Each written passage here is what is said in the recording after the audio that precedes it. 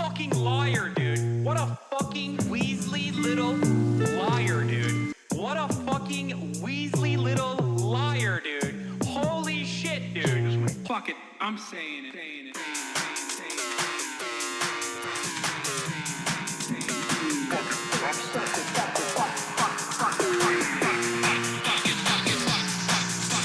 America deserved 9/11.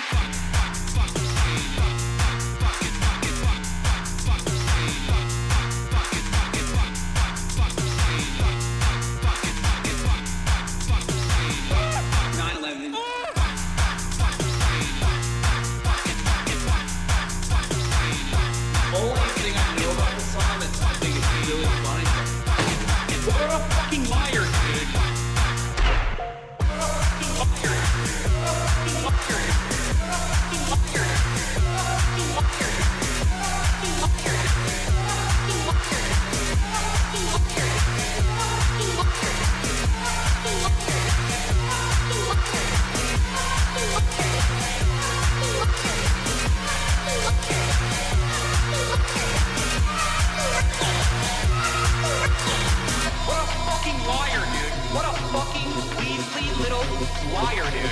What a fucking Weasley little liar, dude. Holy shit, dude. Holy fucking shit, dude. Literally lying. What a fucking liar, dude. What a fucking Weasley liar, dude. What a fucking... Holy fucking... What the fuck?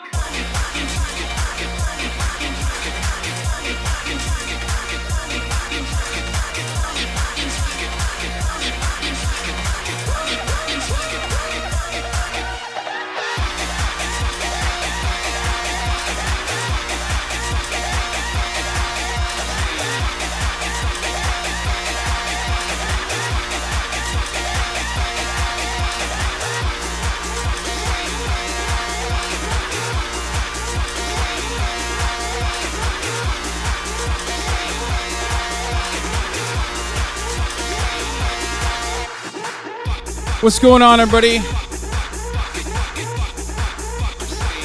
I'm Hassan Piker. This is the HasanAbi broadcast coming to you live from sunny California, Los Angeles, folks. It's a beautiful day. It's a wonderful day. It's a fantastic day here in sunny California, folks. I'm live and alive, and I hope all the boys, I hope all the girls, and I hope all the MBs are having a fantastic one, because today's a beautiful day. It's a fantastic day. It's a sunny day. It's a wonderful day. It's Monday.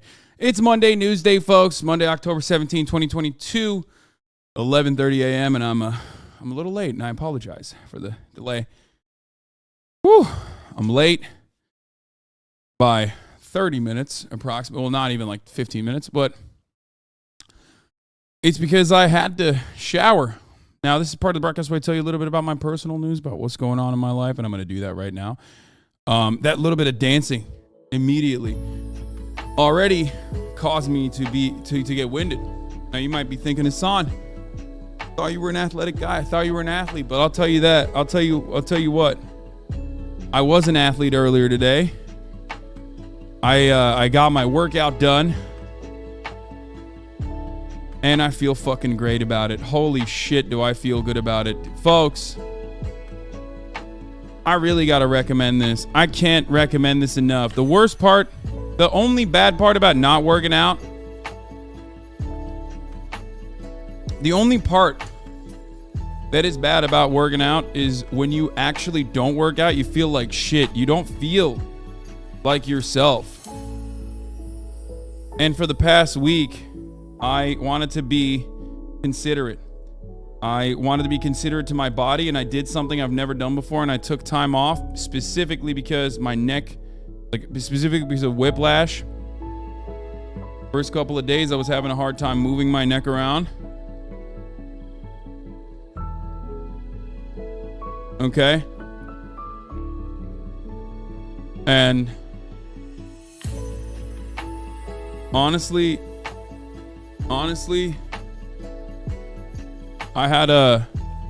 it was a good thing that I did not work out the first day. Best dressed Twitch streamers. Oh, here we fucking go. I'll look at that in a second. Scared about China. I'm scared for Ohio. I'm scared Ye gonna buy Rumble. What the fuck is going on? Papa Bear, help. Also, hope your neck gets better. It's feeling a lot better. I mean, look, I still have some issues. Obviously, it doesn't go away that easily. But I'll tell you this much, folks. I'll tell you this. I didn't work out for this past week. Last time I had worked out was last Wednesday before TwitchCon. And I felt like fucking shit. I felt like shit. I felt like I felt awful. I did not feel good at all until today. Until today, I was like, I can't do this anymore. I can't do this any longer. I have to work out. So I did. This morning, I did a full body workout. You look like you're on Survivor right now. Hell yeah. That's funny. And man, do I feel good. I actually lost weight. I did a full body workout. Nothing crazy, not a lot of high load, not a lot of high intensity, just more so like cardio focused, full body load, you know, some lunges, but with less weight than usual. Some glute bridges, that sort of thing. Like big beefy sets, big beefy supersets with like 5 exercises in a row, you know, that kind of thing.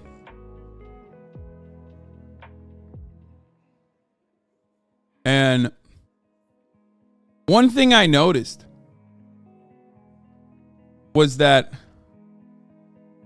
working out, not working out. Sorry. One thing I noticed that I was running out of breath, right? I was running out of breath and I thought, what the fuck is happening to me? I've only taken a week off. I took a week off from working out and I was running out of breath like I smoke a fucking pack of cigarettes. It's the only other thing.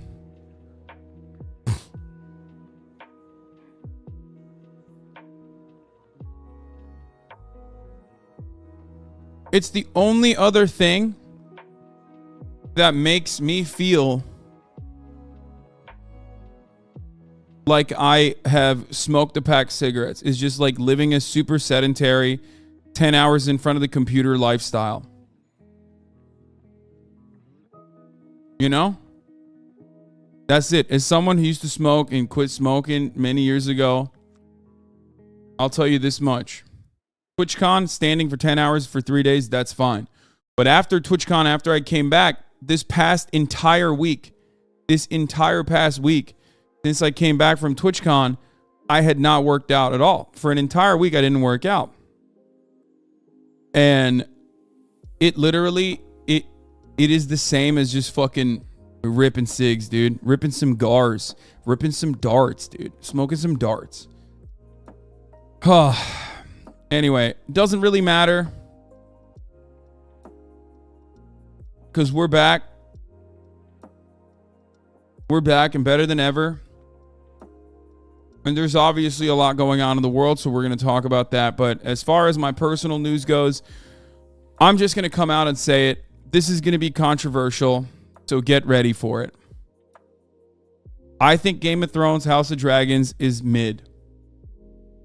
I've been forcing myself to watch it. At this point, it's like I've literally sunk so much time into it. Like, it's a sunk cost for me. That is what is gearing me and guiding me and motivating me to watch it.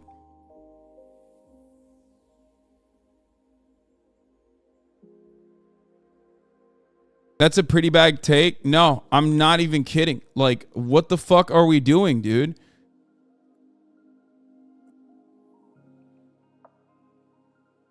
Like, there's good moments, but for like 3.5 good moments of like sexual degeneracy and weird shit, like conniving aspects of human beings that are self-interested, like in a sea of like a little bit of weird stuff that makes you go, wow, okay, this is like real Game of Thrones shit. Let's go. There's just a whole bunch of like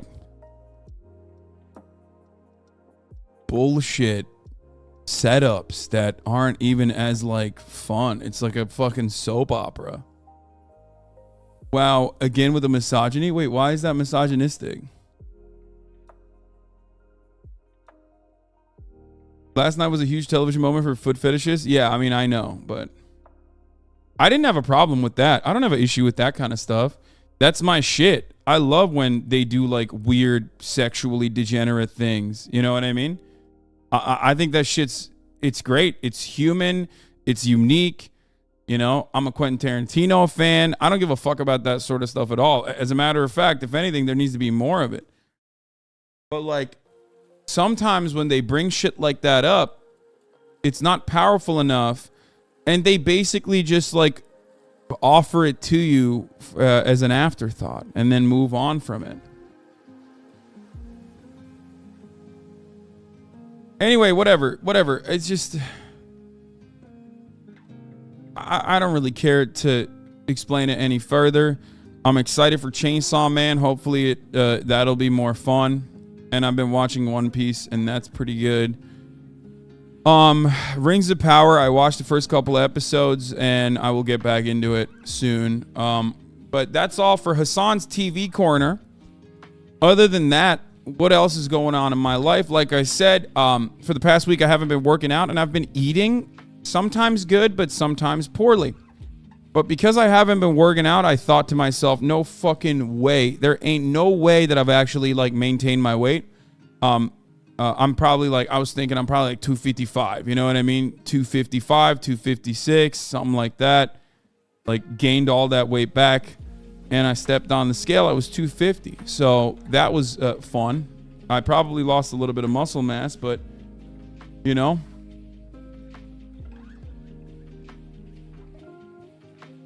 Deloads are so underrated. It's all about the recovery. I mean, that was my copium going into the workout. My copium going into the workout was like, oh, you know, my copium going into that week of not working out was like literally, you know what? It should be all right. Like, I haven't taken a time off. BMI index will call you obese, but it's bullshit. No, I'm not talking about BMI shit. Come on, let's be serious. What are you aiming for weight-wise? My short-term goal, which I'm very close to hitting, is 245, obviously. And then my long-term goal is to get below 10% body fat, get to, around 230, hopefully.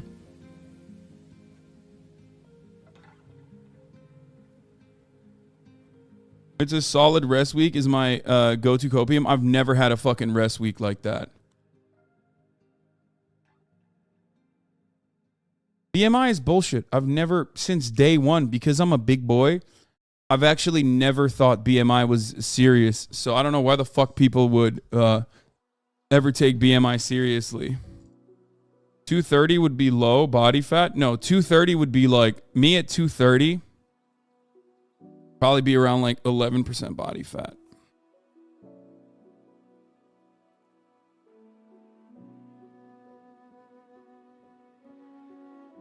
I'd be fucking, my abs would be peaking and shit. Obviously, like 10% body fat is very difficult to maintain for someone like myself. So I'm not talking about it, staying at it consistently. I'm just talking like getting my body to be comfortable at that level, at that weight.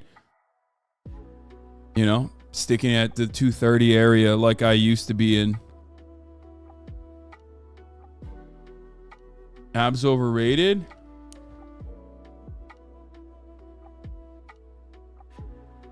No, 11% wouldn't be shredded like.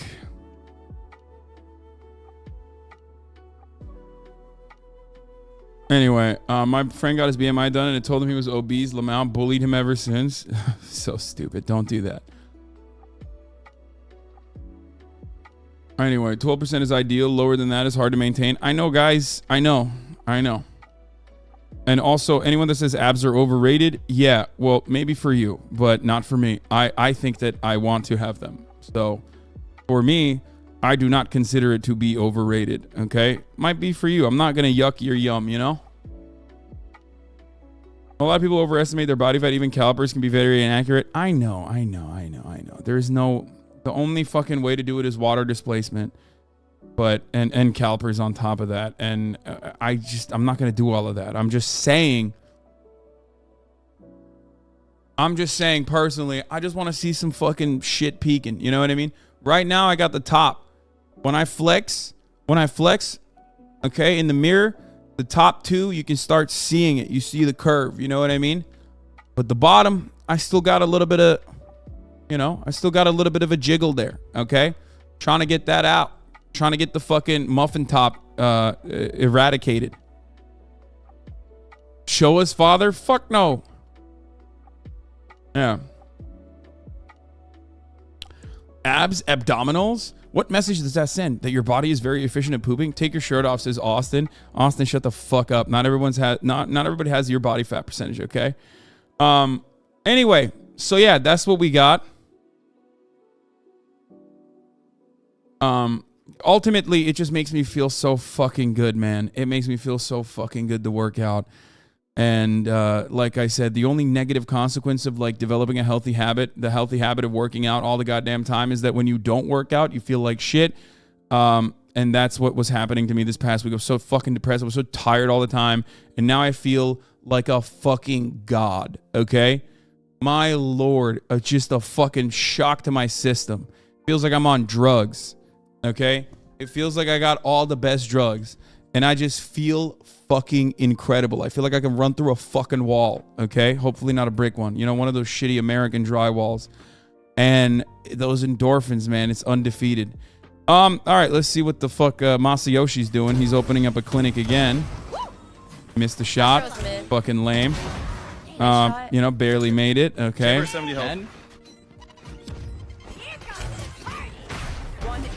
Okay, I mean, whatever. Not a big deal. I could do that too. Give it to me.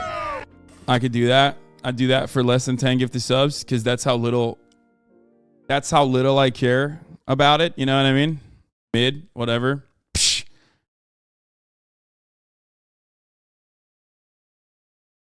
That sounds amazing. How many hours of work does it take to get to that point? I feel nothing but pain and boredom at the gym as well as after. Wait, really? Anyway. Okay, that was here's a guy roasting my Best fit. dressed Twitch streamers. I'm not here to talk about the best dressed Twitch streamer, but I am here to talk about the worst. And it's someone who swears they are very fashionable. And it's this man right here. Consistently, Hasan puts on the worst outfits possible, bro. It's like, hey, look, this actually looks pretty good. Nope, bro, just had to ruin it. Get my man a stylist as soon as possible. Fucking. Listen, some of them are going to be misses. Some of them are going to be hits. What's important is you feel comfortable in your outfits. And I feel fucking comfy. Bro, I'll do it for free. The best. You, on the other hand, playing Raze, don't show me that. False accusations. I think the latest sequence of outfits that I've put on are pretty decent. I'll just say it. Like, I know... There's still always gonna be like whack ones, you know what I mean? Especially like here, we shot the fucking podcast with Jack Manifold, right? We shot the podcast with Jack Manifold. Yeah, I shot that fucking podcast like at 8 a.m. I literally rolled downstairs. With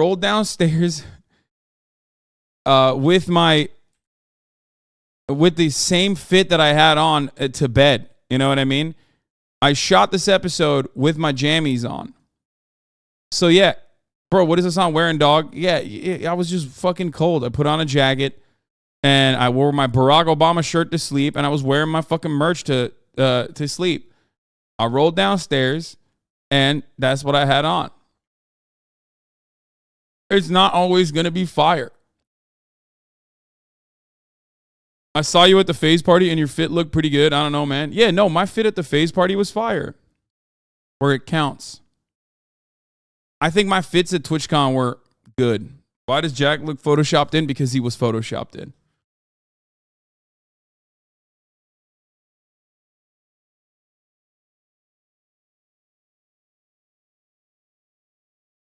Bro, why are people judging your fit at home? I mean, they're judging it because they're judgy.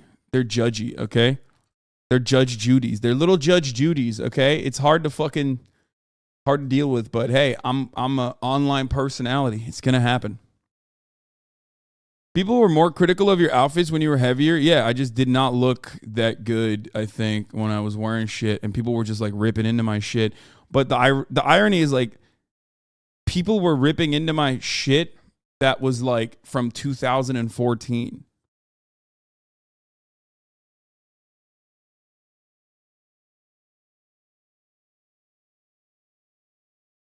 Poke talked about you on her stream. Poke? Like Pokelols? But you said her, so I assume you mean Pokey.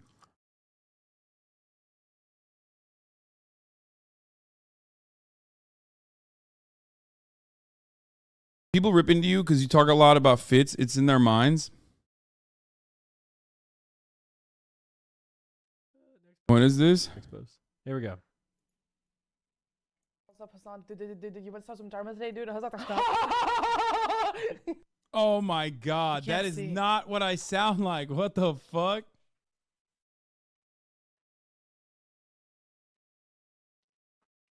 Thank you, Themasius, for the playlist. I will do a blast off tweet after this video is done. That's fucked up.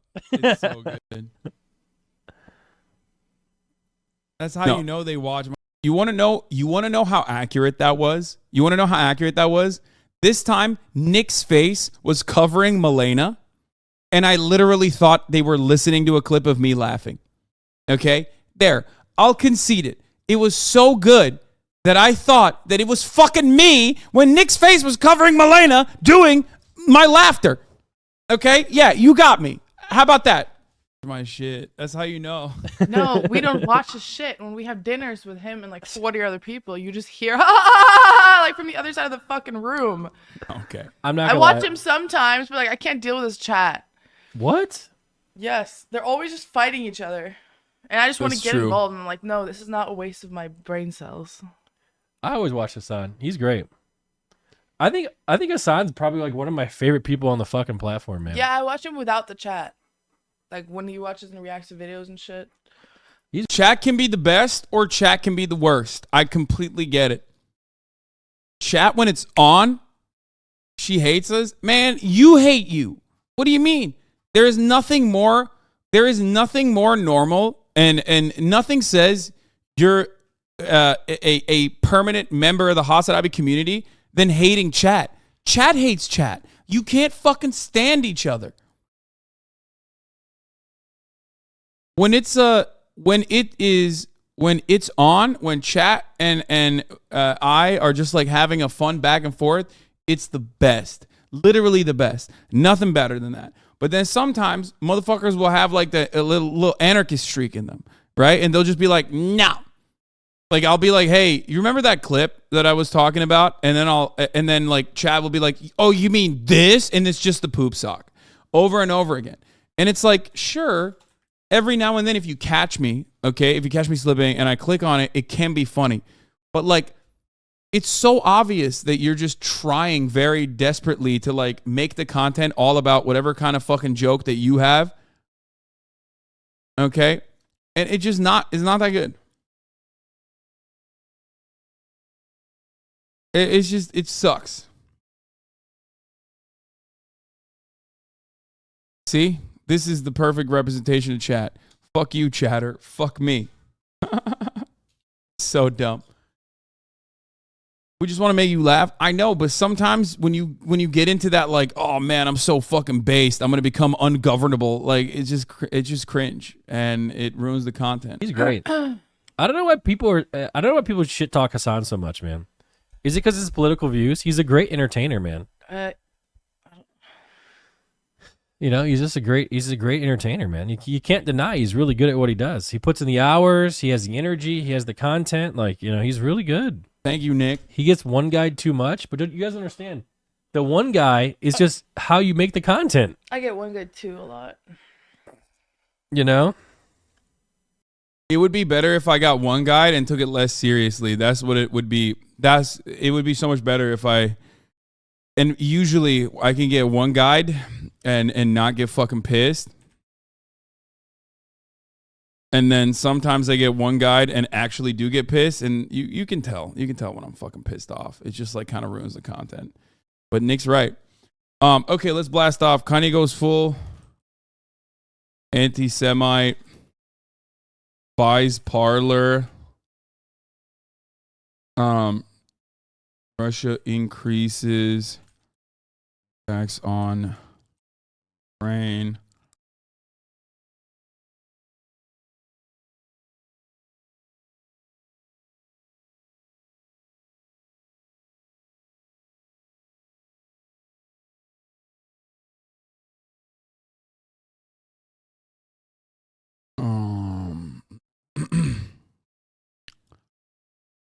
The one guy you need is Allah. That's true. Deadly fire breaks out in Iranian prison.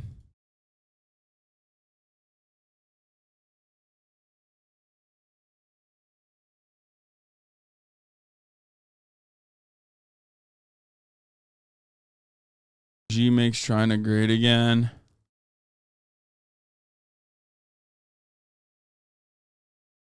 Also, later. Oh, GOP blocks student loan debt relief.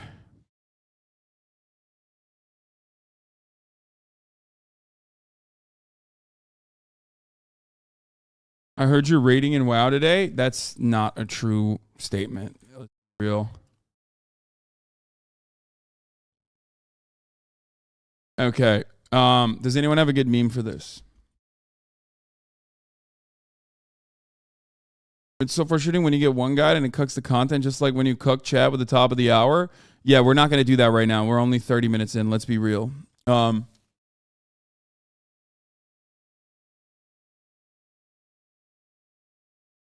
does the content you cover not absolutely crush you mentally all the time? I'm mentally ill. I hope that's a good answer for you.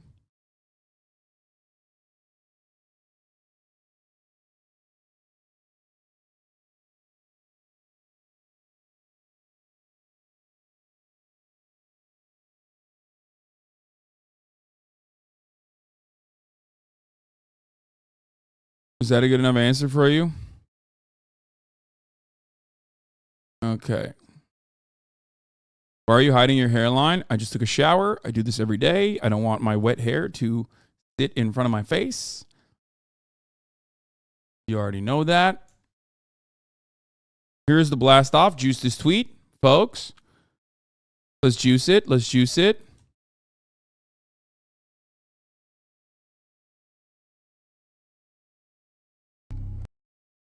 Okay. I've been watching One Piece dub. The audio quality is better than sub. It's like Fear End's audio quality should be. This last episode is going to have good audio quality. Fucking luckily. Okay. I think Marsh is not going to fuck this one up. Anyway, juice it, boys. Here is the tweet. Kanye goes full anti-Semite, buys parlor. Russia increases tax on Ukraine. Deadly fire in Iranian prison. And Xi makes China great again. GOP blocks student loan debt relief. Also, Myth is coming over later to coach me in person. Get in now. What type of mental illness? Narcissism, BPD? Just overall. I got everything. I got a little bit of everything, I think. I don't fucking know, man. I got all manner of different issues, though. Nobody that spends this much time online staring into the fucking precipice of darkness, staring at the darkness so much, and how Zoomers be talking about hiding hairlines. What is this? For all those of you worrying about a receded hairline, here's something to cheer you up. I mean, this is the Jake Paul method. These guys have worse hairlines than I do, which is ironic. I feel like, I'm going to be honest, I feel like half the people that shit on my hairline and say, man, your hairline is dog shit, like you probably have this going too. But it's okay, fear not.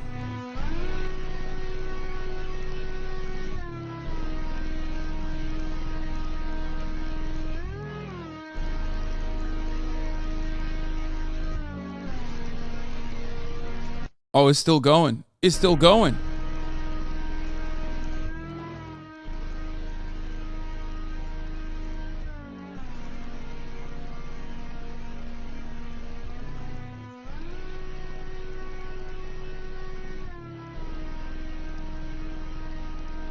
Why don't you use finesse the ride? I do use finesse the ride. What the fuck?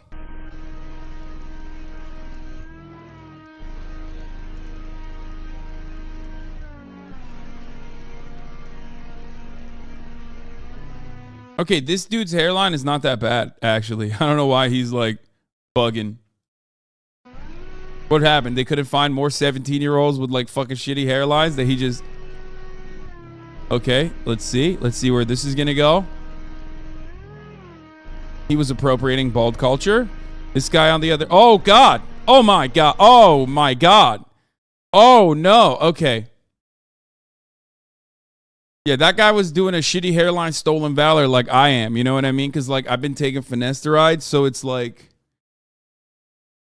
It's just... You know. There you go. My hairline was certainly better. Speaking of hairlines, by the way. Notice how no black folk were in that one, just saying. Yeah, of course no black folk were in that one nice bathroom. Because the moment that you, as a black person, recognize your hairline is in decline, you have so many options. Okay? Options that white people do not have. Okay, immediately. First of all, number one, you can literally just shave the sides off and go with like a faux hawk or a flat top. Okay, boom. All of a sudden, you put like 4 more years on that hairline. Not a single person is gonna fucking turn around and be like, "Oh yeah, that guy's balding," because now they're gonna be like, "Okay, you pushed it back." You could quite literally just shave it all. You could quite literally shave it all, and you would look fucking sick. White people can't do that. Because when white people do that, they look racist, okay?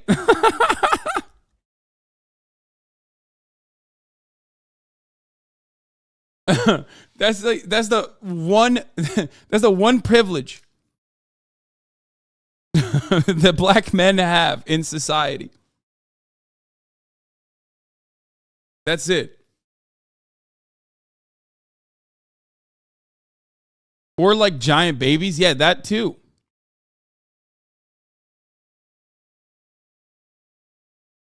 As a bald chatter, you're a fake bald ally. Yeah, dude, I did actually. Speaking of being bald, last night I had a dream, okay, which was more a nightmare. I was literally bald, and I didn't realize I was bald until I like pulled my hair back like those fucking TikTok Zoomers did, and I was bald like a reverse mohawk, okay.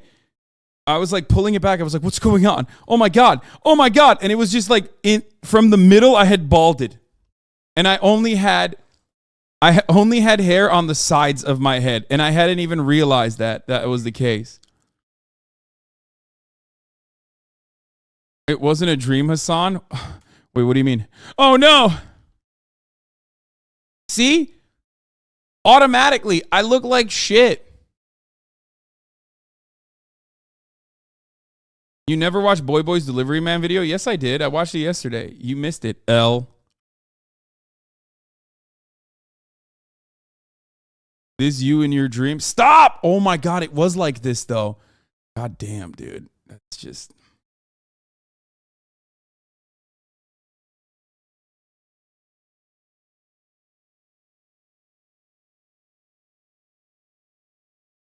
Let's be real though. And every bald in the chat knows this, okay? Every bald in the chat knows this. Some of you motherfuckers look way worse with hair, okay? Like, I got bald friends. I don't know if this is a thing that happens, maybe. But, like, I got bald friends, and sometimes, like, I'll see a photo of them with hair from way back when, and it's like a jump scare. I'm like, ah! You should have issued, like, a content warning. What the fuck? That shit just snuck up on me. Why?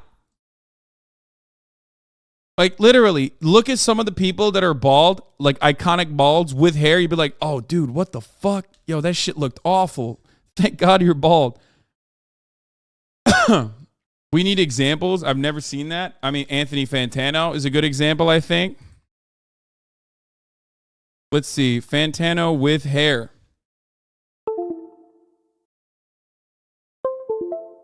Yeah. Are you ready for this? Trigger warning. Bam!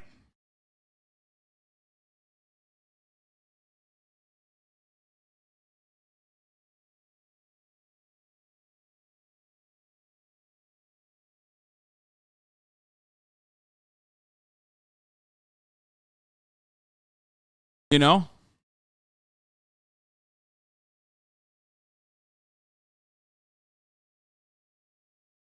Anyway, is Rick Scott an example? Melon looking spiceless? That isn't right. Yeah, he just looks, I don't know. He just looks lame.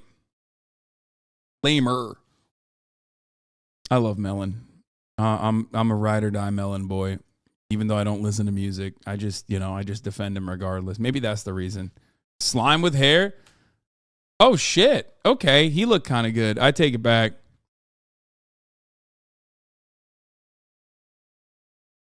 He does. He looks like a Chad. What the fuck? I shouldn't be doing this. This is fucked up. Okay, we're done. We're done.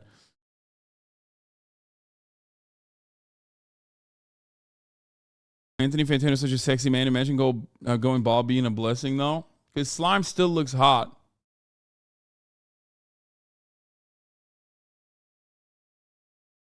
Upstairs, listen to the mogul male guy completely botch his monologue. We're on like take 26. Come on, little bro. We got this.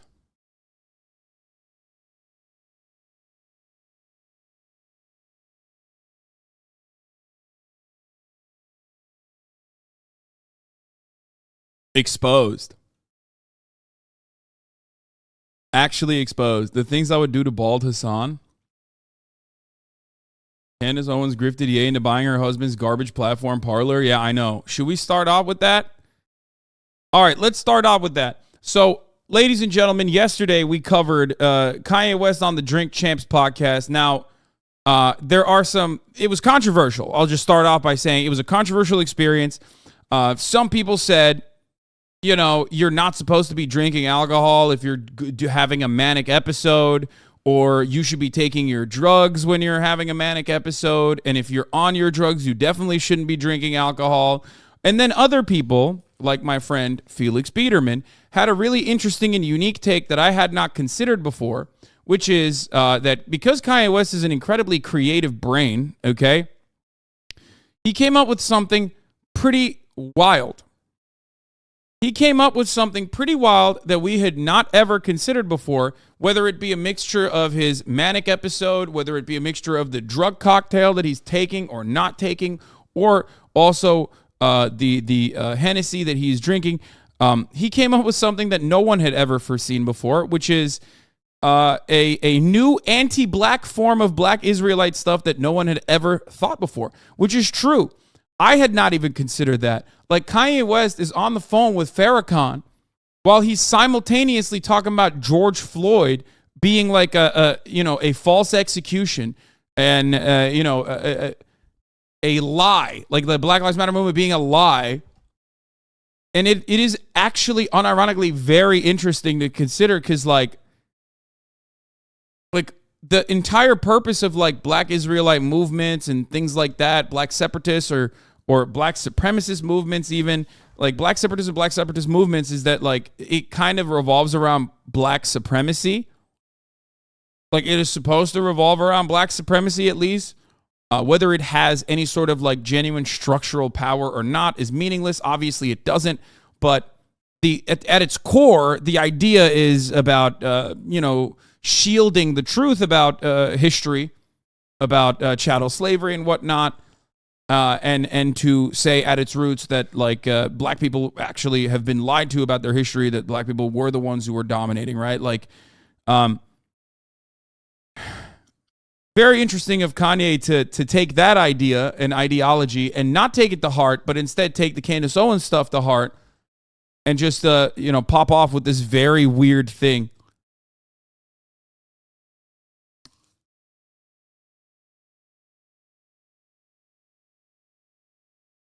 It's interesting. It's interesting to think about. Yeah, like on the one hand, he's like promoting Farrakhan thought. On the other hand, he's literally saying like some of the most unhinged white supremacist shit. This was one of the highlights. We're not going to go through all of them, obviously, because I covered it aggressively yesterday. But here, this was one of the main points. Trigger warning, obviously dismissive attitude towards another black state-sponsored death. He is going to diminish or dismiss and say a bunch of unhinged, insane things about George Floyd here. Watch the George Floyd documentary that Candace Owens put up. One of the things that his two roommates said was, they want a tall guy like me. They want a tall guy like me. And the day when he died, he said a prayer for, 8 minutes. Mm-hmm. He said a prayer for 8 minutes. They hit him with the fentanyl. If you look, the guy's knee wasn't even on his neck like that. When he said mama is his girlfriend. They said he screamed for his mama. Mama was his girlfriend. It's in the documentary. But something that hit me, that fucked me up when I was watching the documentary, and it said, they want a tall guy like me. When I looked at that image of him, this tall black dude with the bald head, he reminded me of somebody else. Who you think he reminded me of? Virgil. He reminded me of Virgil. You know what I'm saying? I'm not finna cry in front of y'all because that's how they get me, right? Right. But I know that we lost him. And I know that this white company, Louis Vuitton, is now making statues of him, like as a martyr. And we don't know why exactly. We say it's cancer. But I mean, all right. I want to be careful with this subject because. Thank you for being careful with this, Nori. I mean, this is, yeah. Just kidding. He was not careful with that subject, by the way. Newsflash, we watched like a couple hours of the 3-hour podcast, and I'll tell you right now, he was not careful, okay? Nobody was careful. For those of you who didn't watch it, I'll basically just summarize it as this. Jewish media. That's it. Kanye West said Jewish media or Jews 114 times throughout the 3-hour podcast. 114 times. Okay? That's insane. Like, every fucking 3 to 4 minutes, he was literally changing the subject back to Jewish media and the Jews. And he just straight up said it openly. He just said it and repeated it over and over and over and over again. He also tried to state that it was like the Chinese conspiracy as well. It was the Jews were controlling the media and the Chinese were also controlling the black population. It was just unhinged. No, it was not 344 times. It was 140. It was 114 times, I think. But tell me, could you even really run this interview? Because Mav didn't run my interview. Right. You know what I'm saying? Yeah, they didn't because you're fucking unhinged. And also, it's not even like so unhinged that you can just avoid it. It's unhinged and simultaneously dangerous. Here's the paste bin for all the times that he said Jew. Oh, yeah, you looked it up. Here, this is it. Yeah, he's just like, it was bananas.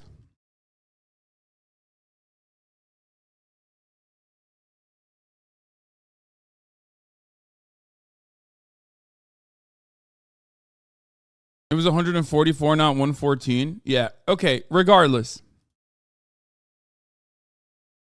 It's not even like a haha, he's going crazy. Let's laugh. Like, it was straight up so fucking insane that, and he was so adamant about it that it unironically is dangerous. Like, you can't even, I don't know.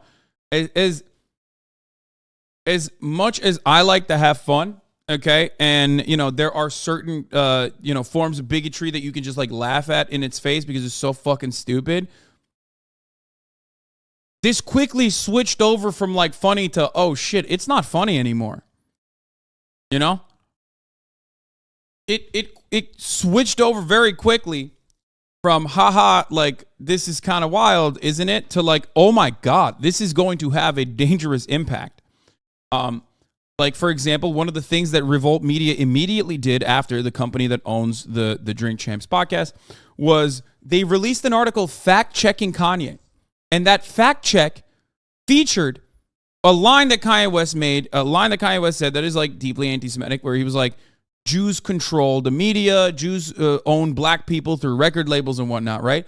And they fucking fact-checked it by going to a 4chan adjacent psychotic white nationalist fucking forum and basically pasting the names of Jewish executives.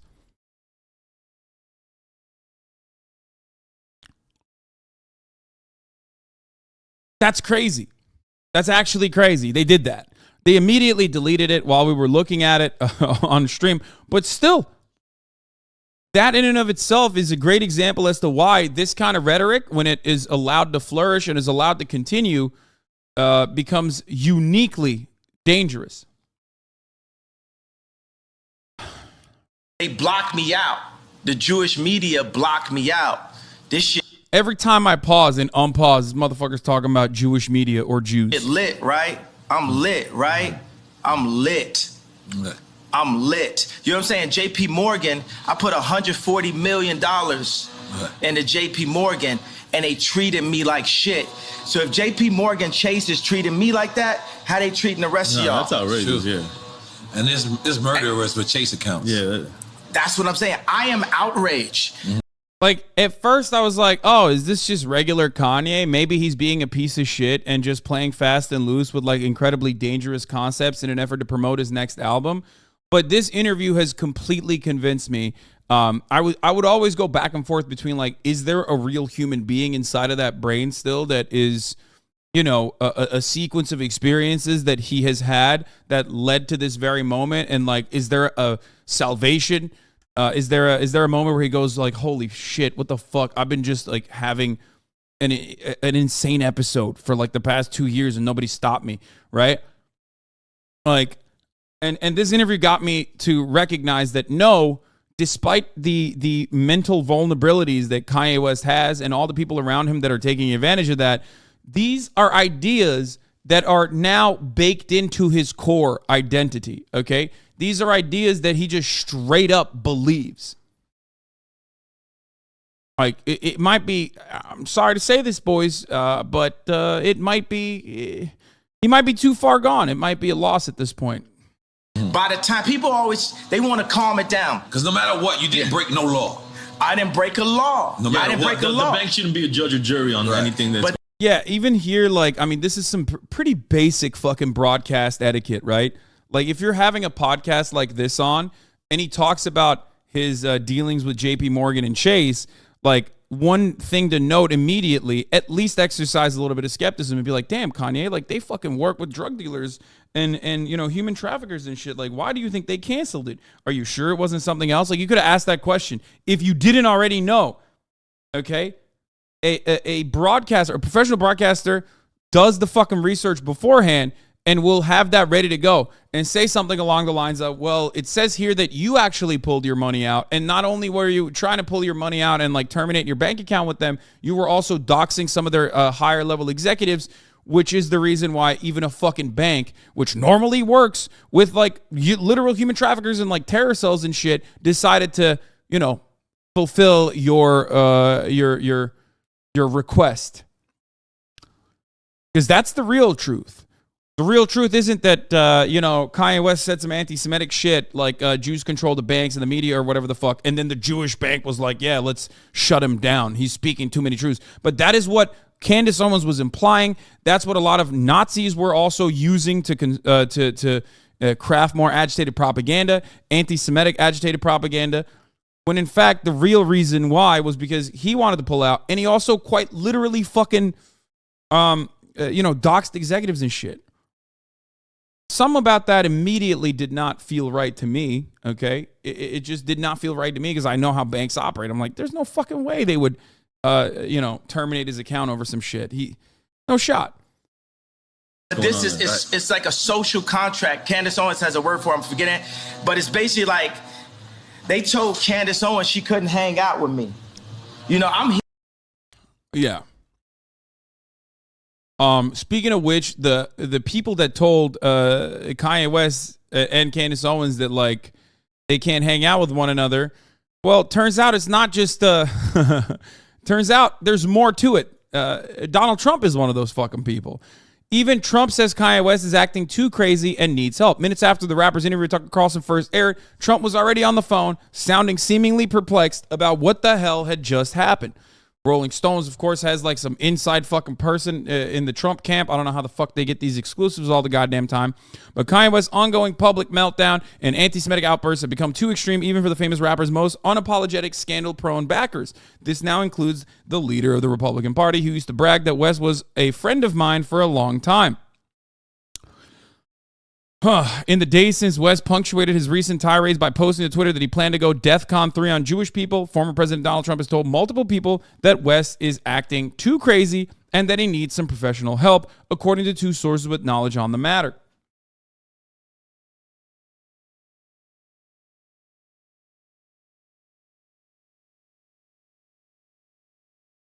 The former president's comments came before West's anti-Semitism hit a new level in an interview released this weekend on the show Drink Champs. West ranted the Jewish people while he's impervious to charges of anti-Semitism because he's also a Jew as the blood of Christ. He then said the Jewish people control all facets of media and entertainment and said they have owned the black voice, a trope frequently espoused by neo-Nazis. Trump has also privately signaled that it's best if he keeps his mouth shut about West for now, an atypical move for the ex-president who has long relished sharing his unsolicited opinion on celebrity news and A-list tabloid gossip. Trump, for all of his faults, for all of his failures, for all of his weaknesses, insecurities, and inadequacies, is a media demon who can read the room a little too well, okay? Many will say, well, I have said time and time again, that Donald Trump and his success in the political arena relies on his ability to read the room. And he recognized, even before this Drink Champs interview, unlike many of the fucking Kanye stans who were still dick riding him and are probably still dick riding him after this Drink Champs interview where he said Jews or Jewish media 114 or 144 fucking times over the course of 3 hours, Trump was like, okay, that's it, too far, I'm out. He realized it. Because it's crazy. He's just balls to the wall doing verbatim Nazi propaganda. Obviously, Trump himself has said similar things, by the way. Posting to his struggling social media platform, Truth Social, Trump berated American Jewish voters over an alleged lack of gratitude to him. No president has done more for Israel than I have. Somewhat surprisingly, however, I wonderful evangelicals are far more appreciative than this, than the people of Jewish faith, especially those living in the United States. I mean, that's giving the game away, by the way. That's giving the fucking game away. It's true. White evangelicals appreciate Donald Trump's attitude towards Israel significantly more than the entirety of the American Jewish population. I wonder why. Whew. Anyway, why is that?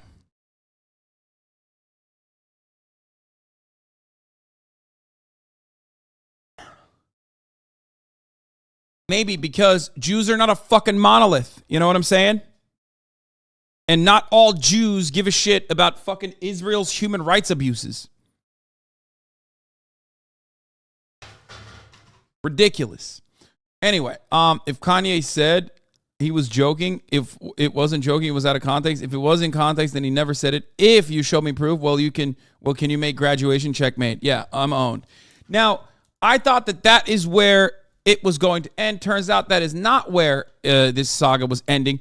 New Axios, Ye, formerly Kanye West, plans to acquire Parler. Big picture, conservatives really started to build alternative media universe. Elon is buying Twitter, Trump is building his own platform, and Peter Thiel and JD Vance are funding Rumble. Kanye West is acquiring the conservative social media site Parler. Parler is yet another one of those failing conservative media sites there that has absolutely been dog shit. Now, this part of the conversation is really interesting when you think about it. It's like, oh, wow, Kanye West is buying Parler? That's crazy. Why did that happen? I wonder why that could have happened. Oh, wait, that's right. It's because Parler is Candace Owens' husband's company. Parler's CEO is motherfucking Candace Owens' husband.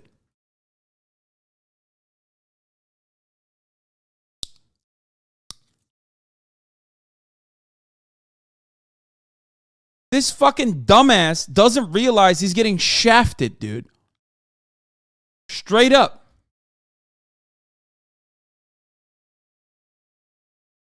What a fucking idiot.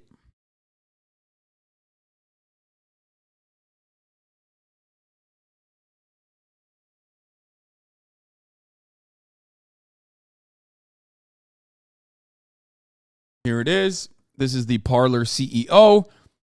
George Farmer is the CEO of the social media app Parler, an alt-tech site aimed at appealing to conservatives. Singer Kanye West announced he would be purchasing the platform after he was blocked on Twitter only days after his account was reactivated. Finessed. Absolutely fucking finessed. Can you imagine? I mean, it's kind of selfish of Candace Owens to like kind of to throw away the biggest layup that the conservative movement has gotten with respect to like media narratives by allowing Kanye to go full anti-Semite, which kind of gives the game away. That's one. And also simultaneously like pumping him so fucking hard and then dumping him like a goddamn shitcoin by making him purchase from her husband this bullshit website. I mean, it's just, what are you doing? You got a gift. You got an incredible gift. It opens up the door to so many other avenues. Conservatives love the media. They care about culture. They care about culture so much. It's the one facet that they cannot dominate, right? They want to dominate it so much. And now they have an opportunity to do so because Kanye opens the door for them, because Kanye has a lot of fucking connections. And he's still a moneymaker up until this very moment, right? And they just go and selfishly cast it aside. You went way too hard with this. Why would a grifter pass this opportunity? Well, if you were ideologically minded, if you genuinely and personally were guided by the white supremacist ideology that Candace Owens truly cares about, right? Or acts like she truly cares about, you wouldn't do this. This is short-term benefits that you're hyper-focusing on for your fucking husband, and you're losing out on all the long-term benefits that you could have had by, you know, ensuring that fucking Kanye West is like your most loyal soldier.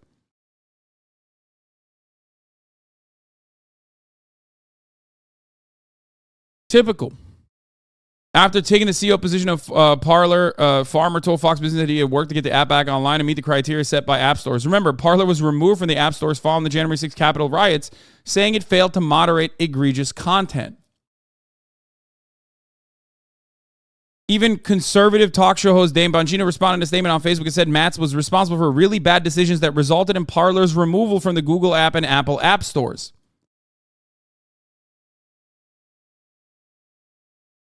Think about that. You got fucking Dan Bongino shitting on your moderation.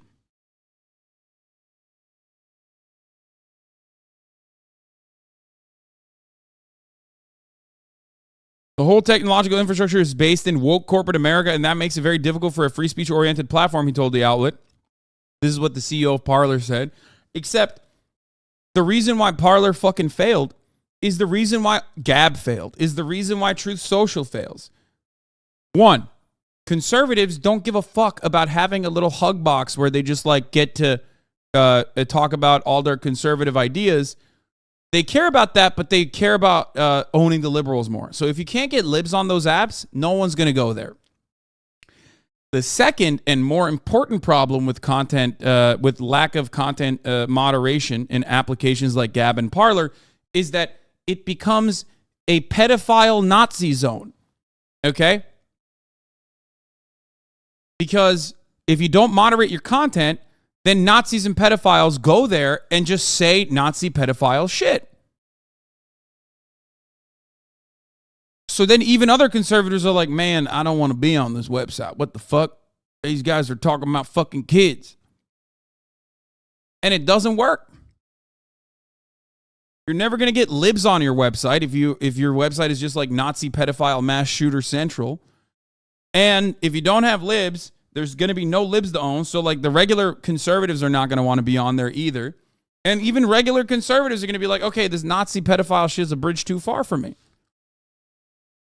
That's precisely the reason why you have to moderate your content. Even fucking 4chan moderates its content. Every fucking place, every forum, even if they are built on the foundational principles of free speech, will always have some level of filter. Okay? You have to. But anyway, wonderful grift from Candace Owens. I think it's too short-sighted. Kanye West is buying this after saying a bunch of anti-Semitic stuff on his on the Drink Champs podcast. So that's ridiculous. What is this? This is the new shit. It's called Lambda Male. We reject the alpha beta duopoly. We're a new type of man that gets and keeps our women by constantly going to the hospital. You are not ready for us. Jason Sudeikis allegedly threw himself under Olivia Wilde's car to prevent him from leaving to visit Harry Styles, their former nanny claims. He said he was doing it on purpose to make her late going to see Harry. Wait, what? I don't even know.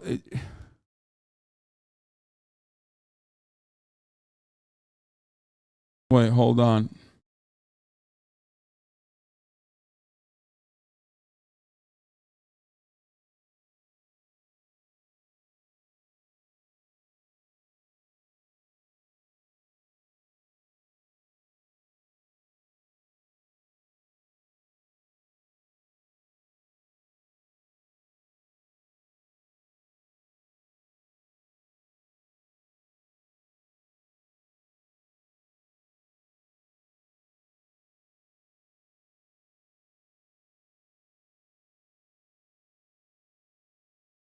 Okay.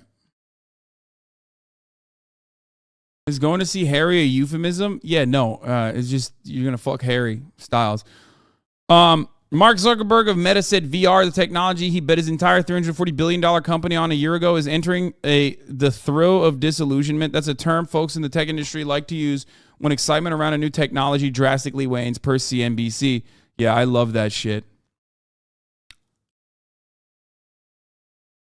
Anyway, earlier this month, Ye's Instagram and Twitter accounts were restricted. Details in a statement, Parler's parent company, Parliament Technologies, has said it entered into an agreement in principle to sell Parler to Ye for an undisclosed amount. The proposed acquisition will assure Parler a future role in creating an uncancelable ecosystem where all voices are welcome. Under the terms of agreement, Parler has already agreed to sell fully to Ye, but Parler will continue to receive technical support from Parliament Technologies. Ye has already created an account on Parler, but has yet to post anything. Yeah. Uncancelable, except for when they had such little content moderation that they unironically had to fucking cancel it. So there was that. Our host, we're going to talk about that.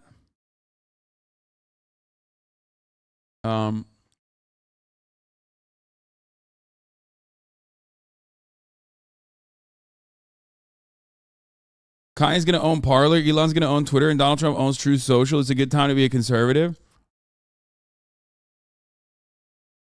Yeah, totally. Totally great time, man. I mean, you're giving the game away. Like, Elon's going to own Twitter and then make it Nazi Central, I promise. It's like, no, he's not. Shut the fuck up, idiot. Okay. Anyway, let's continue. Let's watch Nori apologizing for the kind comments on the Drink Champs podcast on The Breakfast Club. Morning, everybody. It's DJ, MV, Angela Yee, Charlamagne the God. We are the and ask for a shirt. Here, let's just start right here. Yeah, I know. Keep my skills sharp. We appreciate you for checking in. Nori said he wanted to call in. What's the word, Nori? Talk to us. I just want to be honest. I support freedom of speech. I support anybody, not being censored, but I do not support anybody being hurt. I did not realize that the George Floyd statements on my show was so hurtful. And you got to realize it was the first 5 minutes of the show. Like when he walked in, he told my producer, he said that if he'll stop filming, that he'll walk out. So I didn't want a Birdman moment. I didn't want a Birdman moment with y'all, like, you know, where Birdman walked out. So I wanted the man to speak. But later on, like, I actually checked him about the George Floyd's comments. I actually checked him about the White Lives Matter. But it was so later in the episode, and it was so like, you know, I was already inebriated at that time that maybe people looked over it. Mm-hmm. But I apologize to the George Floyd family. I apologize to anybody that was hurt by Kanye West comments, although I do support. Wait, what the fuck? What about the Jewish stuff? I love the, listen, we're in our, look. Black radio hosts and black podcasters are on their Joe Rogan arc, okay? You love to see it. This is just how it's going to happen in every industry, okay? They're on their Joe Rogan, I'm a free speech defender actually arc, okay? Which is surprising because, like, you know, half the fucking shit that the Joe Rogan adjacent podcasts, and I mean like all fucking white male dominated podcasts, like half the time when they're talking about fucking black issues, like they're really talking about black people like disposable. You know what I mean? It's kind of ironic Charlemagne is having this conversation with Nori because Charlemagne himself has been on that shit too for a while. You feel me? That is like it's two guys that have arguably been doing this for a while, talking to each other about it. I guess it's just like, it's ironic you're correcting black people's opinions. Yeah, I know. You fucking got me good, dude. You're right. Yeah. The only time I agree with black people is when they're one of the good ones saying the things I agree, like George Floyd's death was actually fake and staged. Yeah, you really got it, dude. You really nailed it. You certainly were not, you certainly were not using a black person like Kanye West, who's clearly going through a mental health episode, as your strongest soldier there because he happens to agree with your white supremacist dumbass. Thank you. Epically owned. Free speech.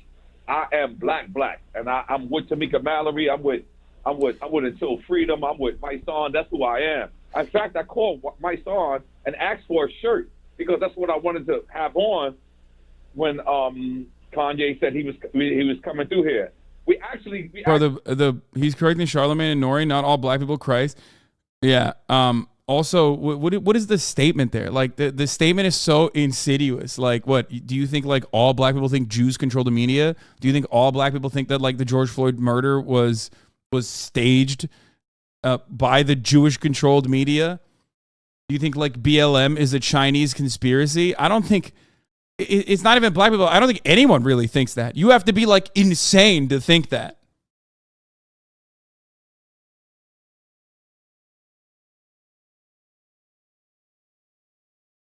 Actually posted it and then saw that this was the wrong edit, took it down, and then it got reposted again with those same comments that was there. So it was a mistake on our behalf, on our team behalf. Because we don't edit nothing. I think Envy done Drink Champs, Charlemagne has done Drink Champs, and we literally don't edit nothing. But we will start from here on out because we understand that there's people that's hurt out there. Yeah, I think it's not a freedom of speech thing, nor it's more like a misinformation. It's not a misinformation, it's a lie. It's that was not a lie. True. What he said about George Floyd was a lie. What Kanye West said about George Floyd dying of fentanyl and not the physical impact of the officer Derek Chauvin was just a bold-faced lie. Yeah, Charlemagne is correct. It is just straight up demonstrable, proven in court. It's a lie, okay? Just straight up lie. And by the way, guys, you know, I'm not, this is not Think Champs. This is Drink Champs. You know what I'm saying? This is not political champs. Oh, damn, dude. Oh, never mind. Okay. I guess that's all right then. I didn't mean to clap for anti-Semitism. It was just the wrong edit. Yeah. Oh, yeah. That's Drink cool. Champs. So we purposely don't bring up politics. We purposely don't bring up religion because of this. And I just, you know, I disagreed with Kanye. I felt like I should have said something a lot earlier. I didn't. He was just way more focused on dick riding. Okay, that's what it was. Everybody knows it. They did this one time already. This is the second time. This is their second time doing it. The only problem is that this time Kanye was even more fucking unhinged. Okay, you were so hungry for the views, you openly fucking celebrated that more people watch this than the fucking, than Sunday football. Okay. And it was the Super Bowl for anti-Semitism and also anti-black behavior. It was crazy.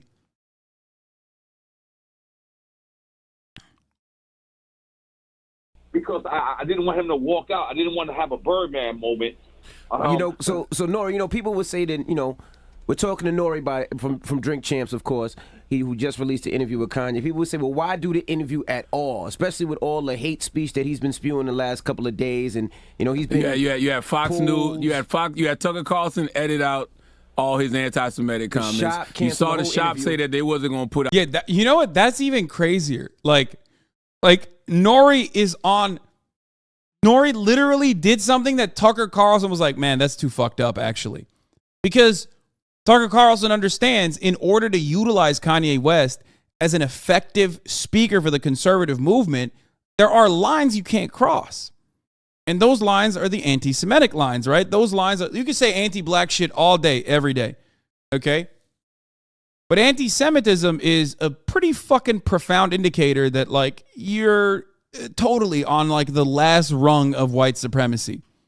Okay? You started looking at white people and you're like, that's not right. Okay? You have gone way, way, way too deep into white supremacist values at that point. You're on the last stage of it. Out the hate speech. We saw all of the things Kanye was texting and tweeting and everything else. Why even do the interview at all? Why even do the interview? That's a great question. And the thing is, that's like people talking about Charlemagne. People talk about Charlemagne and say Charlemagne is an asshole or Charlemagne is a dick. But then Charlemagne. What? No, Charlemagne is an asshole and he's a dick. These are, bro, I don't understand this. I don't understand this conversation at all. Here's the thing. Here's what I don't understand. And people are going to get mad at me. You might clip this out in a way to fucking make it seem weird. But look, as far as I understand, okay, if you're black living in America, specifically, if you're a black man living in the United States of America, you understand that, for example, the N-word is not just a word that's hurtful, okay? There is a lot of historical precedent associated with that, okay? That's where that comes from. So it's like your own personal experiences help you develop a way different perspective than privileged white people, okay? How the fuck does that not extend in this situation where your own personal motivation of getting as many views as possible from Kanye West is making you forget that it's not just oh man, it's not just mean words. You can't compare doing white supremacist agitated propaganda, making rumors up and spreading complete falsehoods about this state-sanctioned murder of George Floyd. Okay. And try to link that back to just meanie bobini words about Charlemagne the God. That's crazy. Charlemagne doesn't show that to me. So I gotta treat Charlemagne how Charlemagne treats me. If Charlemagne treats me like a gentleman, then I'm gonna think Charlemagne is a gentleman. I don't understand Charlemagne's rhetoric when he's not around me. You understand what I'm saying? And that's pretty clearly what it was. I did not think, and other than the George Floyd comment, I thought I conducted a very great interview. You know what I'm saying? What? Bro, he talked about Jewish media a million times, dude. What the fuck?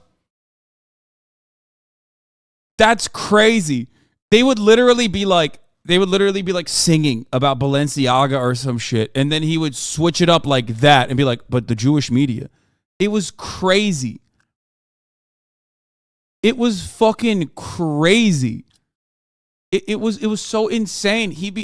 Kanye West would be talking about something completely unrelated and immediately tie it back to Jewish media. I thought that he laughed, he smiled, he drank, he smoked. This was 8 o'clock in the morning interview. Don't say that though, because he still said a lot of anti-Semitic rhetoric in the interview as well. You know what I mean? Yes, and if you look, by the way, I had 4 Jewish people there. Steve Rifkin was in the room. Steve Rifkin, who signed Wu-Tang Clan, was in the room. My friend Eric, who is Jewish, is in the room. My friend Diego, who is Jewish, was in the room. And I looked at them to tell them, like, yo, tell me whenever he's going across the line. And they're looking and they're saying, okay, we understand where he's coming from. But what? None of it. I don't. Bro, he's throwing them under the bus. There is no fucking way. First of all, it doesn't even matter if like 1 or 2 Jewish people are like, I'm comfortable with this, okay? Like, that doesn't even fucking matter. I love that he did the I have a Jewish friend defense.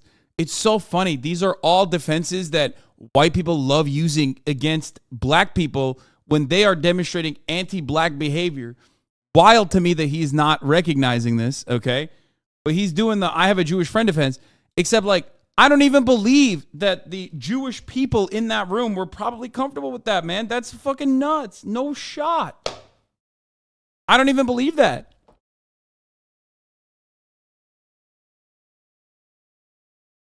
I don't support the George Floyd comments. I don't support the anti-Semitic. That's all I have is Jewish friends. All I have is black friends. That's it. So, Nori, I was going to ask you, when it comes to these George Floyd comments, we see the family may be suing. Is that going to include you in this lawsuit? Did you hear about that? I definitely heard about it, and this is the reason. Oh, yeah. Okay, that makes sense. Now I'm understanding why he is trying so desperately to apologize for this thing. Got it. Okay. Oh, no. Oh, no. The George Floyd family is thinking about potentially getting litigious. Oh, no. I'm so sorry about that. Oh, dear. Man, money really does change motherfuckers. Like, I mean, I don't know about Nori from before he made money, but like, really, the after a certain point, the only color that matters is green. Straight up. It's that much is obvious. Absolutely. The reason why I'm stepping up is because. Why don't you believe that when black people in the room are comfortable with the George Floyd stuff, you're being obtuse? What? Come on. Stop trying to troll. This is serious. Jesus Christ, 21 months. It's not even about suing or the money. It's about the hurtful thing, man. You know what I mean? I was locked down. I was supporter of the George Floyd movement. I saw that video too. You know what I mean? Like I seen that cop's knee on his neck. I seen him calling out for whoever. So I'm embarrassed. You don't seem to understand that black people aren't overall political. Wait, what? Bro, white supremacy is politics. What the fuck do you mean? Whether you personally think you're political or not, as a black person, you're in politics from the day you're fucking born. The district that you live in is a political designation. The underfunded schools that you have to go to are a matter of politics. Okay, the fact that you experience white supremacy both personally when someone calls you the N-word or walks to the other side of the fucking street or locks their doors when you're walking down the fucking street, that's politics. White supremacy is political, and white supremacy is a permanent fixture of America's societal development, okay? It is in the bones of being American. So if you're a black person, your existence is political across the board. The only people that actually do have the privilege to not like think about politics or say, why are you making everything political, are oftentimes not black people, but usually people that think that they're white and that's it. You know what I mean?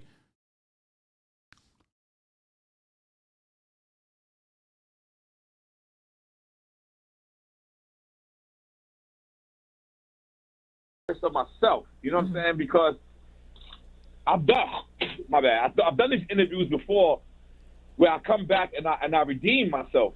And then on this one, I waited too long. To actually address him. I spoke to Kanye yesterday morning. I told him I'm gonna do this, but I'm also gonna, refute these comments because I was disgusted by it as if I wasn't even in the room when I heard it. When I heard it, I was like, wait a minute, damn, I was there. And again, I'm just trying to be a journalist. I'm saying, you know what? We just won an award. I want people to know that we won the award because we deserve it. So I'm sitting there thinking about it. I heard Steven Jackson say something about me, and I'm like, you know what?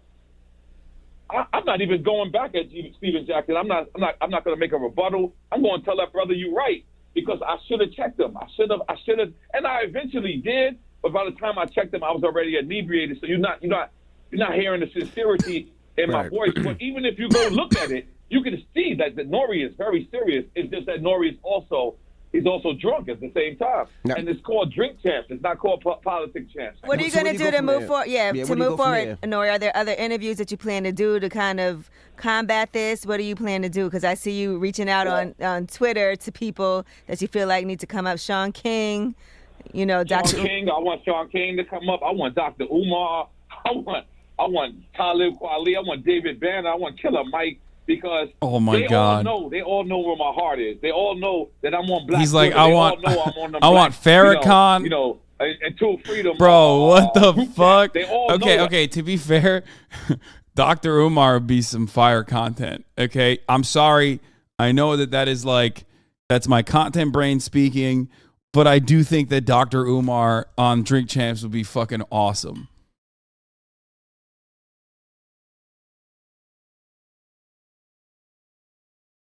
You know what I'm saying? The fact is, I did fail. I don't want to see Drink Champs go down that path. I like Drink Champs being the happy podcast that it is, and what you tried to do was give hip hop culture a voice. But the reality is, he don't need that right now. That's not what we should be giving a voice to right now.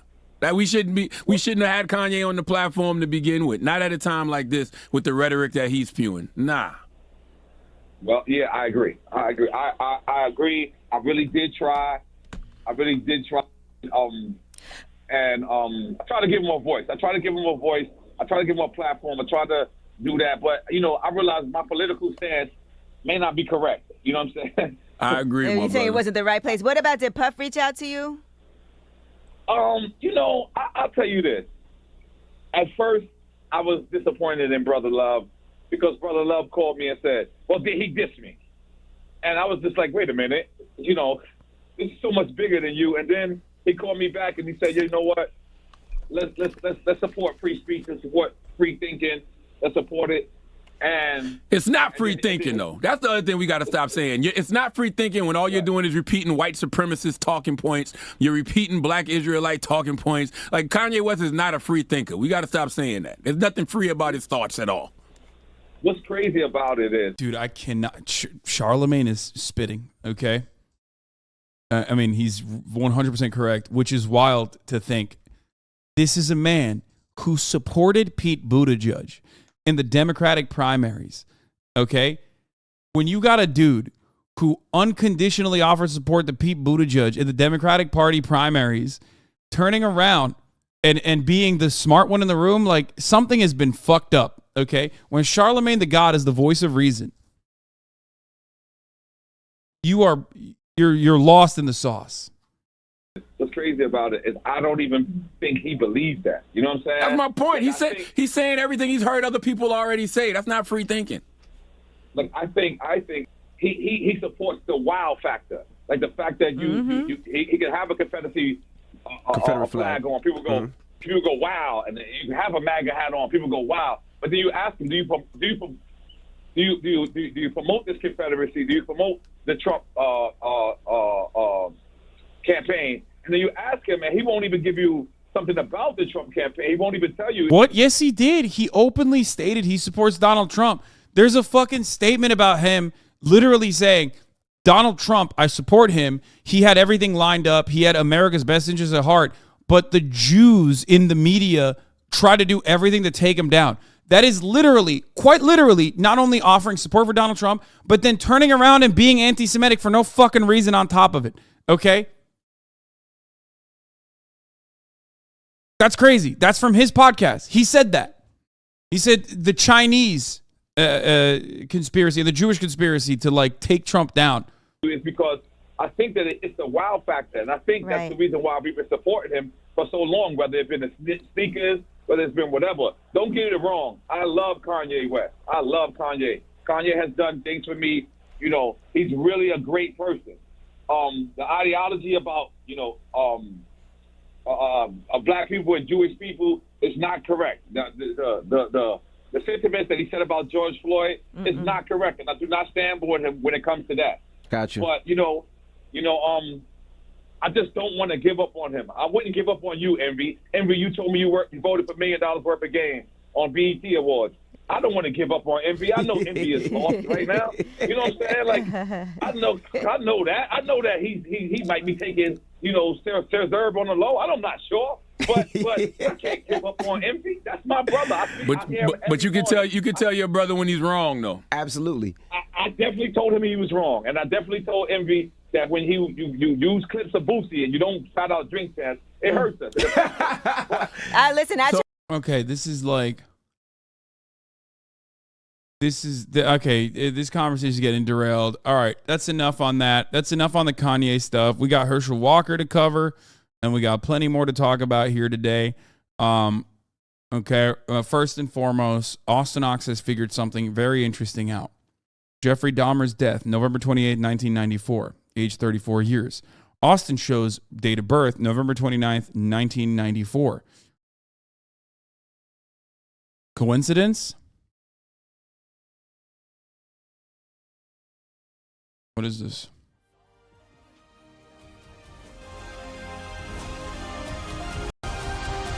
What's going on, everybody? What's going on, everybody? What's going on, everybody? What's going on, everybody? What's going on, everybody? What's going on, everybody? What's going on, everybody? What's going on, everybody? I hope everyone's having a fantastic evening, of afternoon, pre-noon. No, Mom, I'm not talking to you. I'm starting my intro. Anyway, let me restart. Hold on, here. We're gonna do it again. What's going on, everybody? I hope everyone's having a fantastic evening, afternoon, pre-noon. No matter where you are in the world, I'm Hassan Piker, and this is the HasanAbi broadcast coming to you live from sunny California, Los Angeles. Sunny California, Los Angeles. I'm not in California, and I'm not in. The sound editing is a little bit off on this, but it's a good video overall. Los Angeles, and it's not even fucking sunny right now. Sunny California, Los Angeles, and I hope all the boys, I hope all the girls, and I hope all the MBs are having a fantastic one. It is Wednesday. It's Thursday. That's right. It's Friday. This is Saturday. My family is here with me right now. It's Sunday.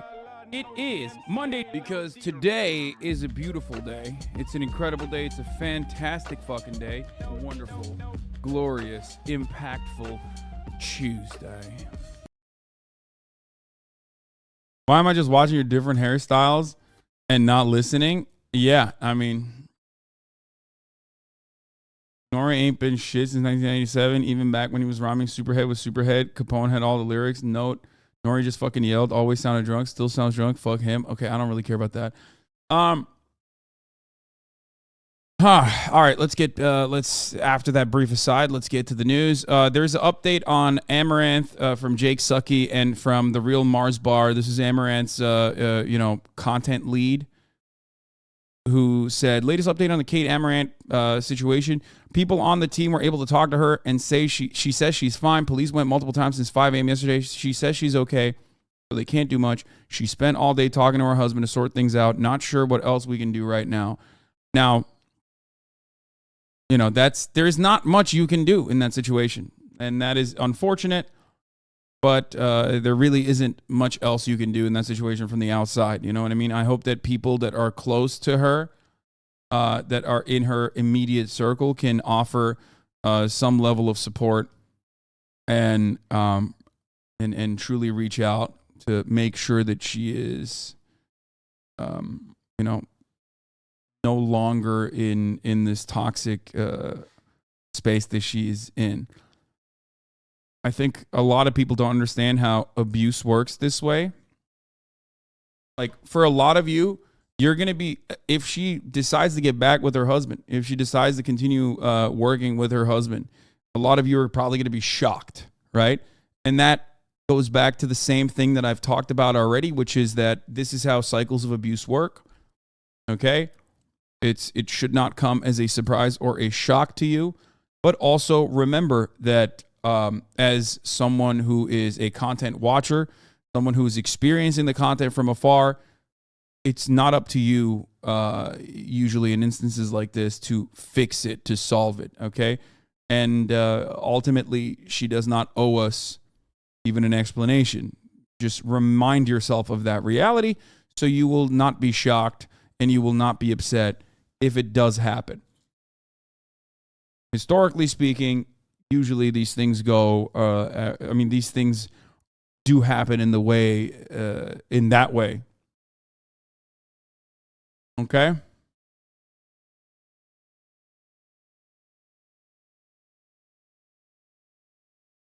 Law tip on Amaranth. What her husband did to her is sex trafficking under plenty of state laws. However, it is unlikely that he will ever be prosecuted. Why? Because some of our legal system considers crime are only some actions against some people. Even though what this man did is horrific and incredibly harmful, our system will always prioritize caging people for the crime of being poor and homeless rather than focus on real harm. Yes. When you're married, there's a lot of especially in a patriarchal society like ours, there is going to be a lot of protections afforded to perpetrators of otherwise criminal actions. So yeah, it is Texas as well. So you remember that. The only protection you have from the top of the hour ad break, however, here in the HasanAbi broadcast is the $5 a month subscription or the free one in the form of a Twitch Prime. By connecting your Amazon Prime account to your Twitch account, you get one free Prime subscription a month. It's top of the fucking hour. I'm running it. Okay. You can also get gifted a sub if you're lucky. Here's the 1 minute ad break now. Don't be a tease. Thank you for the 10 gifted subs. Here's the 1 minute ad break now. Unrelated, but I work as a waitress at a country club, and I served Kathy Hochul, the governor of New York, Letitia James, the attorney general, and Chuck Schumer last week, and not one of them tipped. That's fucking insane. What? I don't understand that. How are you, Trinrec, thank you for the 5 gifted subs. How are you like a person of notoriety, especially a person of notoriety that also has a lot of money? How the fuck are you just not going to tip? That's bananas to me. It literally does not make sense. Like, you're going to get fucking owned.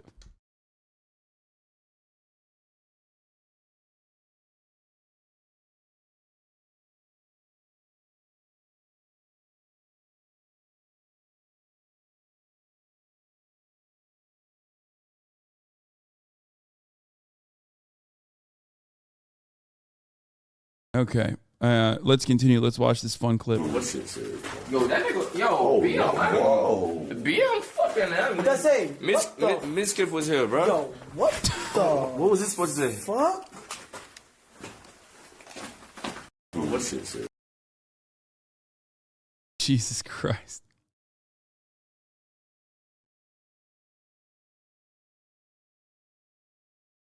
All right.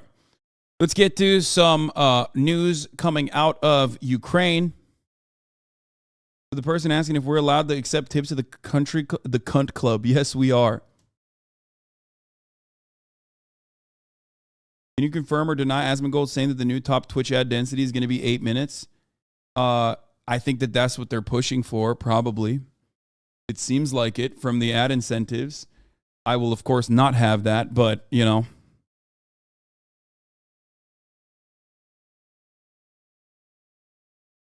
All right, let's get to Ukraine.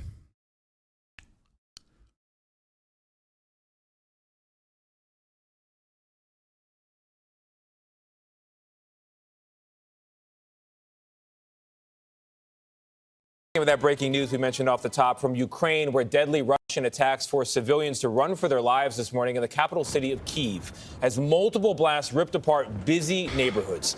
Photographers captured these images on your screen now of a so-called suicide drone. It's an unmanned aircraft which is designed to explode on impact.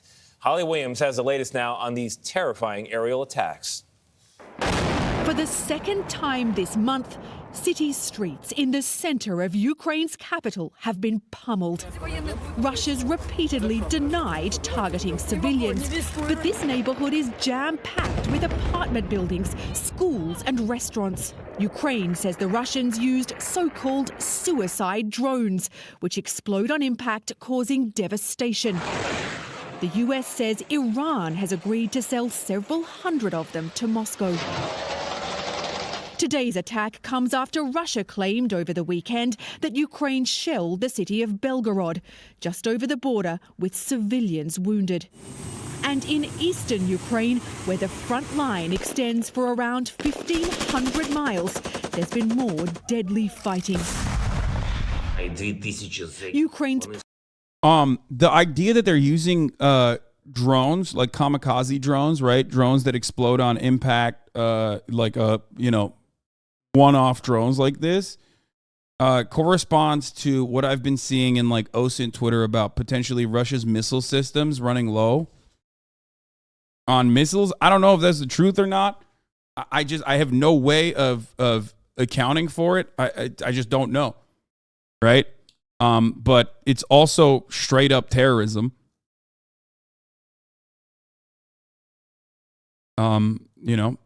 Regularly, routinely targeting civilian areas beyond the,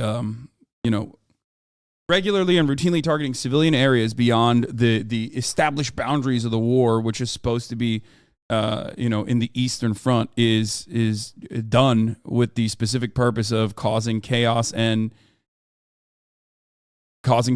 disruption in the everyday existence of Ukrainians, in the everyday lives.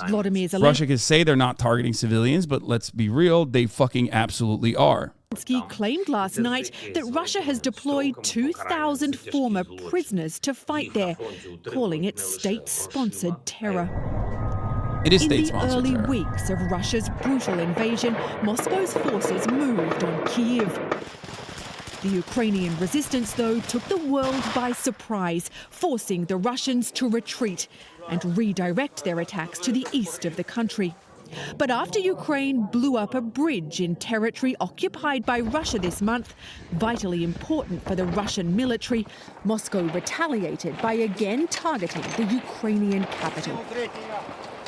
On Saturday, Moscow says 2 of its soldiers shot and killed 11 other service members while they were training at a firing range inside Russia. The Russian authorities are calling it a terrorist attack. This comes as Russia continues its push to mobilize 300,000 reservists to beef up its forces in Ukraine. Yeah, that's that paired up with it is a terror and the Ukrainians doing the same terror, they just don't show it on CNN. Wait, what? This is so fucking, what an idiot. Why did he do this?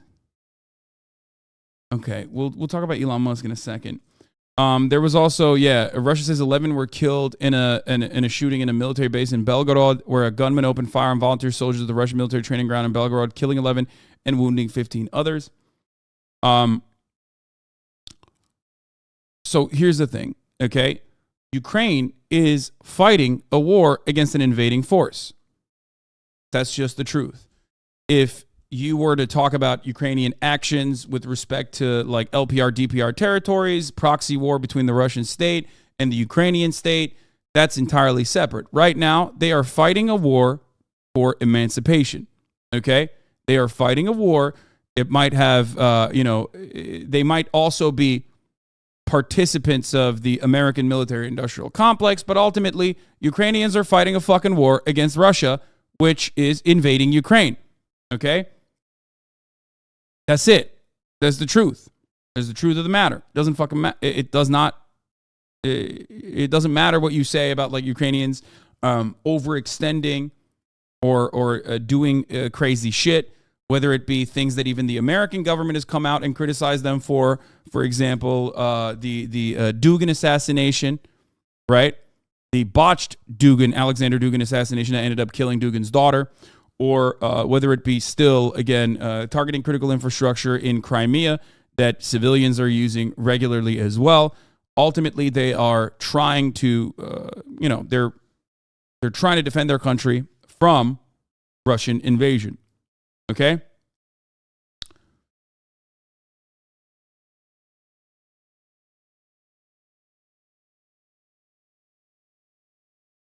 What I am fearful of, and I've talked about this already since I saw American State Department members talking regularly about Russia could use a fucking nuclear bomb, but if they use one, it'll be a baby nuke. It'll be a tactical nuke. It won't be that big of a fucking nuke.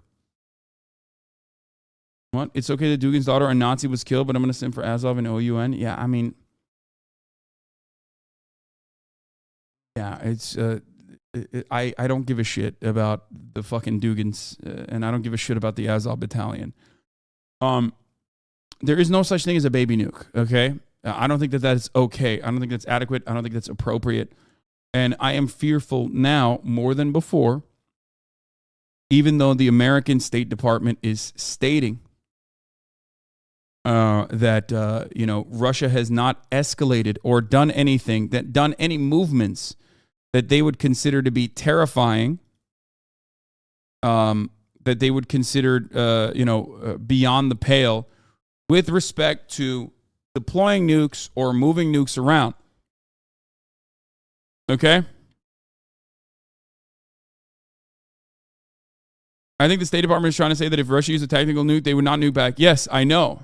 I understand that. They are saying that. They're saying if Russia used a tactical nuke, it would not be all-out war as long as the tactical nuke was, you know, as long as the tactical nuke was used within the Ukrainian boundaries, which, again, doesn't fucking matter because it's still a nuke, and it's still a nuke that will hit Ukraine potentially.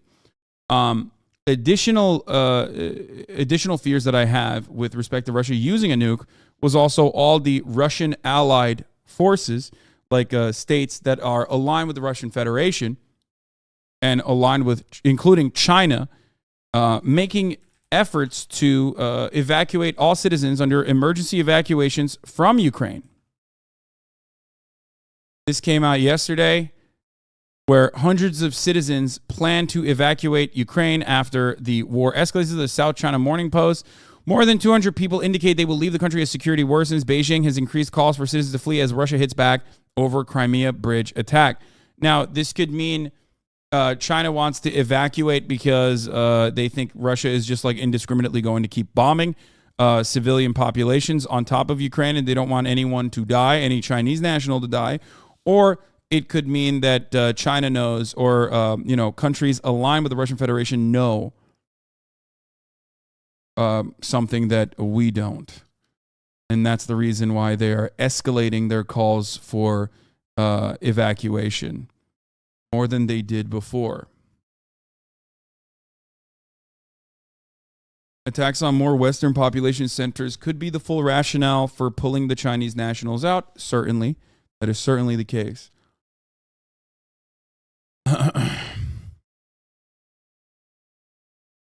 They were fucking up Kyiv, and I think mostly in China knew.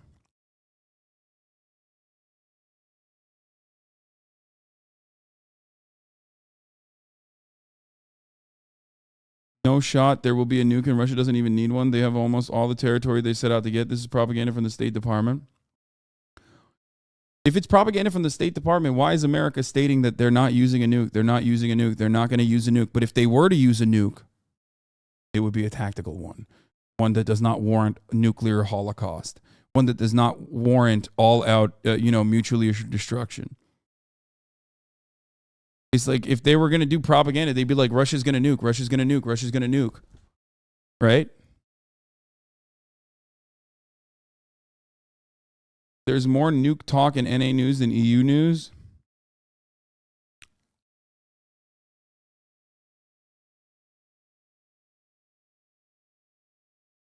Anyway, what is this AOC's take on Russia-Ukraine? Let's take a look at what she had to say.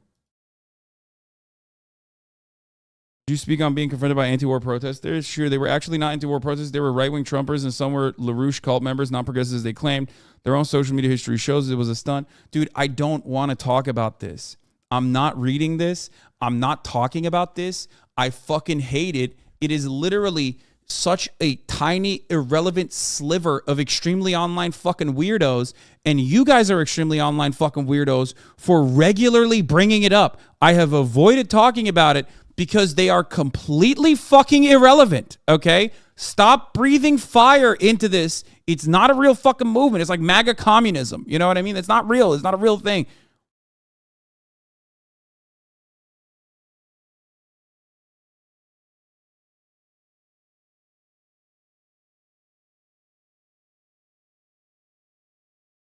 What do you mean, you guys? I'm sorry. It's like the fucking weirdos in the chat that are like, dude, you got to talk about this. People have been asking me to cover that story as though it's a real story for so fucking long. It's like, no.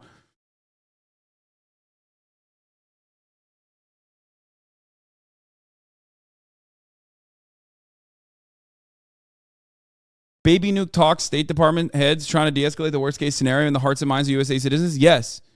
So they could say, I told you so. We said that they were going to use a baby nuke, but don't worry. We also said that we weren't going to retaliate with, by activating our nukes and doing mutually assured self-destruction, mutually assured destruction.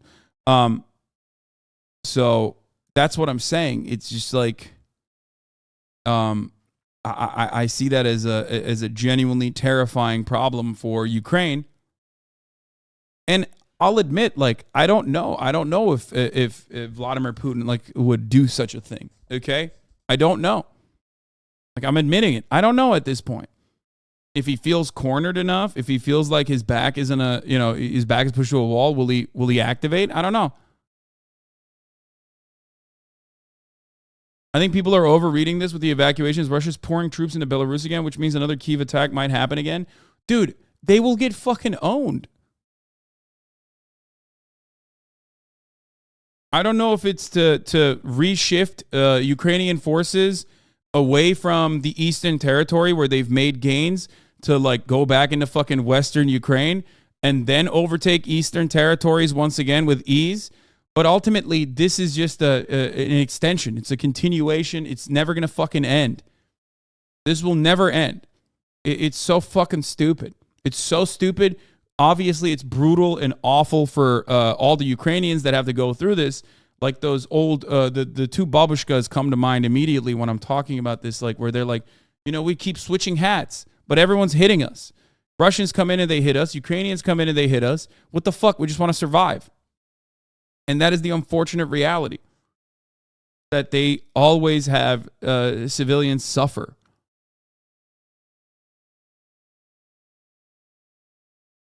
Meanwhile, the people that are gaining from this aren't the Ukrainian citizens. They're not the Russian citizens. It's the fucking weapons contractors, the defense industry. They're the ones who are selling this war economy.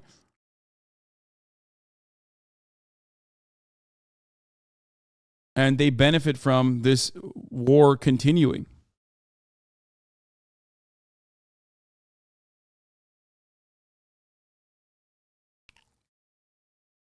But yeah, I have seen a lot of movement of military personnel to Belarus. It's increasingly likely that a joint contingent of Belarusian and Russian forces are preparing for some sort of offensive operation along the border with northern Ukraine.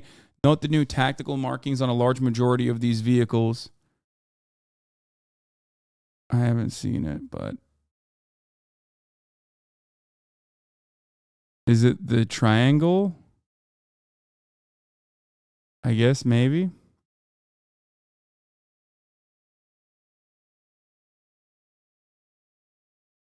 You start a cigarette review channel?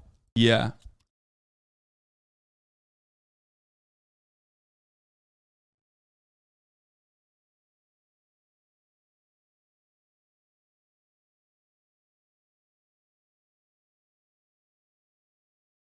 Yeah, it does seem like it's the triangle seems to be the new marker. Like it's not just a triangle, there's something else in it, like a triforce. If you had to guess, how long do you think the war in Ukraine will last? The war in Ukraine will last as long as the allies of Russia, China, and other nation states, and the allies of Ukraine, United States and Western powers, want it to continue to last. That's it. That is as long as the war will last, okay? It looks like a two-triangle symbol. It also seems to be in joint forces used on both Belarusian and Russian military hardware, which will imply a significant amount of tactical cooperation between the two armies that we've so far not seen this year. There is so far no evidence to suggest these units have been deployed to forward positions. As we saw in February, the window of time between the commencement of offensive operations and forward deployment is incredibly small.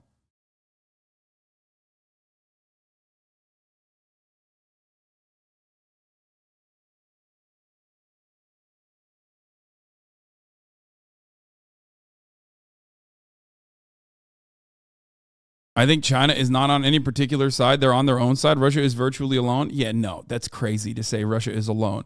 Russia has OPEC and Russia has China. Let's be fucking real. As much as, you know, I like to be the number one defender of Top G, like, you're being ridiculous when you say China is not on board with this. This doesn't happen without Chinese oversight. It doesn't happen without Chinese go ahead. I mean, I do think that is copium if you believe that there is nothing. China is not in any meaningful way, shape, or form involved. If anything, they could take the other side and apply pressure, but they're not doing that. So there it is.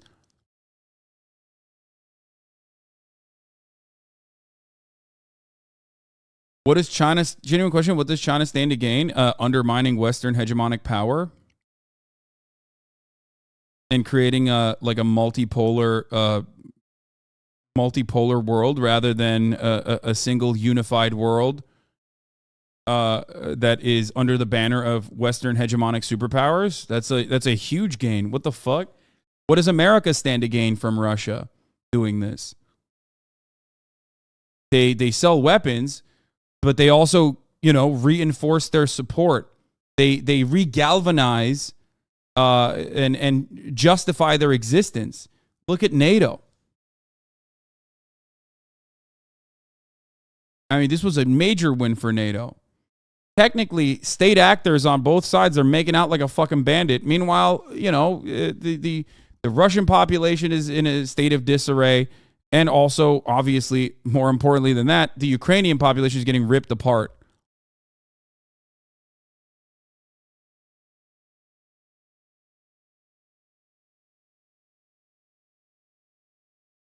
How is a multipolar world a bad thing? Genuinely curious. I personally don't think it is, but we're not going to get into that.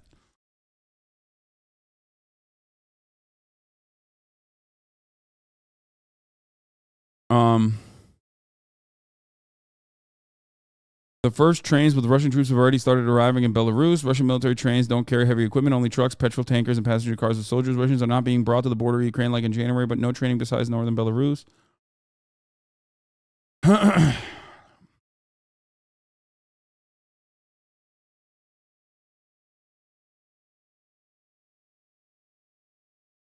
This is Putin's war. There is no both sides.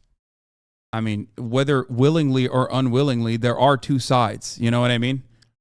Like, the Ukrainian population has been sucked into this war, but they are a side. What do you mean? They might be the right side. They are the right side. Their cause is just, but it's still a fucking side. You know what I mean? What are you talking about? It's not like Russia is fighting itself. When they fucking drone strike Western Ukrainian territory, they're literally drone striking. They're using suicide drones on top of fucking playgrounds and shit. Who do you think is dying there?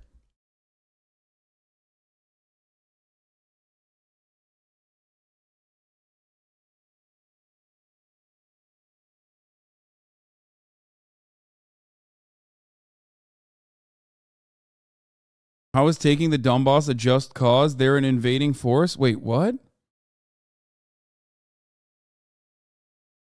I can't tell if you're saying Russia invading Donbass or if you're saying Ukrainians are invading Donbass now, because I never said Russia's cause was just. And I can't tell what you're saying. There's no fucking way that you're automatically saying, like, no, Donbass is Russian territory now and Ukrainians are invading it. I mean, come on. I mean, like, you can't equivocate Ukraine offense being as equal to the bad stuff Russia does. For example, the bridge offensive attack. I never have.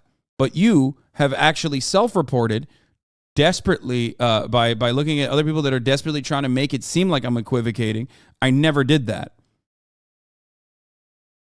I know where you're coming from, motherfucker. Okay, get a better source of information if you want, because I never said that. I've been fairly clear on Ukrainian emancipation being a just cause from the fucking jump. including literally today, not that long ago.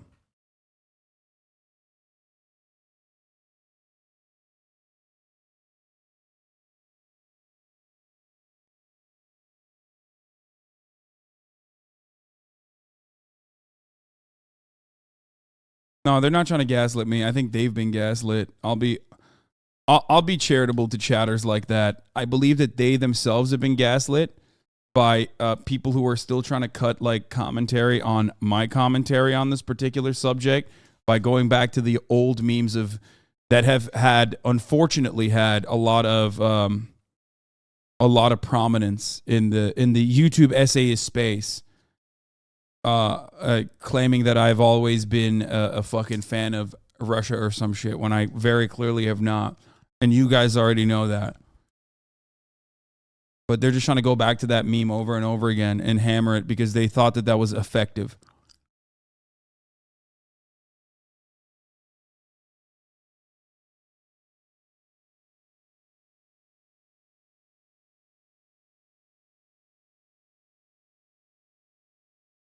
Anyway.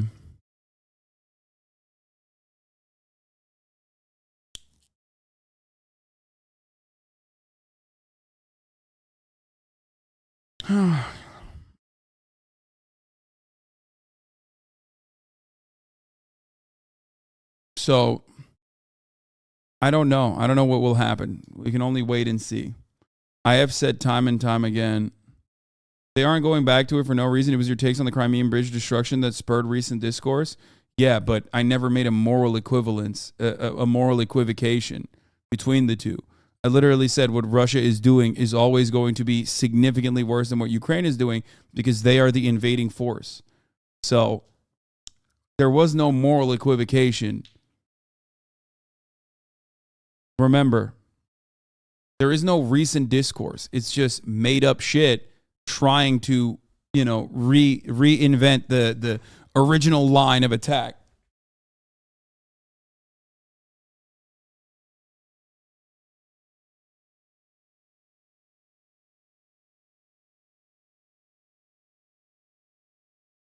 Anyway, this unfortunately is a subject matter that turns everyone into fucking psychos, in my opinion.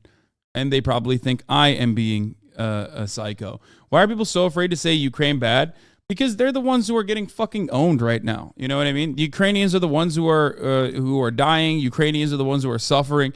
That's the reason why people say it. But then the other reason is because they're fucking lost in the sauce. Like they can't even they don't even think about anything. That like any kind of criticism towards Ukrainian actions in any meaningful capacity is still completely Putin propaganda.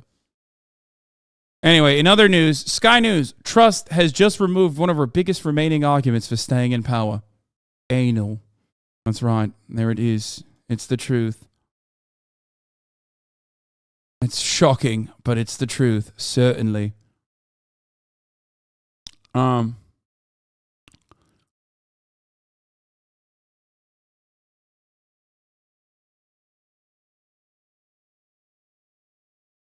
Wait, Teenage Ganon and Teenage Trunks fused? Yeah, I don't know what that is.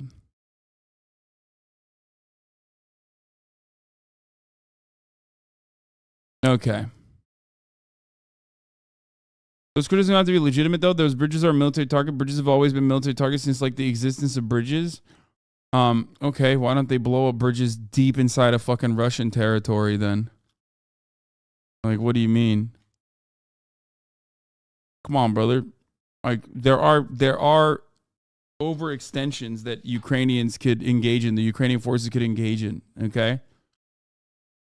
Like, there are fucking pedestrian bridges. They blew up a fucking bridge with civilians on it, you know? That's crazy.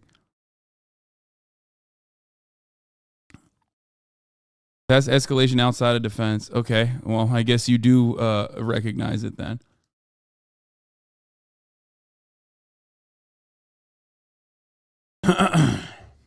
The U.S. State Department criticized Ukraine's actions, and we're giving them millions of dollars in weapons. Yeah, I know. But those guys don't care about that shit.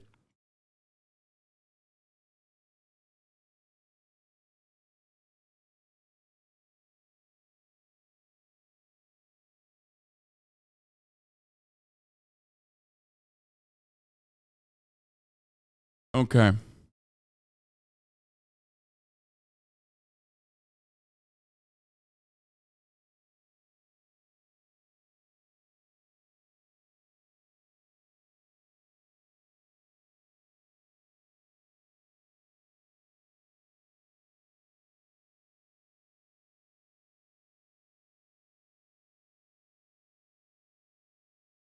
Let's talk about Daily Wire host on anime. This is the one and only good take that Matt Walsh has ever come up with. I'll admit it. What's your opinion on anime? It's really popular amongst teens and young adults. I think it's all satanic. I have no argument for it. I have no argument for why it's satanic. It just seems that way to me. All anime to me seems weird, just like bizarre, creepy. And in general, I hate it. The worst person you know just came up with the truth, okay? He said the best thing possible. He's right. Anime is fucking satanic, man. Straight up. I hate it, but he's right. I hate the way he's saying it. I hate it, but he's so fucking right. I don't think that adults should be, whether it's anime or any other kind. It's kind of shocking that Matt Walsh, who is on the record for defending teenage brides, okay, like child brides, had this take. You would think that he would be a fan of some of the anime at least. Maybe he means it's satanic because not every single anime features child brides, you know? Iron Mouse agreed to your tweet.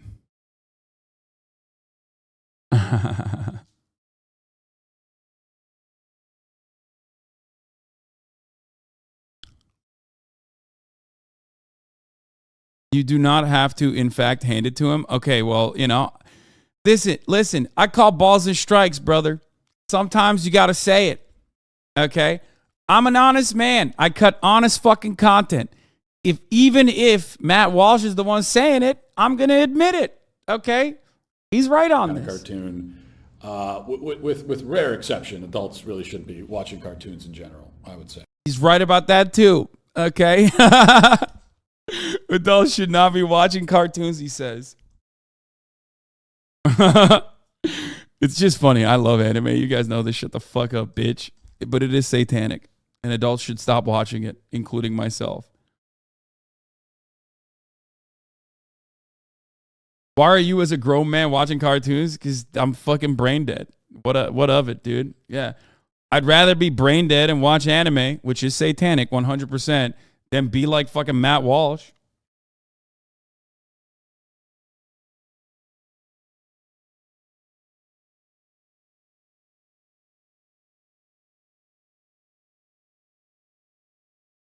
When is Chainsaw Man episode 2 coming out?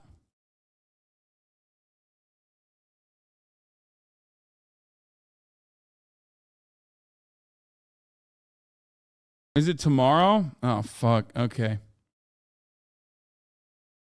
Anyway, all right. We're going to talk about the deadly fire that broke out at the Iranian prison and updates on what is going on in Iran. Some of you probably know this already. A lot of you have asked me to cover this. Mahsa Amini was executed by the morality police after she was apprehended. This is an ongoing issue within the regime. Obviously, there's also a lot of external factors that contribute to the instability in the country. But overall, it does not matter. The cause is just, and since then, other people that have been protesting have also been executed by the state as well. Her real name is Kurdish. It's Jin. Okay, sorry. Everybody, stop yelling at me. That is the hashtag. Okay? Calm down. We are having a conversation that is American-centric and American-facing. Calm the fuck down. Okay?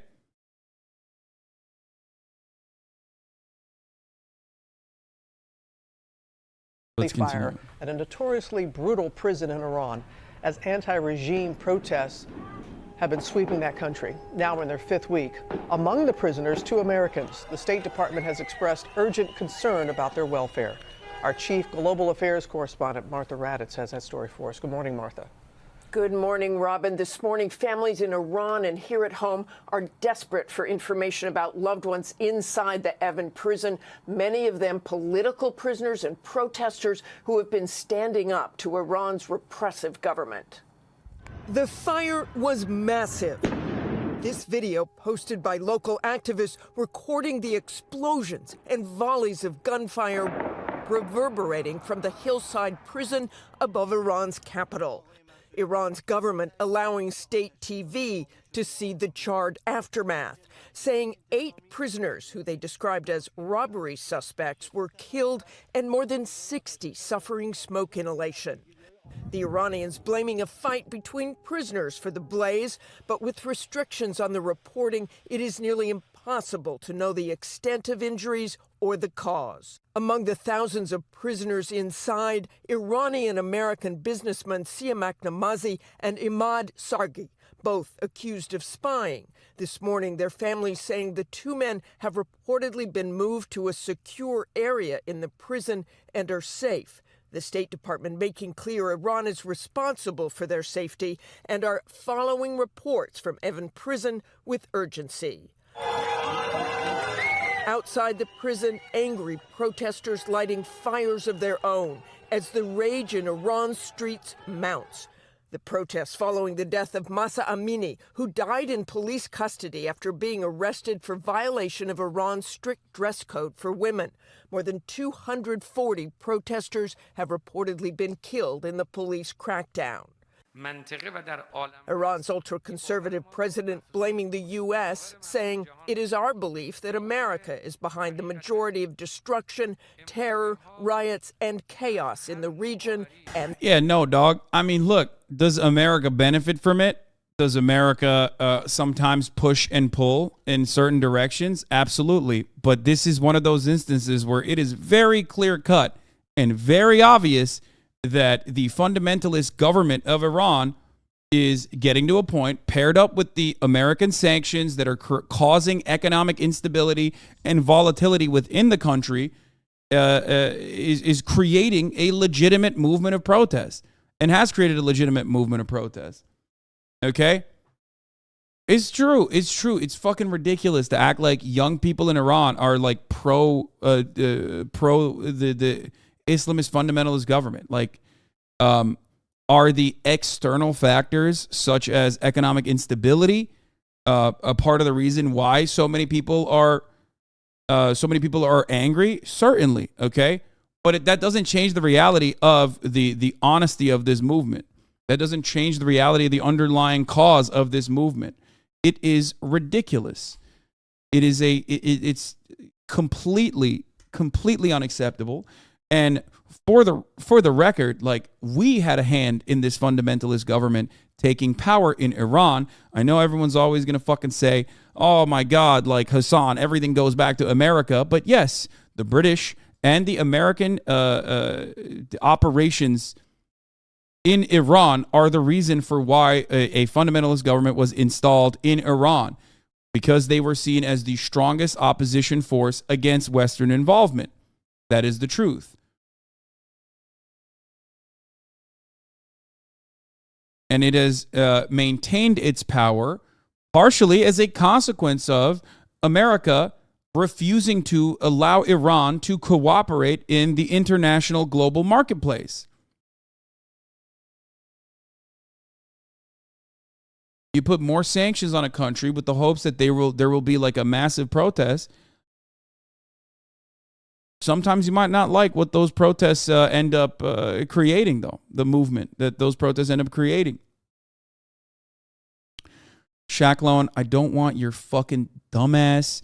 Is it though religious fundamentalism was always strong, especially in Islam? You're epically fucking, I'm a Kurdish Iraqi citizen, so of course I'm going to fucking shit on Islam attitude in the chat right now while we're having a larger fucking conversation, okay? We get it, bro. We get it. You love America, okay? You want to suck and fuck America, okay?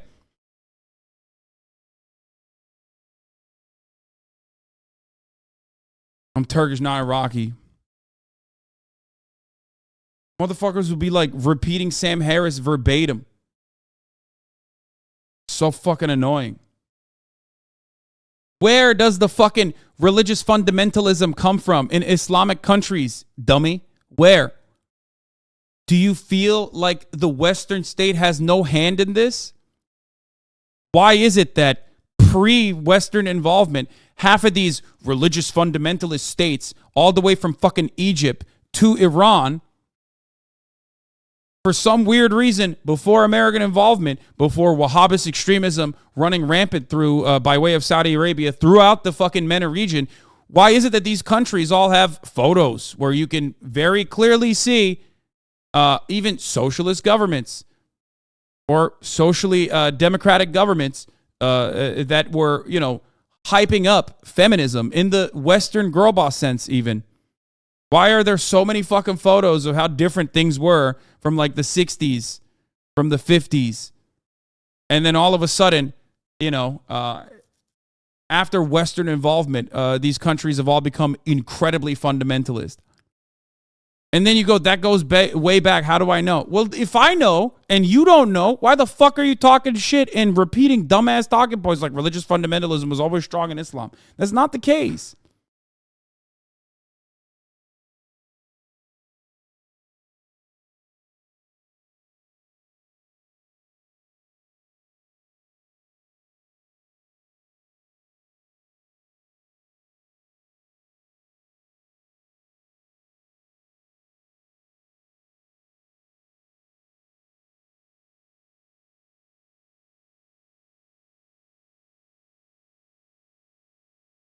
Christian fundamentalism and Christian supremacists have like run the fucking world for far longer than like Islamist fundamentalism has overtaken the MENA region, okay? There are so many examples of this. When we talk about like civil liberties and shit, I literally openly fucking show you the Ottoman Empire decriminalizing homosexuality in the 18th fucking century. And it wasn't even criminal before then. They just decriminalized it because Western states at the time were straight up fucking criminalizing it. Holy shit, man.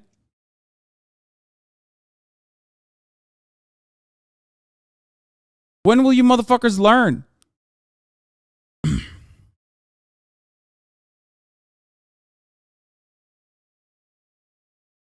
The world, but the U.S. has made very clear America stands with the protesters. For the record, this is precisely why I hope that America does not involve itself in Iranian affairs unless it is to just stop with the fucking insane sanctions on Iran that sometimes stop Iranian citizens from getting access to fucking vaccines, for example. That stops Iranians from getting access to medication, for example. Okay?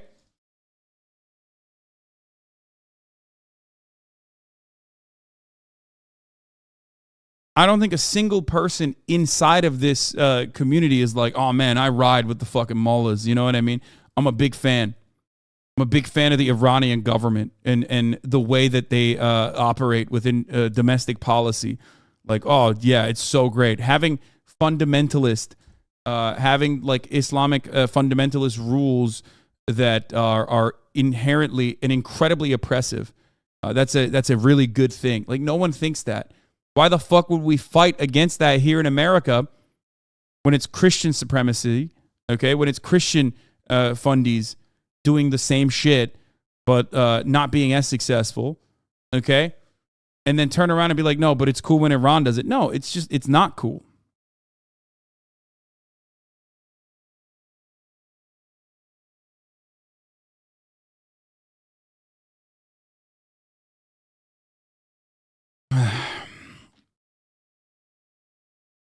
And it's not like America gives a fuck about, you know, authoritarian, theocratic monarchies or authoritarian theocratic forms of governance that are incredibly brutal and incredibly oppressive. After all, some of our allies, you know, Saudi Arabia, Israel, these are our biggest allies in the region, right? They love that shit. They're a big fan of that. You don't see them fucking supporting protests inside of Israel, supporting protests inside of the Kingdom of Saudi Arabia. So what's up with that? No, it's not a genuinely held belief by America. It's just they fucking hate. They want to overthrow the Iranian government and install a government that is more favorable to the United States and their interests.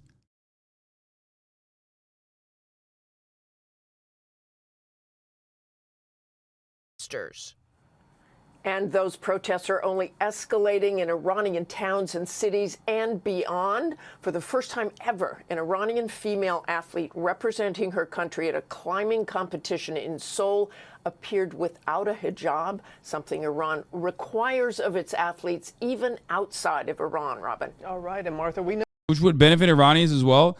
You think putting a fucking pro-American puppet state in Iran would benefit Iranians?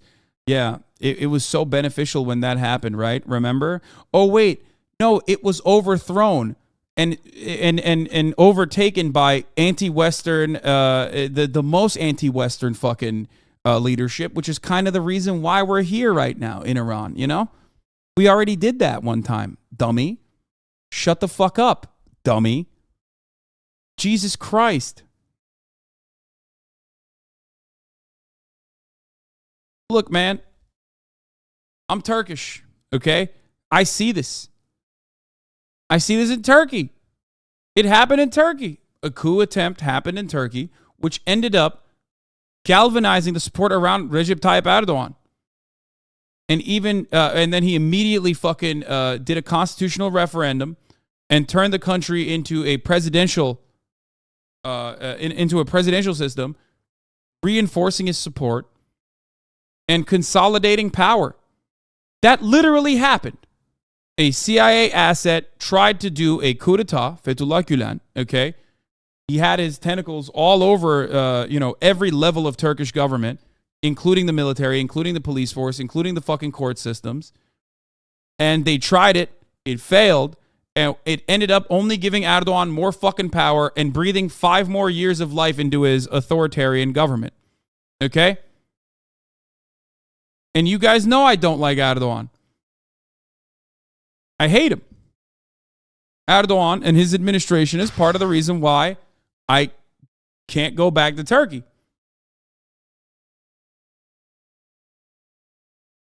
All right?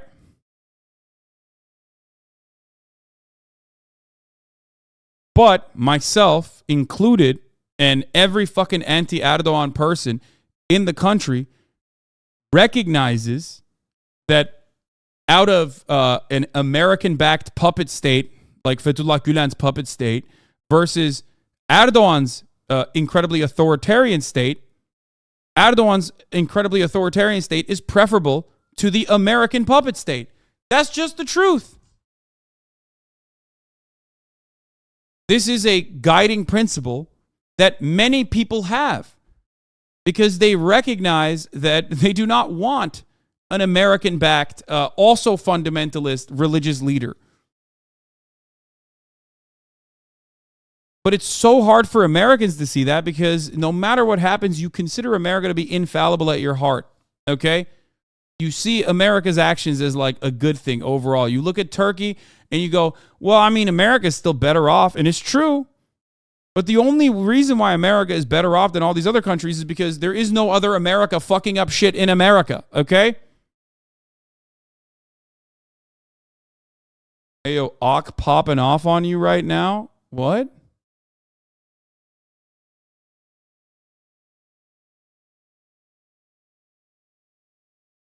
What do you mean? DJ Academics? For what reason? What is he, not appreciative of my fucking takes on Iran? Like, I don't understand.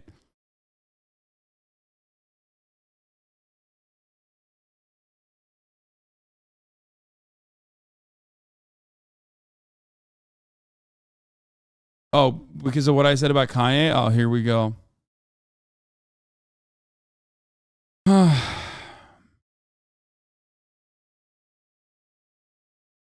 Academic's a big Ahmadinejad fan. Yeah, he's out here supporting. Oh, he's live?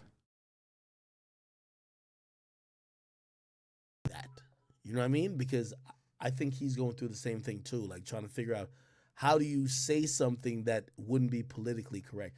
I see everybody say, yo, check out that Elon tweet. We about to check it out right now. Hold on, I can't move off this page because they privated the video. Oh my God. Elon Wait, what did he Musk, say? I think I posted this tweet just now. So He tried to say you don't know shit about the streets, but he made the war in Chirac way worse. Law, mad corny. Yeah, I mean, he's right. I don't know anything about the streets. I mean, that's not fucking untrue. I'm a literal white dude. Grew up in fucking Turkey. So, you know. But I'm not talking about the streets when I'm talking about fucking, you know, white supremacy and anti-Semitism.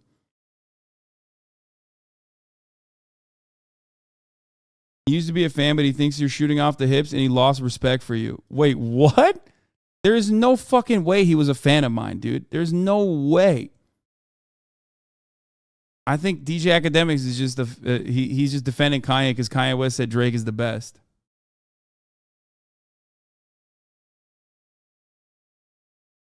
He deadass just said it.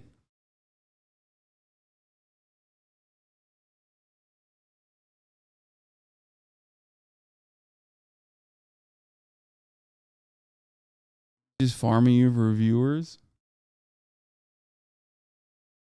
He's making shit up if he said that shit. Anyway, whatever. Clip it or it didn't happen, guys.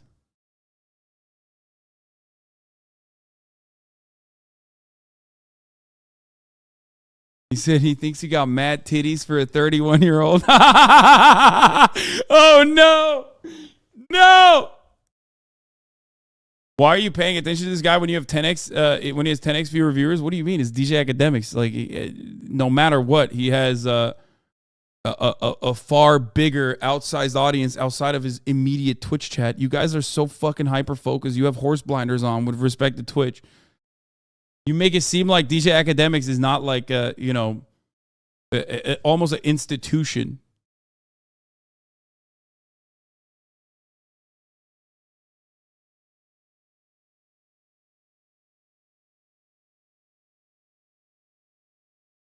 I know that you have been traveling to Iran for many, many years, and you're familiar with that prison? I am, Robin. It's impossible not to notice the massive barbed wire fences that surround it up in the mountains. You're never supposed to photograph it or even turn a camera toward it. And of course, the stories from inside over the years are truly frightening, which makes these protests even more courageous, Robin. It really does. Always appreciate your reporting, Martha. Thank you. Well, hey there.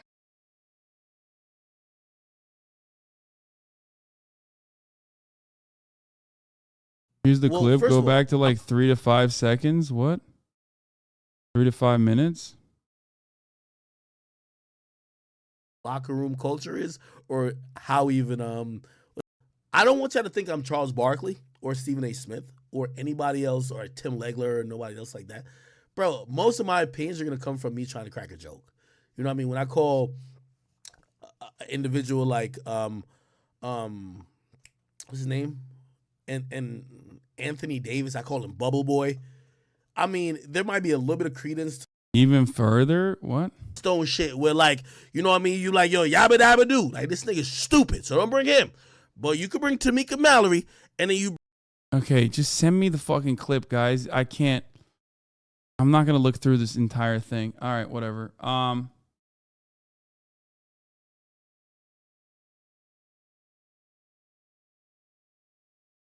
Fighting over academics is got to be the. It's got to be scraping the bottom of the dignity barrel.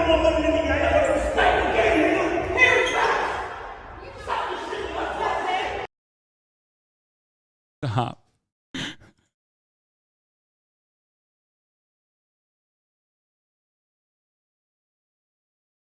Okay.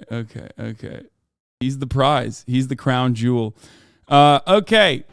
Let's take a look at Xi's nationalistic views of making America great again. He talked about you here. Okay, stop sending me dumb shit. Okay. Top Xi is going to make China great again. I got to pee. I'll be back in a second. Communist leaders and political elite are gathering for day 2 of the 20th Party Congress. Xi Jinping opening the event on Sunday like he has in the past, laying out his nationalistic vision for the country's future.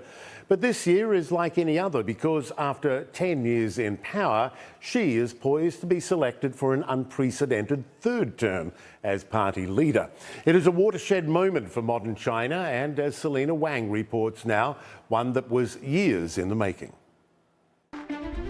From a nation of farming villages to sprawling metropolises, in recent history, no country modernized as rapidly as China. And in just 1 decade, no person has changed China more than its supreme leader, Xi Jinping. His image inescapable, his thinking indoctrinated in school children. His key message, make China great again. But above all else, obey and follow his lead. When he took control of the Chinese Communist Party in 2012, there was hope that the relatively low-key leader would make China's economy and society more liberal. But Xi had a different vision, restore the country to its former glory, with his Communist Party firmly at its center. Xi Jinping sits on top of the party sits on top of China, and China sits on top of the world. That's basically the program. Xi's China is investing heavily in new technologies, infrastructure, rapidly modernizing the countryside, and the military. He's reasserted party control over business and society. Okay, let's be real. When China says we're going to make China great, they actually do that though, okay? Like, look at it. Look at the, we're going to make China great again. How much did he talk about trans people? I don't understand, because when someone says we're going to make America great again, I immediately think no spending on infrastructure, none of that, okay? We got to shit on trans people. That's right. There's a 14-year-old girl in Iowa that tried to go to the swim meet. Can you believe it, folks? Iowa! Like, what the fuck? Wait, what do you mean? We got to build a big, beautiful wall. The Great Wall of China just got 10 feet higher. I don't get it. The only trans he focuses on is portation. Yeah, transportation.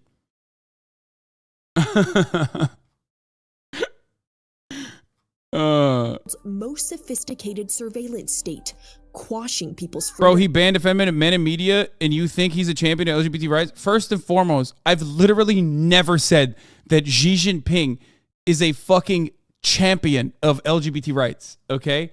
I do not think that. I'm just simply mentioning that when America says we're going to make America great again, that is often associated with like trying to dunk on trying to dunk on like trans people or just like making ridiculous fucking statements that are completely irrelevant to like, I don't know, beefing up American infrastructure as a matter of fact. So considering this to be like a nationalistic vision when it's accompanied by like social services and whatnot and social safety nets that you are, you're baking into some of the most underserved places. Like you're straight up talking about a country like the United States of America, the wealthiest nation on earth, that is rapidly shutting down hospitals in urban areas. Meanwhile, Xi Jinping is talking about urbanizing all of the rural areas of China, which is a gigantic fucking swath of land to begin with. That's crazy to me. They're like, it's so bad. This nationalistic vision is terrifying. Meanwhile, you're associating with making trains. During the pandemic with brutal lockdowns. Xi Jinping crushed dreams of democracy in Hong Kong, oversaw the internment. LGBT, yeah, that's right. He put the G in LGBT. Anyway. Up to 2 million Uyghurs and other minorities in Xinjiang in what Beijing claims are vocational training centers. He's amping up intimidation of Taiwan, vowing to reunite the democratic island with the mainland. China tells its people these actions are long overdue, fueled by the narrative that after 100 years of subjugation by foreign powers in the 19th and 20th centuries, China is finally assuming its rightful place in the world. Anyone who disagrees is blamed for trying to undermine China's rise and quickly censored or even jailed. That's crazy. You know, I can't believe they're doing that. Police brutality exclusive to the Chinese government. It's not right when they do it either, by the way. I'm not saying it's right, but it is pretty funny when you think about it. They're like, what? The police are brutalizing and jailing protesters? Oh my God. That's crazy, bro. He is going back to his mythical vision of Chinese history when China was the greatest civilization and the rest of the world just followed the leadership of China.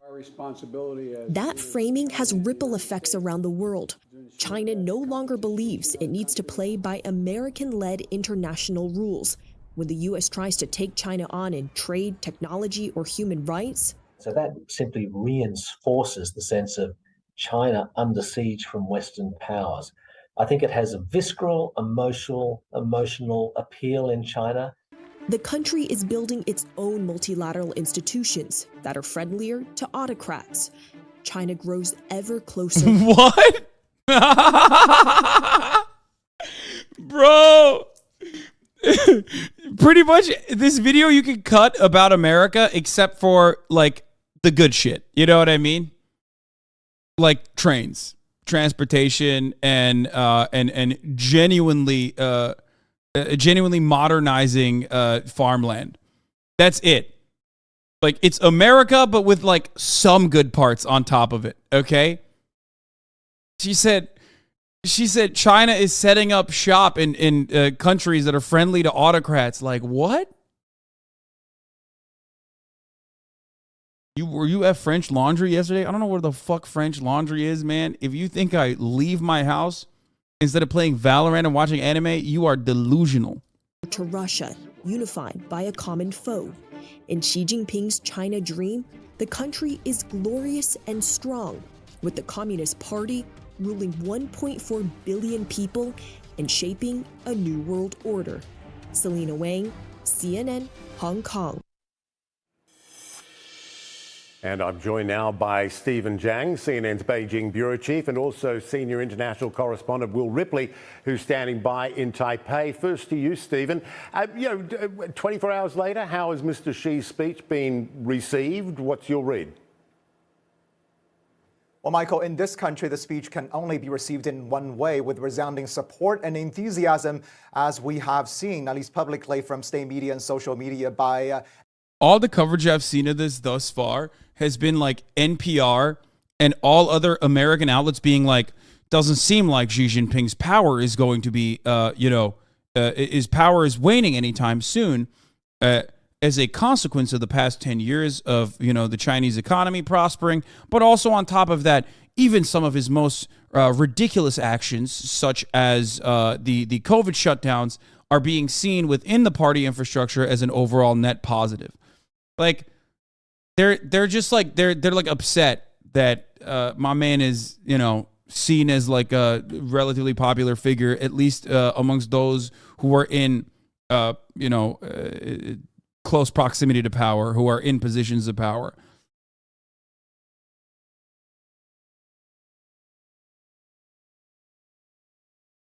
China economy is stagnating though lately. Also, a zero COVID shot is really human unfriendly. I don't even disagree.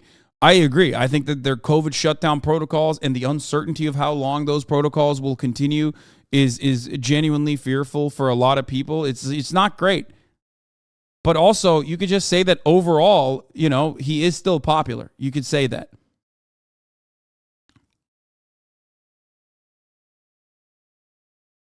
And for people who are like bringing up Xinjiang, for example, it's, how do I describe it? It's a human rights violation. I understand that. I mention it, right? Having said that, however, if you are looking at the angle of like, does it impact his popularity? Of course not. Do you think Americans give a shit when Haitian people that are coming over the border, for example, are dying? No, they don't. 52 undocumented migrants were dead inside of a fucking 18-wheeler. And that didn't even make the fucking mainstream news for longer than 30 seconds.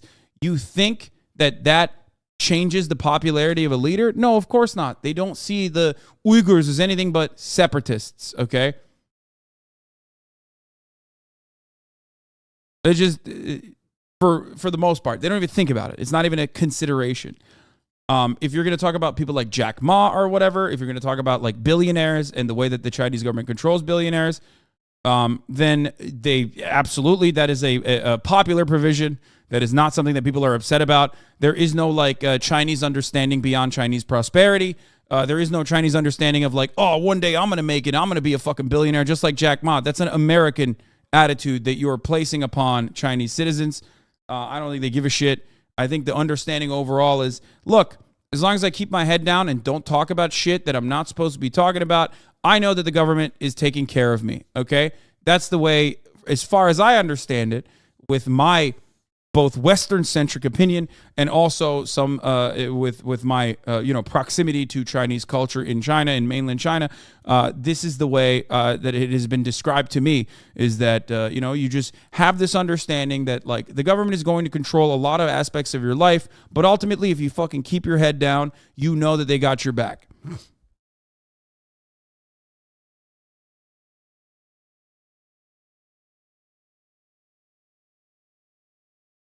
No shot. That's incredibly authoritarian, just like the ad break at the top of the hour. Okay, well, some of you think that it's incredibly... I would rather a streamer runs like 1 minute of advertisements every half hour. I would rather a streamer runs like 1...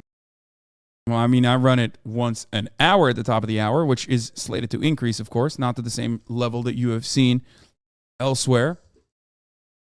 However, it is still slated to increase, but fear not. As long as you subscribe, you can avoid those ads. You can have an ad-free broadcasting experience for $5 or for free with a Twitch Prime. As long as you have an Amazon Prime account connected to your Twitch account, you get one free Prime subscription a month. Here's your ad break now. The ad thing is so funny because it's like, it quite literally showed that I was right all along. It was another thing that like everyone fucking unjustifiably shit on me for a year, and then... And once again, as long as you kept your head down and you understood that I had your best interest, it turns out I was right, okay? Always. Anyway.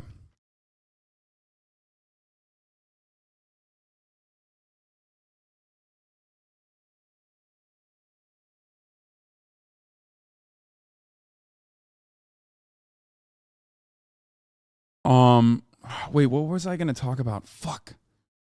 That segue took me out a little bit. Everyone, students in school, priests, Buddhist monks, and even grooms and brides at weddings. But of course, as we were talking about this yesterday, this opaque system means reading the speech is also like reading tea leaves. We talked about how him pausing a few times during a speech to clear his throat and sipping water got noticed, drawing attention on the issue of his stamina, because that's important in the system of one-man rule, as it's requiring him to make a growing number of decisions, big and small, on both domestic and international fronts. But of course, people have also been diving deep into that 2-hour speech and noticing one of the words he has used the most often was struggle or fight. He talked about fighting COVID, fighting corruption, fighting separatists, and without naming the U.S., fighting unilateralism and hegemony. This is, of course, an indication that he's unlikely to back down from any of his hardline positions and policies, including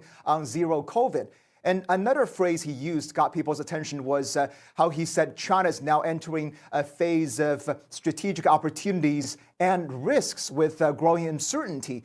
Because in the past, both he and his predecessors has always said China is entering a phase of strategic opportunities. So the new phrasing would undoubtedly generate a lot of discussions and debate. Is he implying that in terms of assessing the external threat environment, China is actually going to moving resources, reallocating resources more towards a long-term war footing, as China anticipates a risk or growing risk of conflict or even war. Michael? Yeah, good to have your analysis, Stephen. Thanks for that. Will Ripley, as we've discussed, Mr. Xi made clear in his speech his view of Taiwan's future, and independence is not in it. What has been the reception to the speech there? Well, China keeps saying, Michael, and Xi Jinping said it yesterday, that peaceful reunification with the island that they've never controlled since the end of China's civil war. This self-governing democracy has been running its own show for more than 70 years. They've evolved into this democratic system, and their people, more than 23 million of them, elected the leaders that Beijing calls illegitimate. And Beijing's communist rulers, while they lay claim to this island, you would be hard-pressed to find anybody here who believes that the rulers in Beijing have rule over their lives. Now, does it mean that people want, a war with China? No. A lot of people, the majority of people here, continue to want to maintain this status quo where Taiwan basically looks and acts like a country without calling itself that, or at least without most of the world calling them that, because of, Beijing making sure that the only... Yeah, what about America? Does America call it that? No. Only officially recognized China is Beijing, and yet they continue to have their own military, their own democracy, and they continue with life as is. But that might be difficult. But it's hard to imagine, Michael, when people hear, they've just reopened the borders, they're going to have a major, LGBTQ pride coming up in a matter of weeks, something that would basically be unthinkable in China, both open borders and the pride thing, because, we've seen what happens to ethnic and sexual minorities and feminists in the mainland. They're basically absorbed and silenced, whereas here, those differences are celebrated, and there's... I'm sorry, it's so cynical. I will never in a million fucking years look at this and go, that's actually such a legitimate point. It's being adopted in the most cynical way. It is just a cynical way to weaponize social justice causes, to just say, like, yeah, we got to do something about this. America and the American media has never given a single shred of a fuck about these kinds of civil justice movements, both internally, domestically, and certainly not overseas, okay? It's just not a thing. You don't give a fuck about it when it comes to our allies, our partners, our trade partners, our partners that we give weapons to. You don't give a fuck about it happening here, and then you just only care about it when you can weaponize it. It is so indecent. It's so fucking indecent. You're wrong. They do care. That's why they enforce it. What do you mean?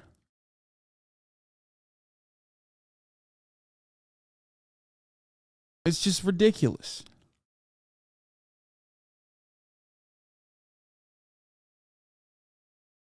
Anyway, are leftists celebrated in Taiwan? No. No.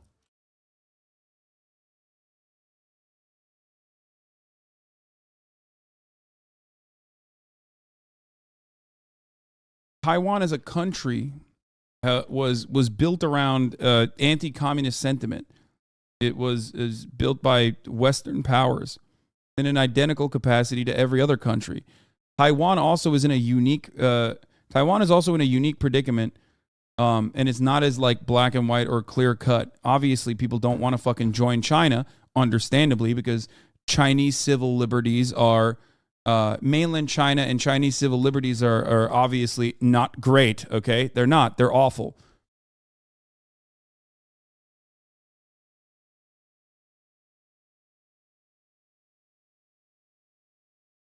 It went through a hella fascist phase for its first 30 or so years.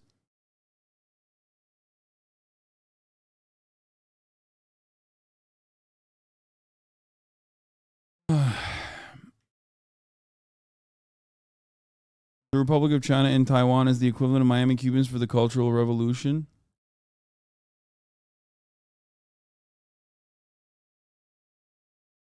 Why is it awful in China? Civil liberties are awful in China. Governments in the East and West have different methods of control. Okay, it's not a East-West. It's not an East and West difference, but I'm just going to use it right now because it's the easiest way to fucking comprehend it. Okay, you have an authoritarian mechanism of control with the way that information flows, or you have the neoliberal mechanism of control with the way that information flows. Now, Chomsky and Zizek don't agree on much, but this is one area where they are in agreement, okay? Which is that the neoliberal method of control is by creating a comfortable window of acceptable thoughts, acceptable opinions that make it seem like there's a diversity of choice when there really isn't, okay? Versus the authoritarian mechanism of control. The authoritarian version of that is basically that everybody knows that the state is just ripping out propaganda non-fucking stop, and you know what the boundaries are, and they're well established, okay? That's how that works. In China, it's authoritarian. You can't watch porn. There's plenty of websites you can't access. There are some benefits to that, obviously. Not as much fucking misinformation and brain rot that goes through, unless it's misinformation directly created by the state, right? Which has a way to shape public consciousness in the way that the government wants public consciousness to be. In the United States of America and in Western neoliberal capitalist countries, there is this semblance of freedom within the way that information flows. But with that, you have, psychotic, ridiculous misinformation running rampant, people thinking that, trans students are fucking, trans students are pissing and shitting in fucking kitty litter boxes.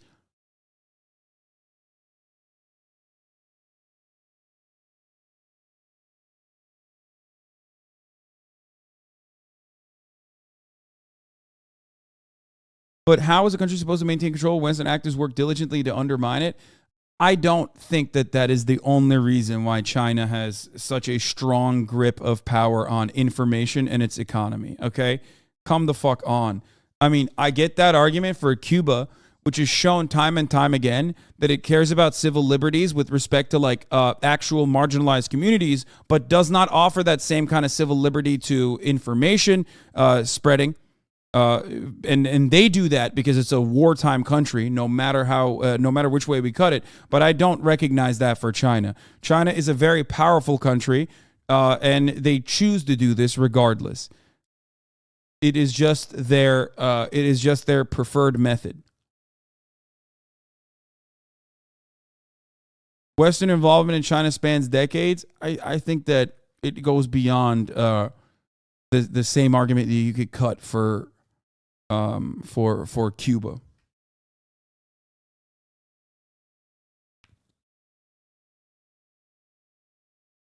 There's some more color in the streets here. There's also less order. And of course, Xi Jinping has made order his priority. But you look at the polls, Michael, and not too many people here would willingly just reabsorb with the China that they're seeing right now, certainly with the rolling lockdowns. I grew up in China, and your everyone keeps their head down phrase was very accurate. I mean, look, the Chinese prosperity thing, you could say that Chinese prosperity is overall propaganda, right? You could say it's state-sponsored propaganda. You do realize workers in China have literally no rights, right? Yes, I do realize it. But it goes along with what I just said. Keep your head down. You go to work. You do the fucking brutal work that you need to do. And you ultimately are living with the recognition that, as a collective, as a whole, as a unit, the government has your best interest in mind. And slowly but surely, they will modernize the country.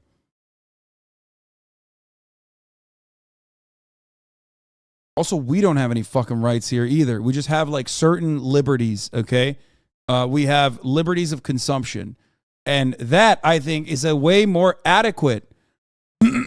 That, I think, is a way more adequate mechanism of control. I like that. I like feeling like I have the freedom to choose between 30 different kinds of snacks, okay? I think that has a dulling effect.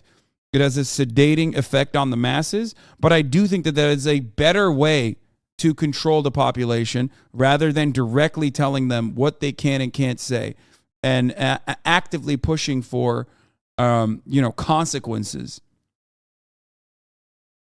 Country best interest in mind is not a very good wording, even though I know what you mean.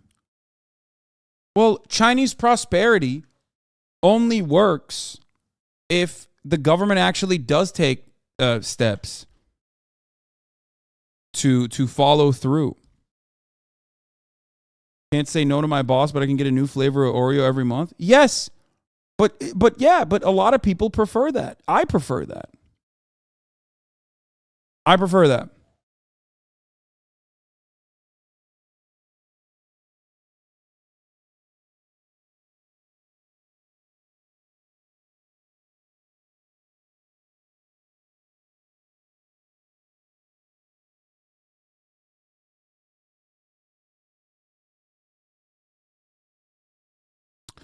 We don't have any rights. Okay, dude, you wouldn't exist in China as a not government aligned commentator.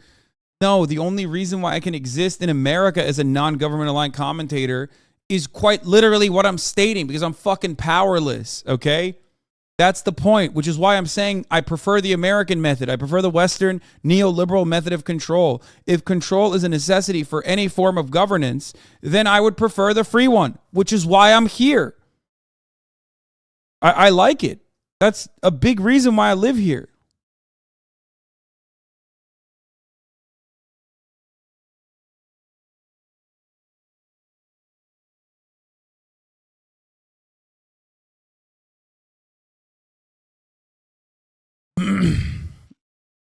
Anyway.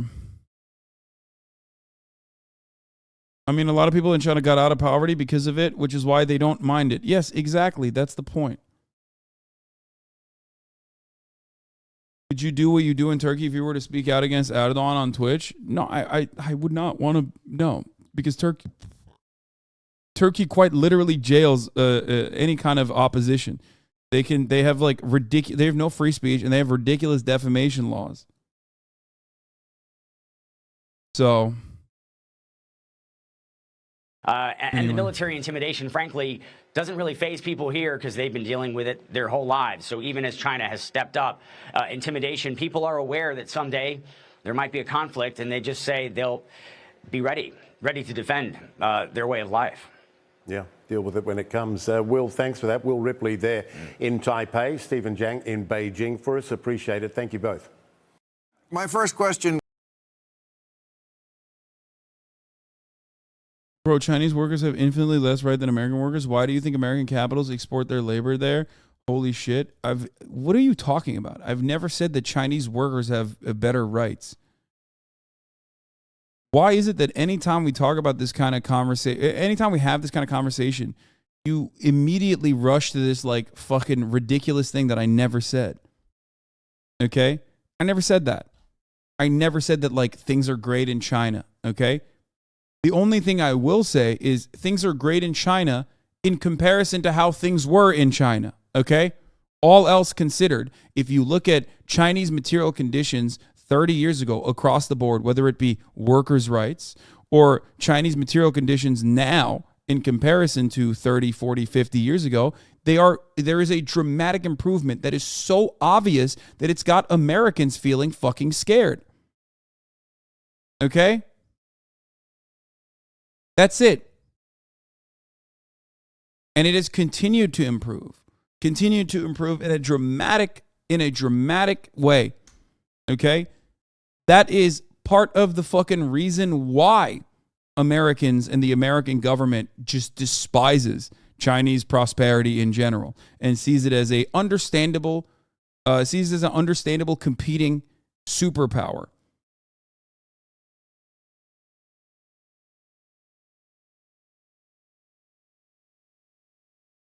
Vast remote areas in China are still very poor. Yes, absolutely. And not only is it still very fucking poor, that is one element that at least Xi Jinping is claiming he seeks to change.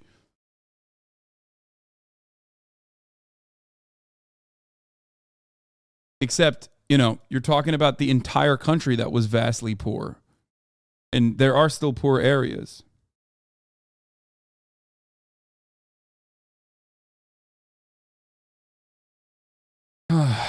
Anyway.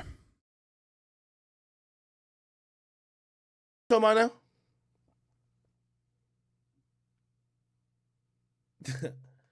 Why y'all saying HasanAbi? That nigga HasanAbi, like, is that how you call his name? That nigga hate me for some reason. Like, no, I don't. I actually fuck with his content. No, I don't. That's bullshit. But I realize he's super surface level, and I realize he's only surface level because of how much content he has to, ingest and then react to. He's a reactor. I saw him react to... Wait, what? That's literally what he does. What? Wait, what? You're a reactor. What the fuck? At least I don't fall asleep while I'm reacting to the fucking Drake album. The content about the war in Chirac, and I saw him give very bold opinions about me and Adam 22, but he has zero understanding of rap culture. He has zero understanding of these communities, and he didn't even put himself to try to understand it. Because again, you know, if you have a conversation with me, I've watched and I've, you know, been involved in like been the media for some of these communities for over 10 years. This nigga being charitable, Hassan, he's saying your take on him isn't personal. Yeah, I guess. No, he never actually said the 15-year-old had mad titties. Okay, he was hacked. I'm gonna defend him. You looked at him now. Okay, what else does he have to say? For like, he watched a 10-minute video and the nigga was talking like definitively, like, oh well, he's this, he's that. I'm like, bro, this is why I realized like you're just over here just getting views. I get what you're doing, but you know, I respected you a little bit more because I've heard you speak on real political shit where it seemed like you had some knowledge. Yeah, he's talking about, he's saying that he's probably seen stuff that I've talked about with respect to like white supremacy and shit like that. And he's like, oh, I like that. But when I turn around and say, you know, DJ Academics, beyond the exact same things that I mentioned in that circumstance as well, where I said that content creators like DJ Academics and Adam 22 and other like non-political actors have a tendency to exacerbate, you know, forms of violence or whatever on the fucking ground. The reality is still and always will be that this is a product of the material conditions, okay? Violence on the streets, whether it be black communities or white communities, wherever, violence on the streets, especially violent crime, is a product of the socioeconomic conditions that people are facing, okay? That's my take, and that was my take, even when I was talking about DJ Academics. Where you would have probably either invested that conversation into trying to figure out, okay, really what's what?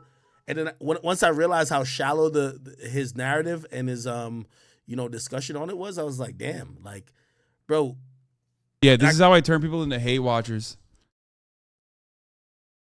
I can't blame him because he's a nigga who has to literally react to a lot of content, and then you start to think about it. Does he have a team of? I looked bad, and you spoke on it, so we ain't cool.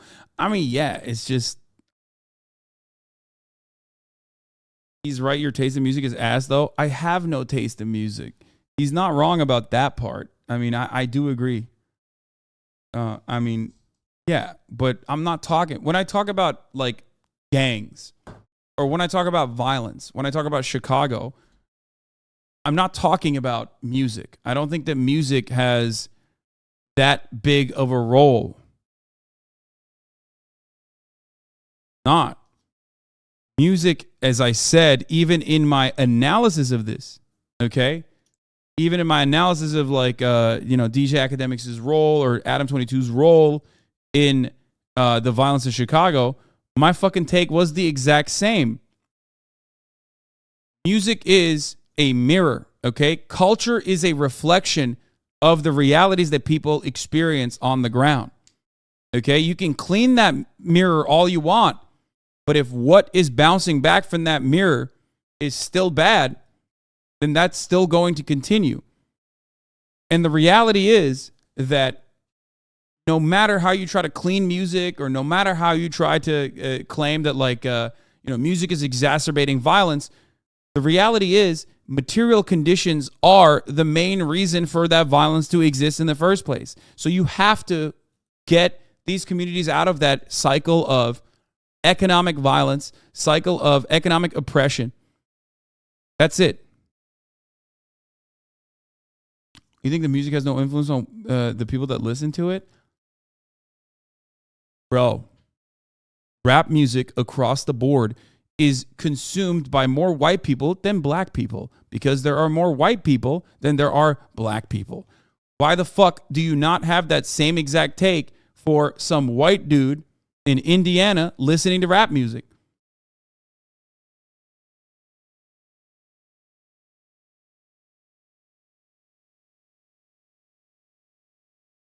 That's crazy. I'll use an example that helps you understand, okay? Do video games cause violence? Do you think video games is responsible for school shootings and violence? In this community, I doubt that anyone's going to say yes right now. You're only saying yes because you want to either fuck shit up and troll, or you're saying yes because, you know, you're a fucking idiot, okay? There's no evidence. As a matter of fact, there's only evidence to the contrary.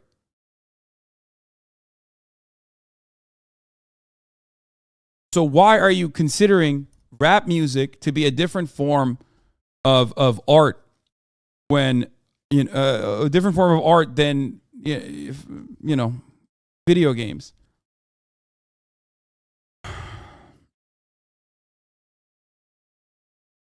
The impact that the art that you consume on your day-to-day experience and your actions is marginal, okay? What is far more consequential is the dire economic circumstance. What is this?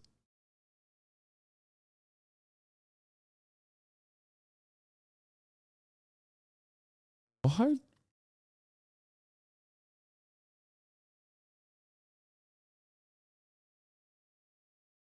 All forms of media are in a constant form of shift, but crime is consistent. So it's obviously not the media. It's something else that's constant, i.e. material conditions. Yes, Sean, you are correct.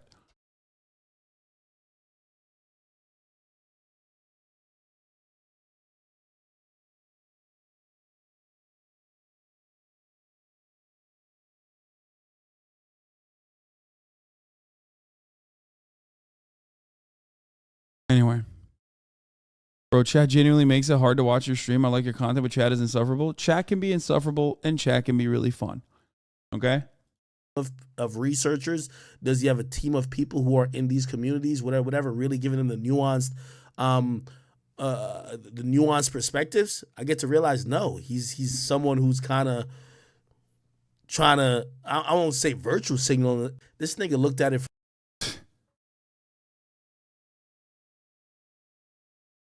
Bro, this is so funny. Like I said, man,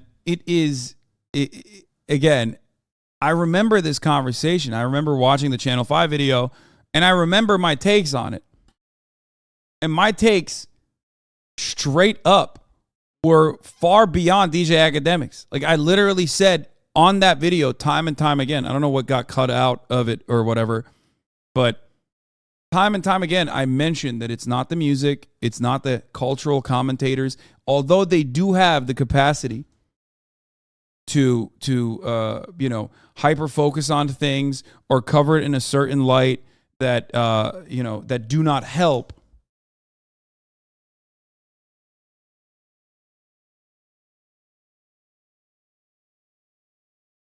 Let's see. For like, he watched a 10-minute video. This a bit more because I've heard you speak on real political shit where it seemed like you had some knowledge where you would have probably either invested that conversation into trying to figure out, okay, really what's what? And then once I realized how shallow his narrative and his you know, discussion on it was, I was like, damn, like, bro. And I can't blame him because he's a nigga who has to literally react to a lot of content. And then you start to think about it. Does he have a team of researchers? Does he have a team of people who are in these communities, whatever, really giving them the nuanced? I mean, dude, I literally talked about, again, systemic reasons for why crime happens in certain neighborhoods, in certain places. If you consider that to be a shallow take, if you consider like Gramscian analysis on culture and its you know, it's often overrepresented impact on fucking actual real world consequences. I don't know why you think that's shallow. Like, he's someone who's just reacting to shit. So I kind of lost off him a little bit with that because I'm like, I thought he was well thought out of. The other nigga who I do listen to in the political realm, I'll be honest with you, Tim Pool, I don't see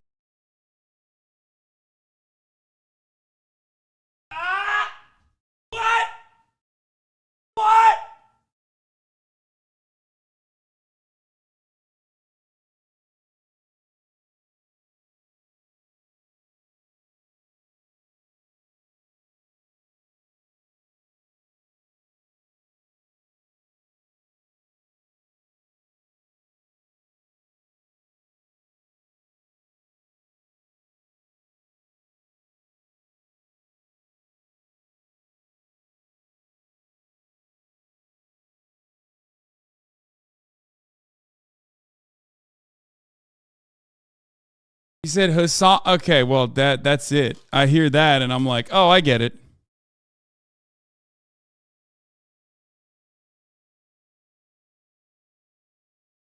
I mean, listen, Tim Pool is a beacon of deep and nuanced understanding. He's a depth of knowledge. I mean, he's not surface level at all. So I'm glad he's getting information from, more valuable sources.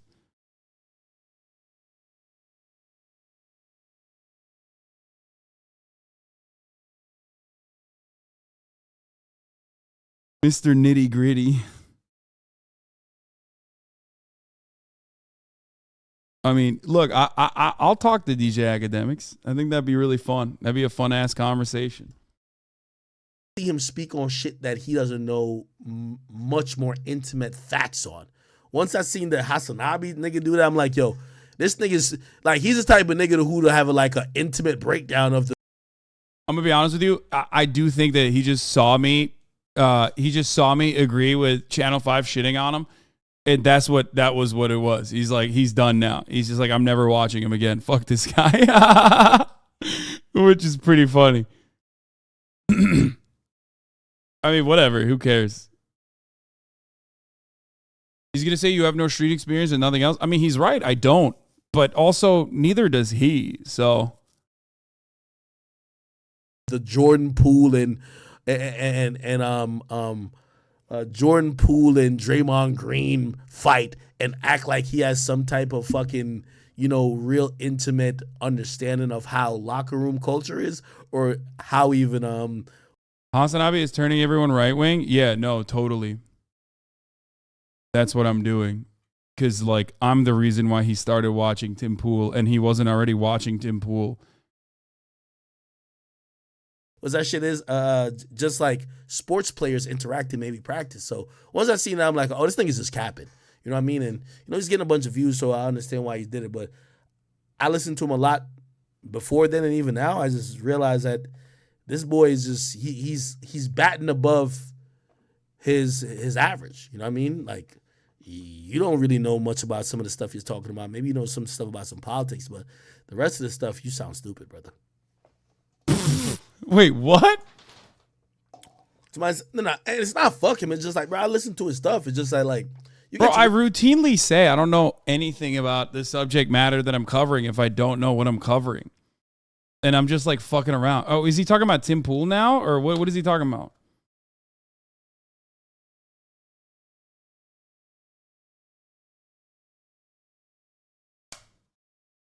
Still talking about me? God damn, he's just ripping into me, bro. There was a lot of words said.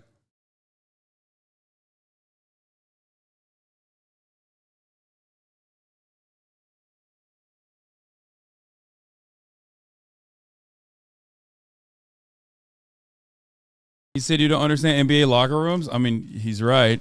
Realize like a lot of these dudes, they don't know shit about shit. You know what I mean? And here's the thing, like, for example, I give my opinion on like basketball a bunch. It's meant to be taken as a joke. I don't want y'all to think I'm Charles Barkley or Stephen A. Smith or anybody else or Tim Legler or nobody else like that. Bro, most of my opinions are going to come from me trying to crack a joke. You know what I mean? When I call an individual like wait, he's literally okay, so he should understand where I'm coming from too, because that's literally what I say. Like, I'm just cracking jokes half the time. What is going on with Amaranth? Her stream is over. What happened? There's 68,000 people watching. 67,000 people watching, and her stream died? What happened? Cops are here. Be back later. What the fuck?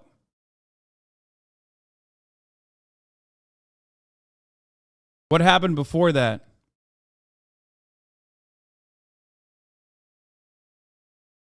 Dude, this is such a shitty situation to be in. Like, I feel terrible.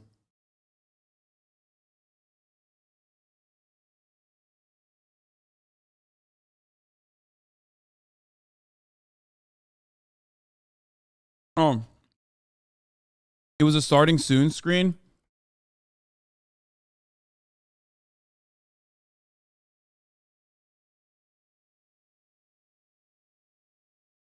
Okay.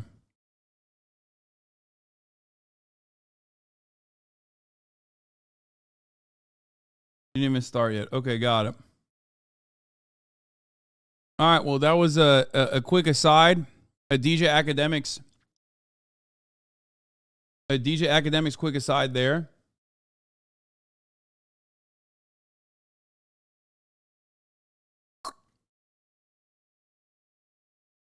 Someone called the cops, be back later. Okay, so it was a starting soon screen, and then she said someone called the cops, be back later. Okay. According to his chat, you want to debate? No, I don't want to debate him.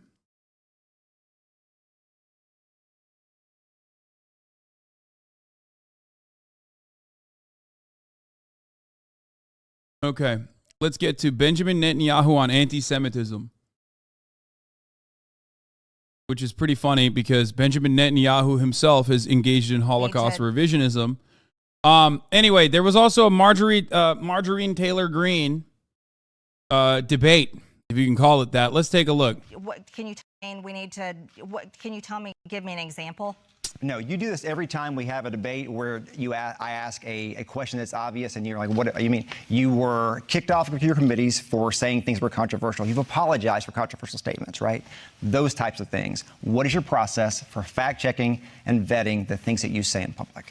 The things I say in public are the truth, and that's why they're so offensive to Democrat activists in the media just like you. And you're asking me a blanket question with no example. I stand by the things that I say. I stand by saying we need to. What can you tell me? What the fuck?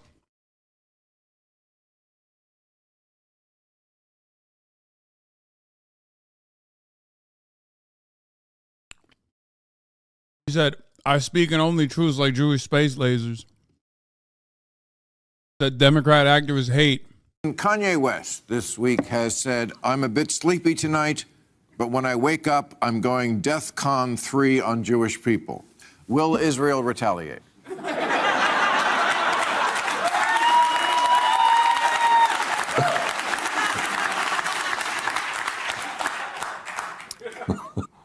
You know, anti-Semitism is the longest hatred in history. It goes back thousands of years. We've dealt with bigger problems than these stupidities. But, you know, the communists blame the Jews for being capitalists. The capitalists blame the Jews for being communists. You have a problem, blame the Jews. It's old stuff. It shouldn't have any place in civilized discourse. And that's the reason we established... The communists blame the Jews for being capitalists? What? Wait, what? Why did you just say that? Why did he start off with that? No, it's usually just the opposite.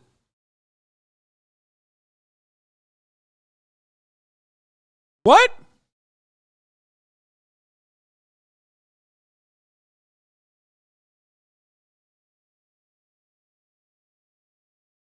The most famous example of anti-Semitic hatred is quite literally the Nazis, which, by the way, this man very famously minimized the genuine anti-Semitism of. Like, if you're thinking about like a guy who is probably the worst person to speak on anti-Semitism, like Bibi Netanyahu is one of those people. Okay? Straight up. Famously, Bibi Netanyahu unironically stated such profoundly awful things that he got widespread condemnation from a big chunk of the Jewish community, where he famously said Hitler wasn't individually anti-Semitic. He was convinced by the Palestinian Arabs to be anti-Semitic. Like, which is just a revision, which is a Holocaust revision, okay? Straight up. He fucking said that. This man's on some other shit.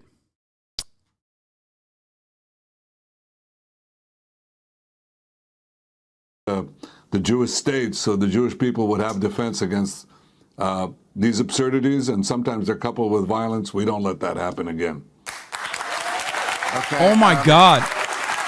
Liberals clapping for Bibi Netanyahu, who is not even fucking popular in Israel, bro. That's crazy. I just want to read a few quotes from American congressmen, just to Congress people, rather, just to show that Kanye West's comment is not really out of order with some things that are said by people in more official positions.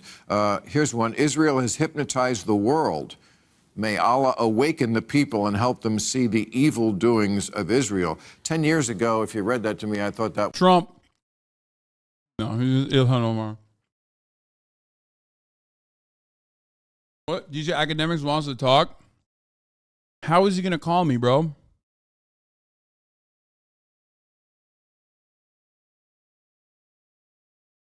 How are we going to communicate with one another? Tell him to hit me up on Instagram. I follow him on Instagram, I think. He can hit me up on Instagram.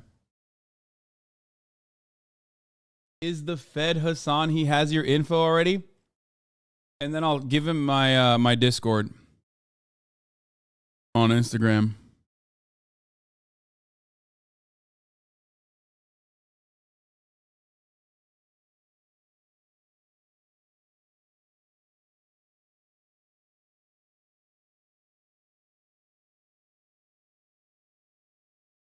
That would be from Hezbollah. That's an American congressperson. Another American congressperson says the reality of Israel's apartheid government, goes on to say the occupation and ethnic cleansing Palestinians live with every day. Another one says Israel targets media sources so the world can't see Palestinians being massacred. I have 3 questions. Wait, what? What is he, like, doing 2 truths and a lie or something? Like, I don't get it. Ilhan Omar's original statement about, like, the hypnotization, saucy. Not good. Straight up. I'll say it.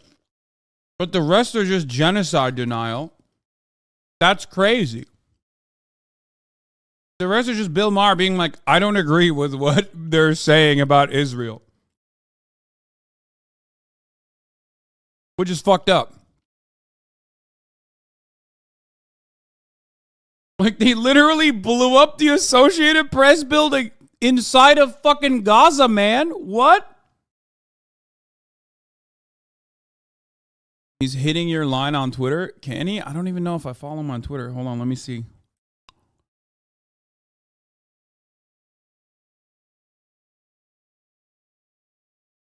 Oh, yeah. I just did. Okay, here.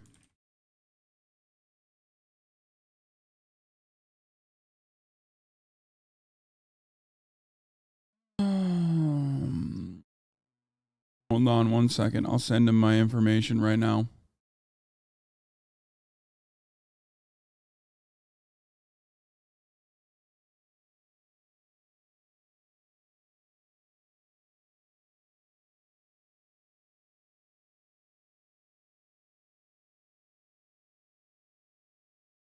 Oh, fuck.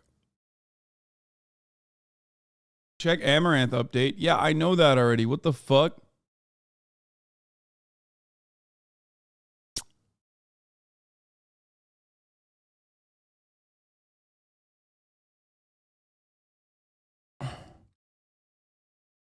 Did I miss the WoW raid? There is no... I think it was the Al Jazeera office, not AP. No, it was AP. It was Associated Press in Gaza. I'm going to DM him right now. I just don't know what my fucking Discord thing is. What my Discord name is. It's so fucking annoying. Yeah.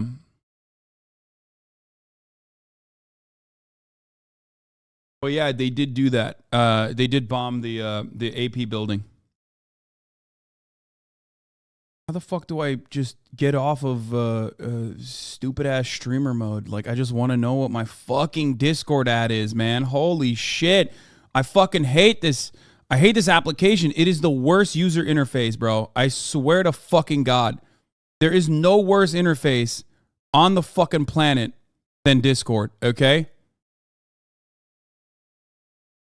No, it's not on the bottom left, you fucking dinguses. It's because streamer mode is enabled, so it's not letting me fucking look at my own goddamn Discord hashtag number. It's so bad. It literally won't. I'm trying. I'm trying to find my own Discord.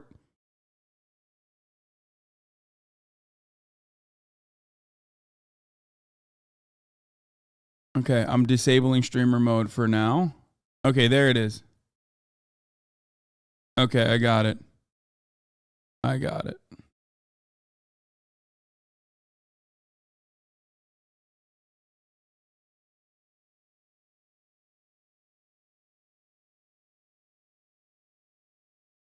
There it is.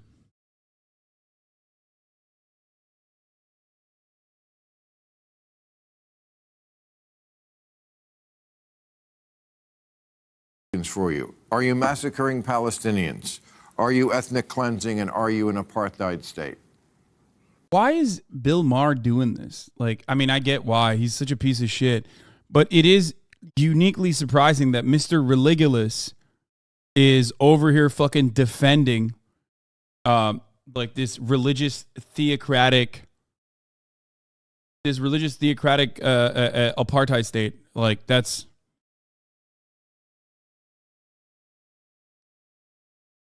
It was Al Jazeera and AP. Google it. Man, I know, but you said it wasn't AP. And I'm correcting you and saying, no, AP. It was AP.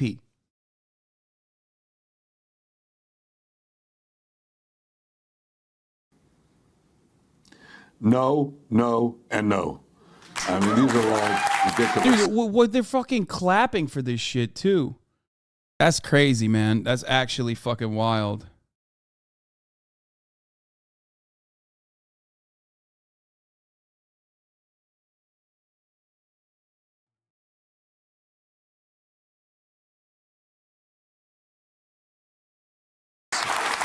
Charges against the one democracy in the Middle East.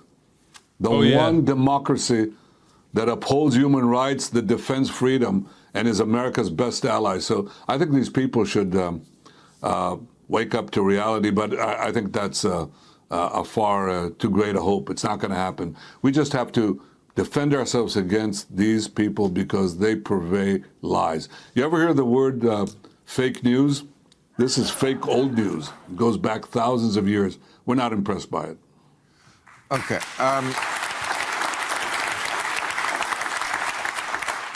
But could you... Bro, this is a bananas fucking take, man.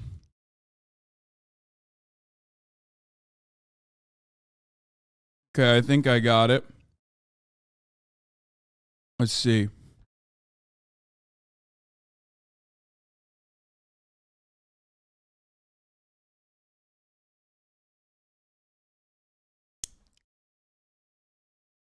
DJ Academics wants to talk to me.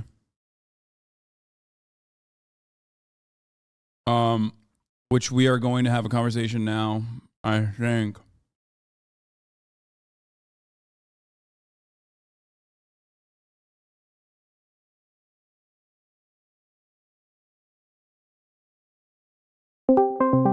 Calling him right now. Oh, wait, I'm not going to be able to hear. Wait. Hold on, I need to... 1 second. I can't hear you right now because I need to change your audio. Output device. Okay, boom. All right, hello? Hey, what's up? Let me get my video right now. You could be able to see me. I like to see people face to face. All right. Wait, are you going to turn on video? I want to put your video on. You have video? Yeah, no, of course. Yeah. Wait. No, you got to do OBS studio mode.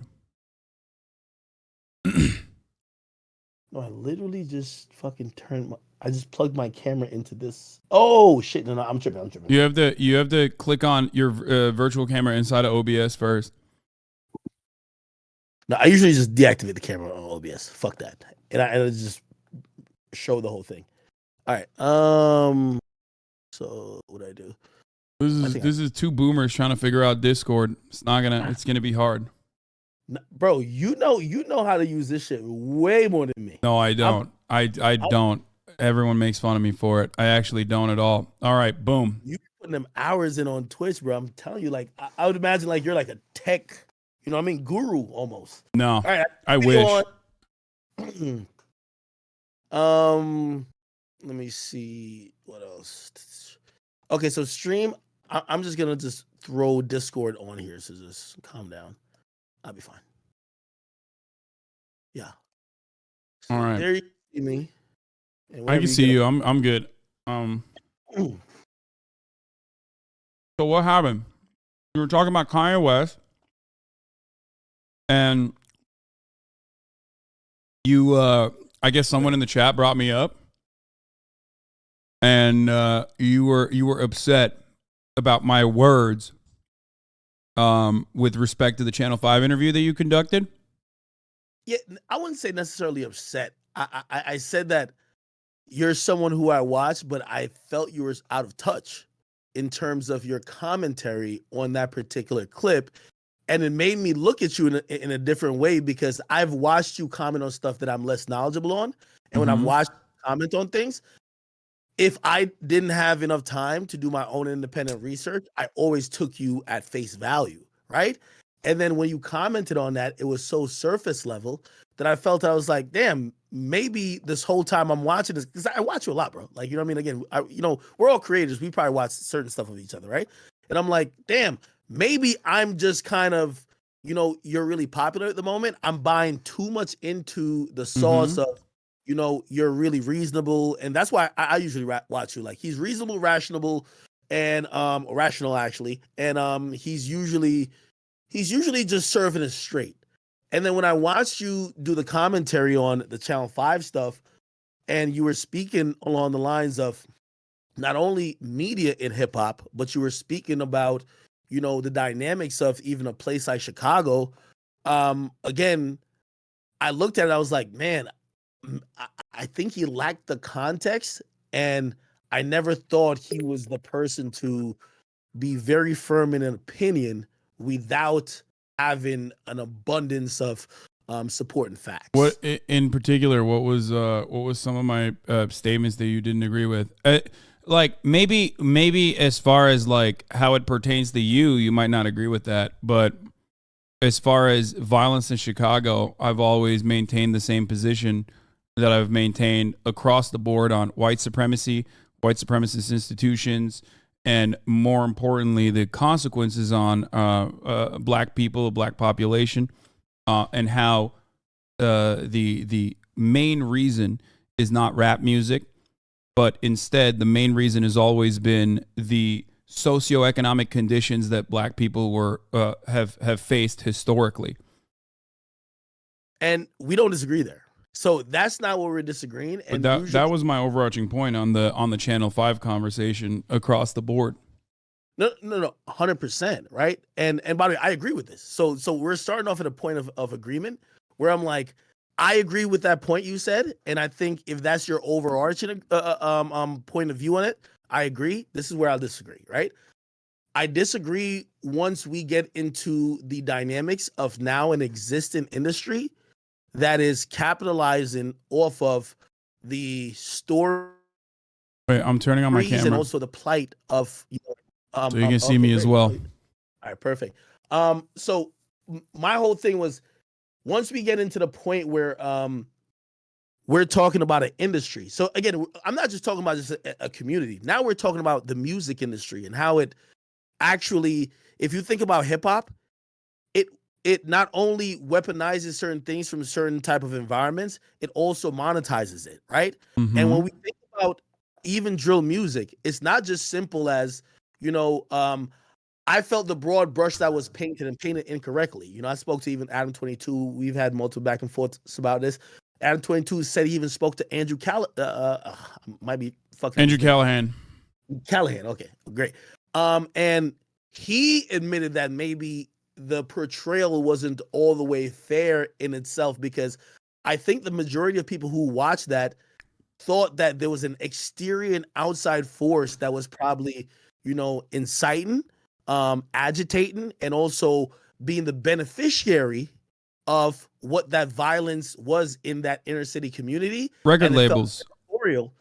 Okay, Well, I'm glad you're saying that now, but it felt No, I like, said that back then as well. It's a position that I've talked about quite frequently, which is that I think that record label executives and record labels in general are motivated by profit and therefore do not care about black bodies in the streets, especially when time and time again, when an artist, when a young black artist pops off, if they go to prison, their records sell more. If they pop off and die, even after that, the record label will oftentimes engage in actions that are really fucked up and exploitative and continue to release their music. And that in and of itself, I think is a way bigger problem. But, you know, I still think that ultimately record labels' profit-seeking behavior in this regard is not helpful, but overall, the main problem is always going to be material conditions. and by the way, I don't think anytime you see someone covering that, and by the way, I've always said, I just interviewed a rapper who's from the environment. I just dropped the podcast on Spotify, G Herbo. And I did tell him, you know, my coverage of, you know, that era of quote unquote drill music was definitely very amateur in itself. And obviously, if you ask me now if I could do things better or do things different, of course, you know, you probably, if I look back at like your commentary 5 years ago, or let's say I go back 7 years ago, maybe you'd be like, yo, even if you would have the same fundamental stance, you probably wouldn't go about it the same way, given the effect that you would have knowing the platform that you have now, right? Is that fair? I think that, I mean, my statements have been pretty consistent overall. But I did have opinions that I no longer agree with now, if that's what you're saying, like, which I have used as a opportunity to educate people time and time again, because I think that a lot of people will start off on the wrong foot. You know, bigoted takes. Like I've been very open about this. Like, I have a pretty trans positive community, probably the largest, you know, trans space that is on the internet. But I had transphobic opinions, misogynistic opinions in the past that are well documented. And I've used that always to say, look, I'm a product of my environment. I'm a product of my social conditioning. And just like everybody else is. And I always use that as an educational opportunity for others that, like, I've changed my perspective and you can as well. This level of like empathetic thinking I extend to the criminal justice system, which I think is a genuine problem in America. But overall, I recognize that some of the things I said were wrong, and have used that as an opportunity to educate others into not feeling that way either, or not even feeling trapped because they have said certain things in the past.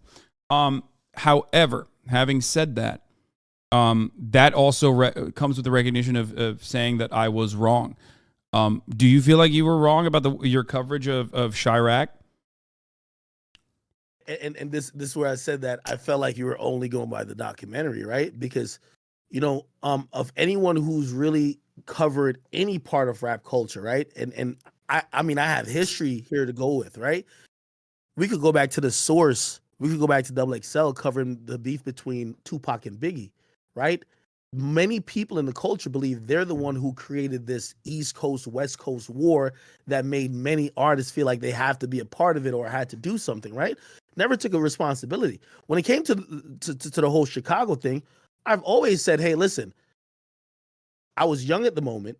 I saw these guys calling themselves demons and savages. I made up a couple nicknames for them, and I was trying to showcase the ridiculousness through satire. That's very true. And granted, where my platform grew to, and also where that even platform at the time, which wasn't mainstream, but still it was, you know, it was influential, where that grew to, looking back on it on hindsight, I've always said this. I'm the first person to say I throw my hat into the ring to say there's shared responsibility in terms of accountability that should be taken.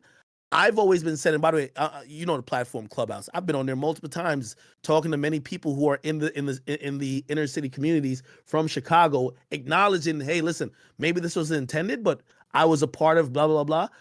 I've always just said, I feel like people like the convenient scapegoat. And I've always just said, if you go up that ladder of the people who really benefit from it back then or now, right? You know, Lil Durk he's selling a billion records, or yeah, but Lil Durk is like the one person. Don't you agree? Is the one person who should be making money, talking about his own personal experience and his own personal development and upbringing.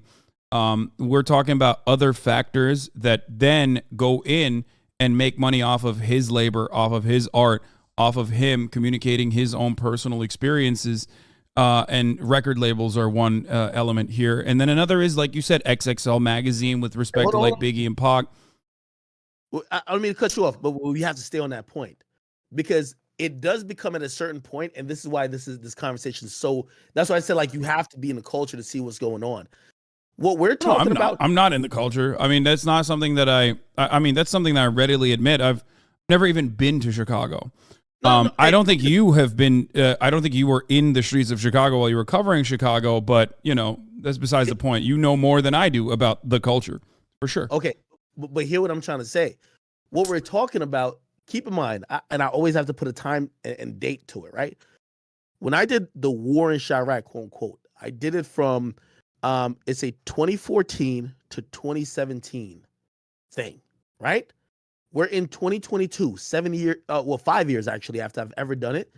When I mentioned Durk, Lil Durk is currently making songs that's inciting and also mocking deaths of people that's happened as recent as like 8 months ago.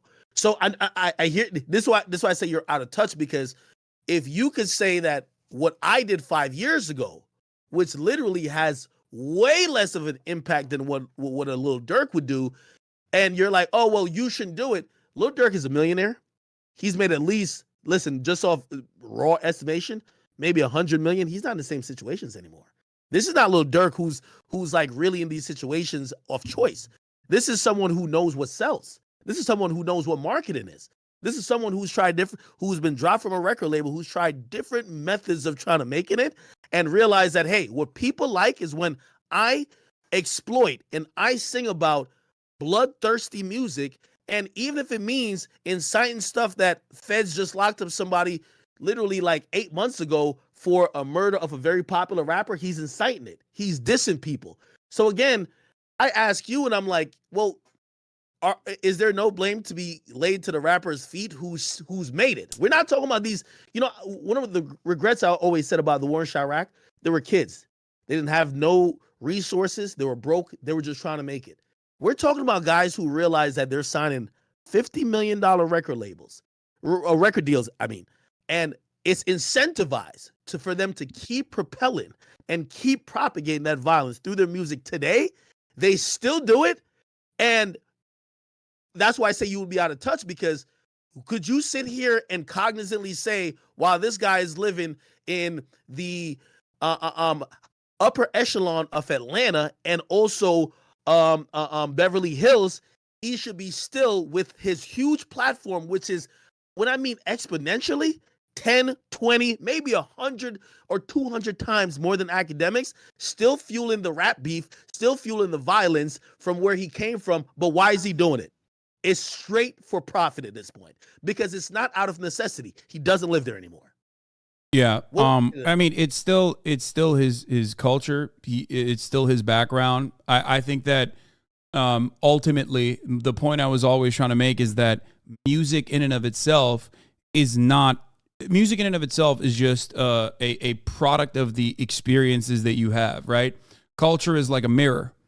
You can try, if your mirror has smudge on it and you can try to clean that mirror, ultimately whatever is reflecting back from that mirror is whatever is the reality.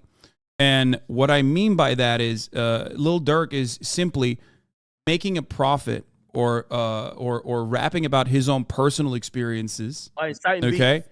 Regardless of his actions, I think that the impact that music has is marginal, just like the impact that you have is marginal in your coverage. Okay? Which was my point overall. My point always was that what is infinitely more prescient, what is infinitely more important, with respect to violence in the streets, gang violence, or any kind of violent activity happening as a product of people's existences, as a product of people's experiences, is happening as a consequence of inadequate funding, happening as a consequence of redlining, happening as a consequence of historic and contemporary white supremacy. This is what I mean when I say the material conditions are infinitely more important, which is precisely what I was mentioning in that conversation with you as well. Wait, I'm not disagreeing. I'm talking about laying blame because that's where we're having these conversations. What some people think is in post. You get what I mean? Like, for example, that's why I said your lack of understanding of what's going on. That drill music these days is probably one of the top 3 most prevalent and most popular and most lucrative type of music that any type of, and it's spread to the UK, Toronto, Jacksonville, it's in New York. So when I say that to you, do you really think that it's a fair place of blame, especially even these days, right? Philly has the worst murder rate. You can look it up by capita currently, right? They're also getting into this same type of style. What I did with the war in Chirac ended in 2017. Lil Durk just got a multi-platinum record where he's making fun of another popular rapper who just died last year. Lil Durk is way up. He is not in the position of these people who you're trying to act like, oh, they're victims of circumstances. These people are now, they're the villains of opportunity, where they're like, yo, hey, so that's why I always look at people who are misinformed. I said, well, if we're going to have the proper conversation, number one, I never started it, right? Granted, did I say I have zero blame to take? I think I took some blame even in this, and I've always publicly said it.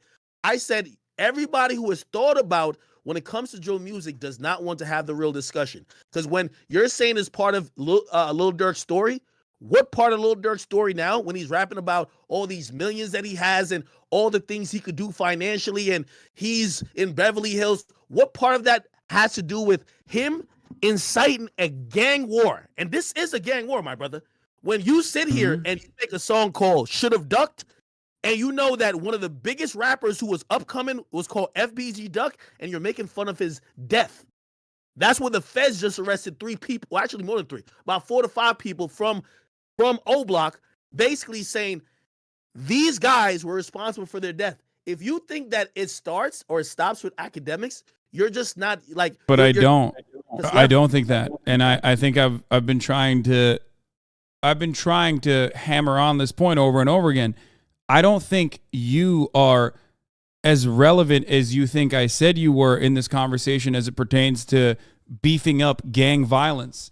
In the video itself, I have talked about how it was unhelpful, and you recognize that as well, okay? But ultimately, the real relevant component with respect to violence is always going to be material conditions. That is the larger overarching issue, and I think that you and I probably agree on that as well.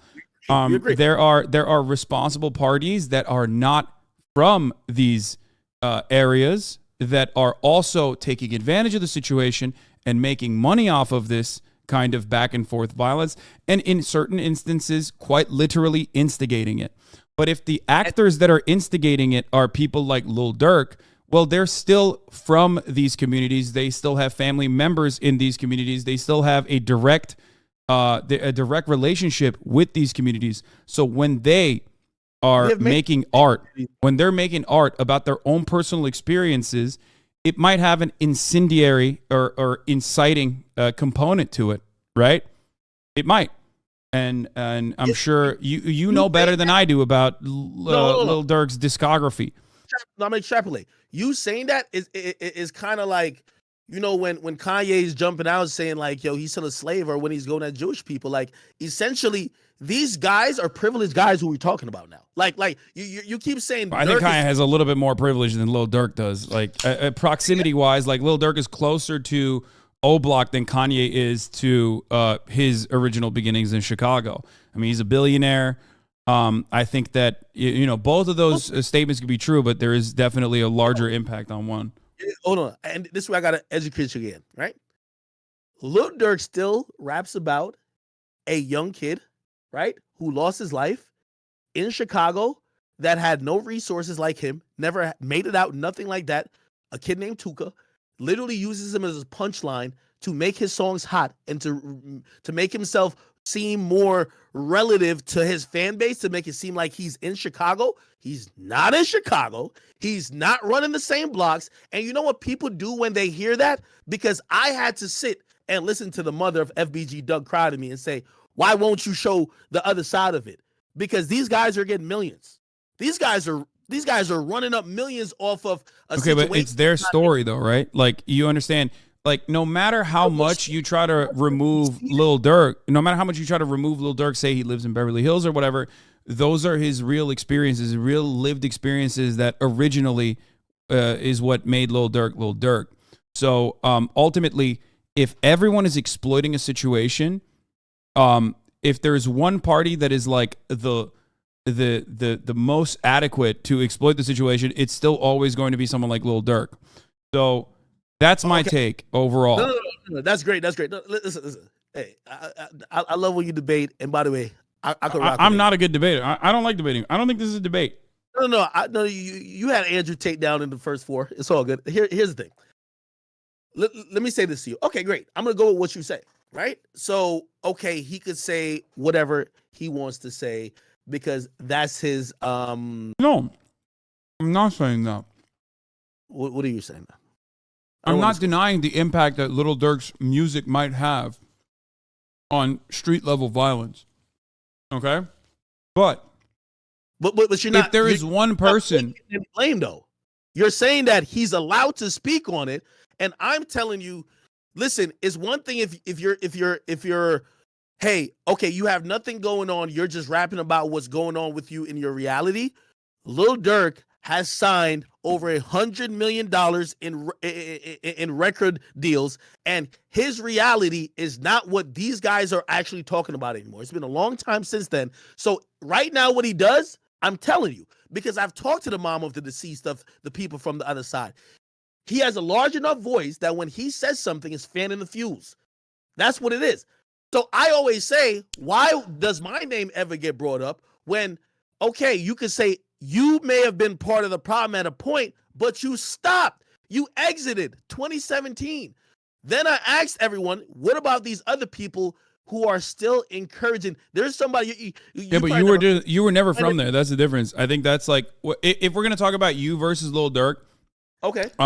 Covering this sort of stuff, like he's making art. He is telling his story versus you're just covering it. If I think that like there is moral culpability there, I would still put you in a worse position overall than someone who is just basically rapping about their own personal experiences while making art. But obviously still nowhere near as bad as like record labels who also prod and poke and make the situation worse overall, especially because dead or alive, they're still going to profit. Wait, but I've watched your extensive commentary about what's going on in Ukraine and other places. You're not from there. Why do you choose to? Because you're using a very amateur tactics of like what the actual rappers say, because they're usually saying, well, this is like, hey, because I'm a commentator and so are you, right? Yeah. When I'm talking about, do you comment on other things going on in other countries or other? Where are you from, by the way? I'm from Turkey. I grew up in Turkey. Okay. Do you comment on things going on outside of that? Yeah, of course. And I live in America now, and I don't exclusively talk about what's going on in America. I talk about larger narratives. I'm not from Chicago. I've never been to Chicago. I talk about white supremacy. I'm a white person. I'm not a black person, obviously. And yes, I do talk about things that are happening, but my coverage oftentimes is not going to incite further anger. Usually, I try to avoid that. That's precisely what I'm saying here. But again,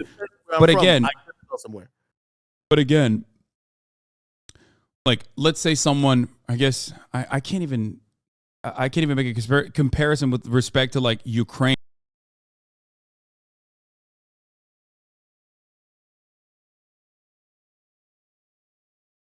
Okay.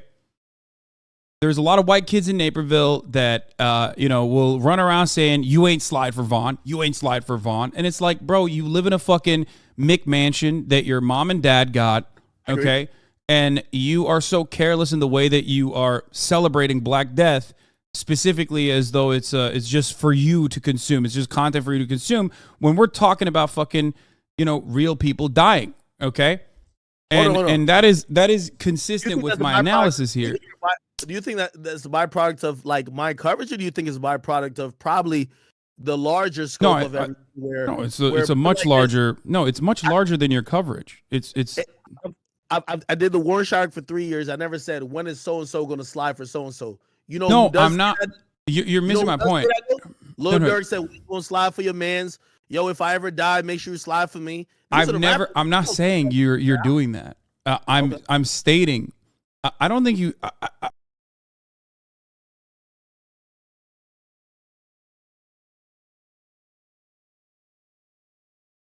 Ability in comparison to you versus Lil Durk, then that's a different conversation. But if we're going to talk about like the larger systemic problems, then of course you are nowhere near as relevant in the field of battle or in the way that people live every day, and their everyday experiences in comparison to like even what record labels are doing. The "you ain't slide for Vaughn" shit that a random white kid from Naperville says is just a further extension of the way that I think record labels profit off of, black violence and black bodies in the streets. I think that it's not good, and there are way larger people. There are way larger faulty actors here than you or Adam 22. Or if you're going to talk about people that are sharing their own personal experiences, like the rappers themselves.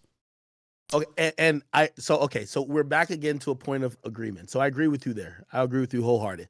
I get.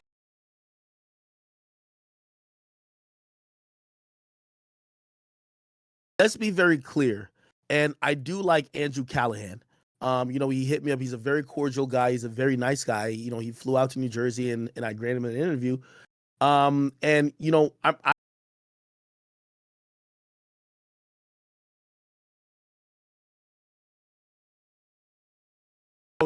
This is where I was saying to you, right?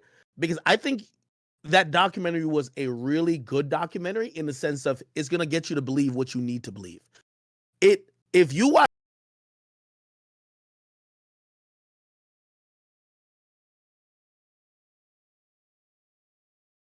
is fucked up during these situations, and it's fucked up other people are taking advantage of these situations. You don't actually realize and understand the actual, people who are within these environments and just the crime in general. That if you're gonna do a documentary about Chicago, why we have to the first place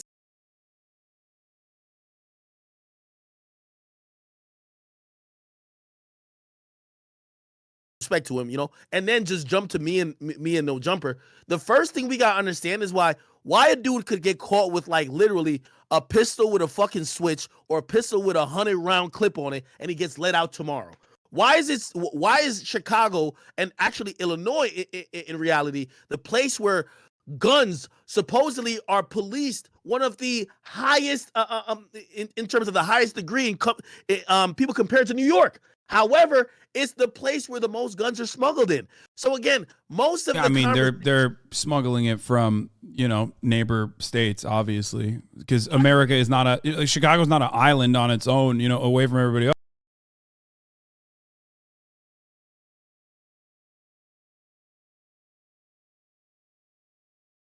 Crime that's happening there that has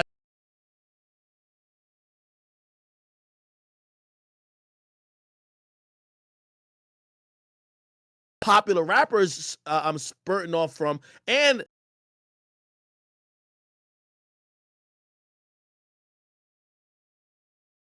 matters when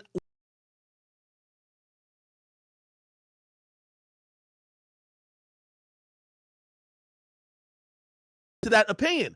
But I mentioned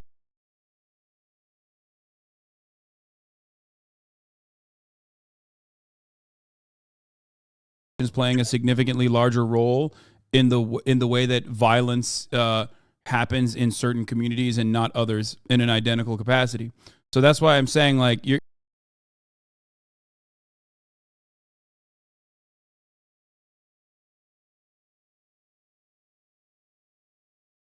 far more impactful factors at play that I routinely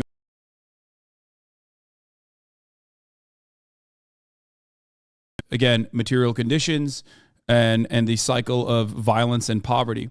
Poverty bred violence. And that could be true. I will just say, and this was my take, right? So again, I feel like we're agreeing again.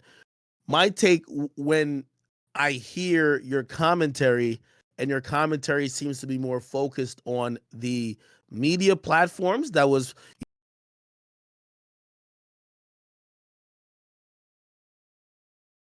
may seem like you're absolving other more important structures when, if say you talked about it for 10 minutes, I watched the whole clip, I'm playing basketball and I'm listening to you. I listen to you a lot, brother. And I was just like, you kind of skimmed over like all the real societal problems that's going into this. And you're like, yo, not gonna lie. I think you even referred to like, yo, these guys are doing like, they're like pieces of shit for it. You know what I mean? And I could be wrong about that. I could be wrong about the exact terming, but you made it seem like we were the biggest culprits of, maybe not, again, causing all this stuff, but taking advantage of it. And in reality, I've always said, and I'm not going to use this point against you because you've just brought it up in your defense. Me and Adam even talked about this. Again,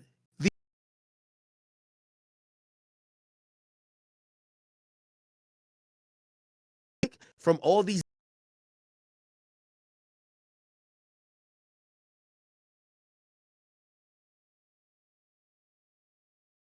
owners,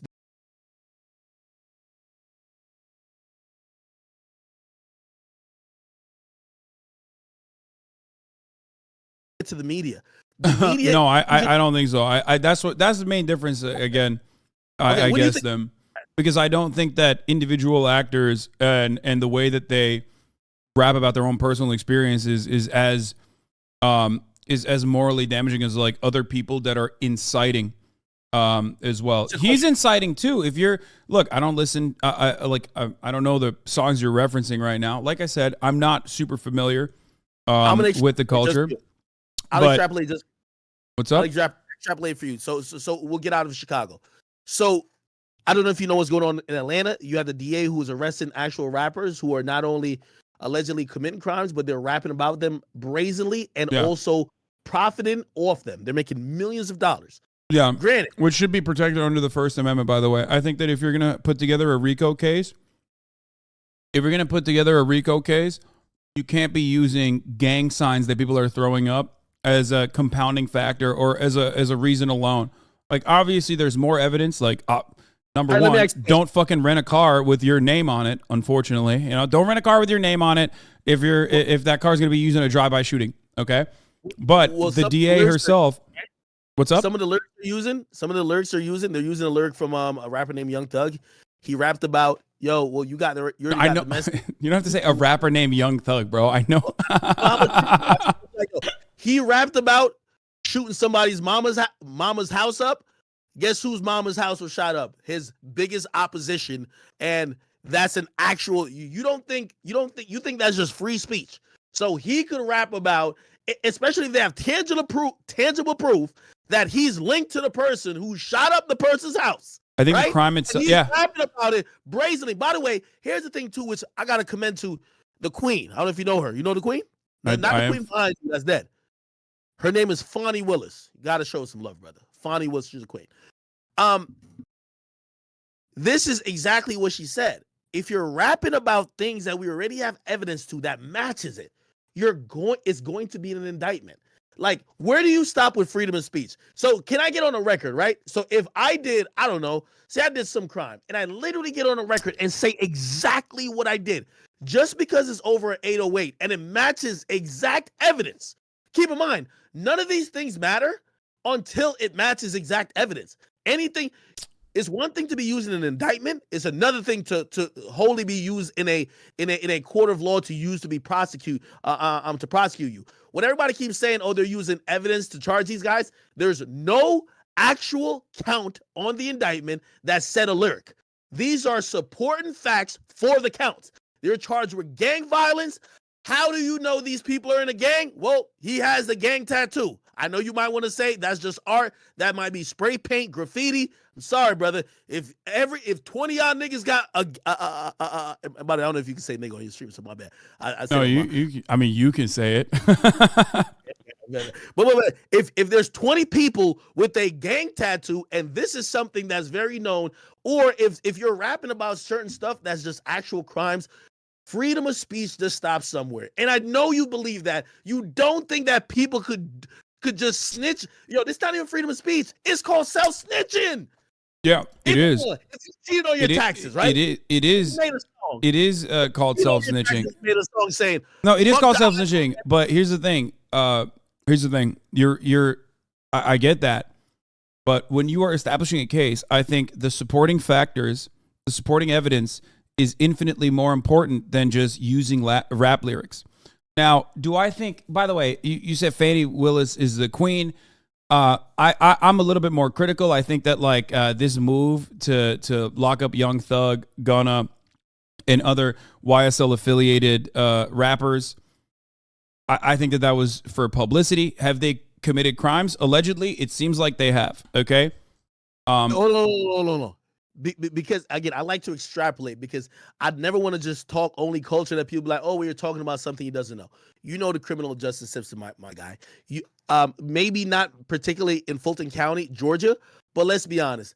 Bonnie Willis isn't listening to an album and be like, yo, indictment. You know this is no. I understand, but they're using, but it's a dangerous precedent to set when you're using rap lyrics specifically to tie in other people in a RICO charge, right? Because if you're looking at racketeering and you're saying this is now considered organized crime, if you're saying like YSL is now considered organized crime, is an organized criminal component, I think that does set a dangerous precedent because of the way that rap music is usually just a reflection of people's realities about what they're talking about. All of a sudden, you throw up a gang sign, or all of a sudden you're saying like you're from a particular gang. You might not have actually done anything wrong, but you're just simply saying you're in a gang. But now, if you've rapped about it, you are literally you're literally culpable. And I think that is an unfair way to over prosecute black people when there is already a problem with white supremacy within the criminal justice system. This does not absolve Young Thug and his criminal actions originally, or his continued potential involvement in criminal actions. But I think Gunna is a great example, I would say. I mean, you're locking people up for things that they may have done in the past, and your association in that overarching case is specifically that they were part of the record label, that they were, throwing up signs. Like I think that's a silly way to do it. Free Gunna is what I'm saying. Hold on. No, well, first of all, you see, I hate to argue on the opposite side of this, but I'm just arguing on the point of facts. I mean, you did call the DA a queen, so. Nah, the DA. Hey, listen. If you understand, especially and you ask anybody who really live in Atlanta, crime over the last 5 to 7 years has gotten out of control. It's. I don't want to say there's some loose correlation with rap there. Oh, come on. Yeah. Now that Young Thug is in jail, I'm sure that crime has been solved. Like, come on, that has nothing to do with that. It's poverty. Poverty is what causing people to fucking rob other people. Anybody who lives in Atlanta, if they will actually be honest, right? They don't have to just admit it publicly. Admit it to themselves. The problem in Atlanta is a bunch of rappers who call themselves gangsta has got mad money, mad resources, and think they're above the law. That's the fact. Crime over the years have gotten worse because these guys think they're operating without impunity. Wait, you think the crime rate in Atlanta has something to do with rappers individually acting with impunity? I don't agree with that. I think when we talk about crime, it's such a larger problem. It's such a larger problem than individual rappers. It's the only problem. But trust me, them niggas in Atlanta, they're thinking there is no repercussion for how they're moving. You know why this RICO was dropped? they're shooting cops. Every black person or any criminal or anybody who does anything will know, you start shooting cops, they're coming after you. These dudes are getting so emboldened, they're shooting police officers. Of course RICOs are going to come down. If they were only killing people in their inner cities, we've seen. Look at Chicago. You don't see they popped YSL affiliates for not shooting at cops, but for shooting, other members of their community, like ops. Cleveland Avenue is one of the worst parts of Atlanta. Bro, am I wrong? Wait, maybe I'm wrong. Maybe you know more. Wait, did they actually catch anyone that was a YSL affiliate for shooting at cops, or was it just other rival rappers and gang members? That's why the RICO came down. I could Google it now for you. Hold on, I want to make sure you get the cop name right. They injured a cop, right? So if anyone doesn't know, first of all, this DA also is trying to get Trump for election fraud shit. Okay, yeah, so I agree with that. That's good. She should focus on that more. So she's not just trying to, like, by the way, she's black. She's not just trying to just get niggas. I know. She thinks she's staying on a moral high horse. And by the way, I think she's trying to do the Kamala Harris move. She's trying to use this position to get to another position, hopefully to get to politics. Here's the problem that happened. There was a guy whose name is Nut. Okay, he got killed, and before this DA got in the position she got in, she swore to the family, "I'm going to solve that murder." That murder is the quintessential core of this whole YSL indictment. By the way, there's another gang indicted called YFN. Both of their beefs is centered about this one individual that she promised that, "Mom, I'm going to solve that murder." Okay, let's put that to the side. She locked up one group, right? Which was the group of that allegedly was cool with the people that she was going to solve the murder for. But whatever. Then a cop gets shot. He didn't die. And you will see they realize the guy who allegedly did the shooting is part of this quote-unquote YSL and been shooting mad people. So you know what they did? And she did a bold move because people weren't using these gang charges. Because this is how they file RICOs in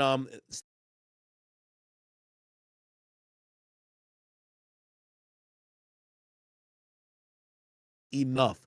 Everybody was getting on Atlanta. Atlanta was never, the crime rate has tripled over the last couple of years.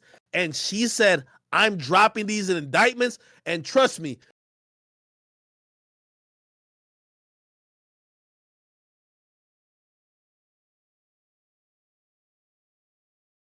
and you got it thanks to the Queen Fonnie Willis. Sorry. Hey, listen, I know you want to defend these communities, but trust me, it would be someone like me or a family member of mine that would live in these communities. We're not jacking the dudes who's just shooting up indiscriminately. Once you start shooting a cop, there is no type. Once you're shooting cops, you don't care nothing about the community. Okay, first of all, some might say that cops are the most violent gang in the way that they deal with these sorts of communities, but that's not the point here. Obviously, they're a part of that. Obviously, they're still very much a part of that system, so that they will get additional protection and a lack of scrutiny when they engage in violent behavior, specifically towards black communities. But like I've mentioned time and time again, and I don't know enough about Atlanta in particular, but I will say that I doubt that the individual actions of rappers themselves is responsible for the Atlanta crime rate, especially because this name that you guys could Google at a later time. The police officer's name is David Rogers. Okay, he was shot 4 times in the shoulder. He was shot 6 times while trying to arrest a young Slime Life gang member, according to the warrants. That's what you're looking at, right? Yeah. That's what you're talking about. Yeah, you're talking about one individual act of violence against the cop, and I'm saying that yes, the system comes down to protect.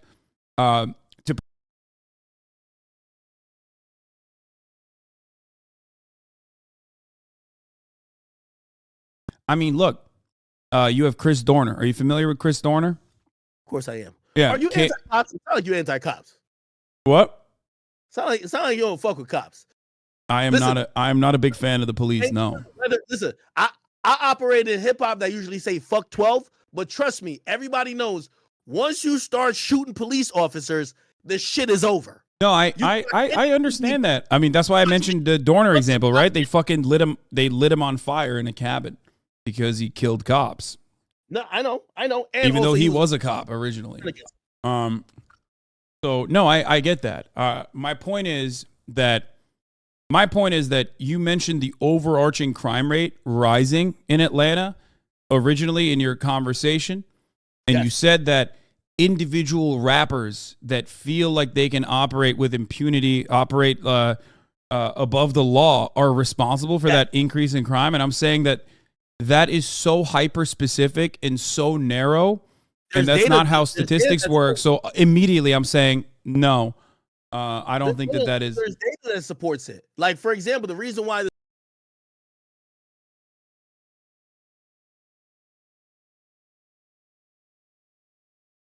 for murders, they're realizing like, yo, hey, listen, these guys are tied in with some of these artists or people with money that are allowing and affording them the opportunity.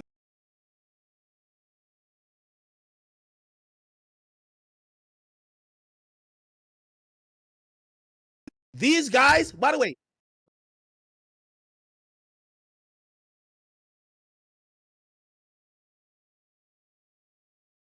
okay, great. Okay, but like even before drill music or even before rap, before YSL, was there no crime in Atlanta? Was there no violent crime in Atlanta? Were no cops ever killed in Atlanta or Chicago?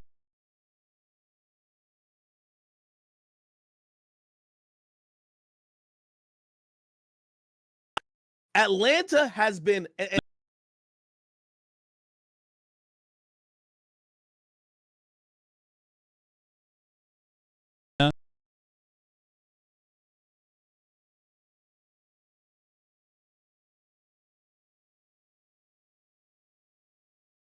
Look at the crime rate of Atlanta. I'm telling you, we could Google it right now together.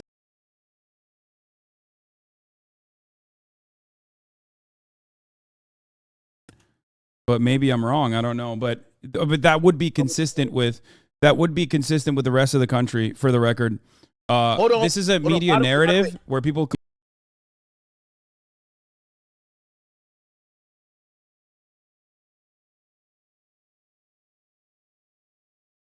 Up. This is the cops. This is their own numbers.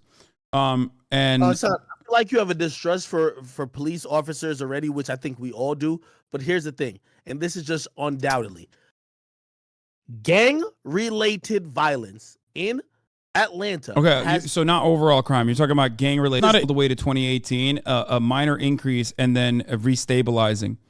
No, but hear what I'm saying, Hasan. Like, for example, right now, the place that everybody's trying to Philadelphia, he's even said we have to chill out, we have to stop. There's an irrational increase that is due to just like not only gang violence, but also some people believing that the music that they see is relevant and the artists that they see is relevant are also promoting this type of music. But I understand you want to just extrapolate it to be like, oh, that's just the natural trend. Listen, if the people in these communities, and this is what I'm saying, you're looking for shallow. No, but you said crime increased, but it has decreased, is what I'm saying, and I think that's important. In Atlanta? Yeah. In Philadelphia? What areas? In what areas then? Because again, put like overall, this, things that happen in America that we as Black Americans, we could tell when it's affecting our communities. You said I was talking about Andrew Tate and I rolled him, right? Remember? Because one of the main components in that conversation was his over-reliance on anecdotes over empirical evidence. Now, we have a tendency to be biased in the way that we interpret things, right? And the media is very good at cutting a narrative. They're very good at cutting a narrative that like crime is on the rise, crime is exploding.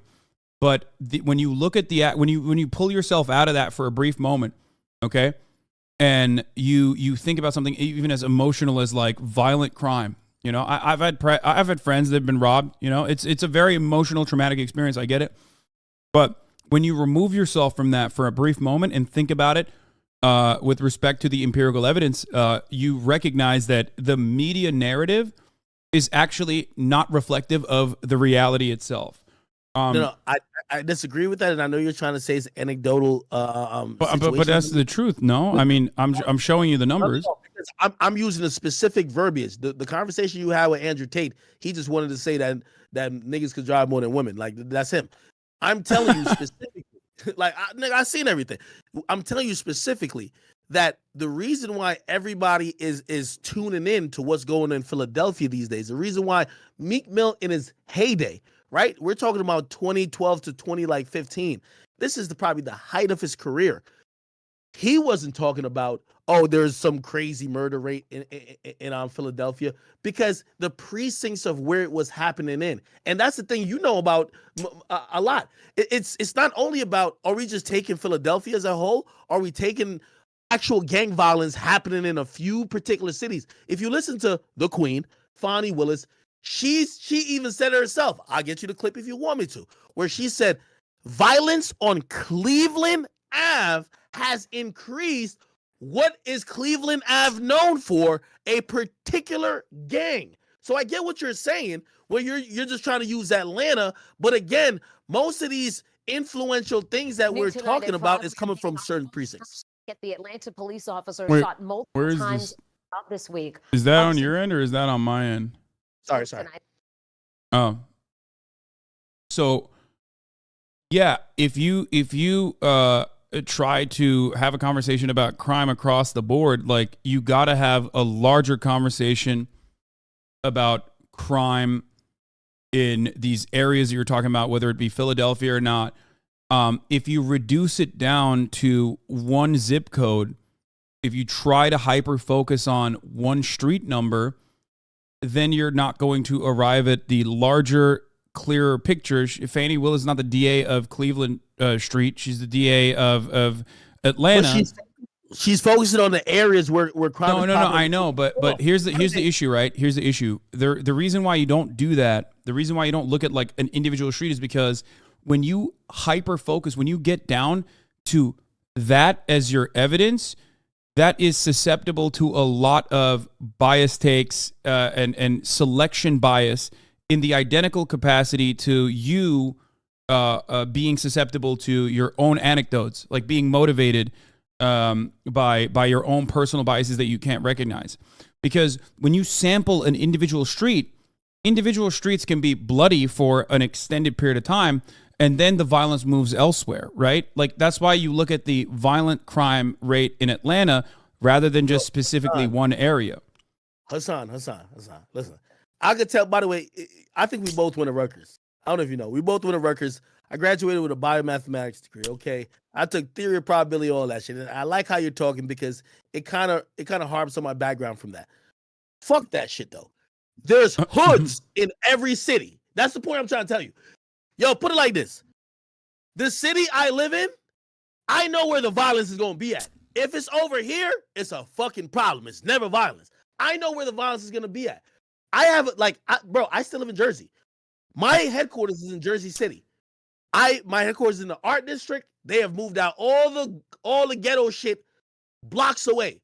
There's usually not crime where my headquarters is at. I know exactly where it's going to be. So I know you're like, yo, oh no, the violence, you're acting like it's like Casper. Like, oh no, the ghost might pop up here, then there, then there, then there. We just got to look at it though. No, everybody know where the real, yo, let me ask you a question. If I had to smaller, hyper specific, localized, selected slivers of crime are susceptible to be cherry picked, though. That's my point. And that's why you look at the broader crime rate.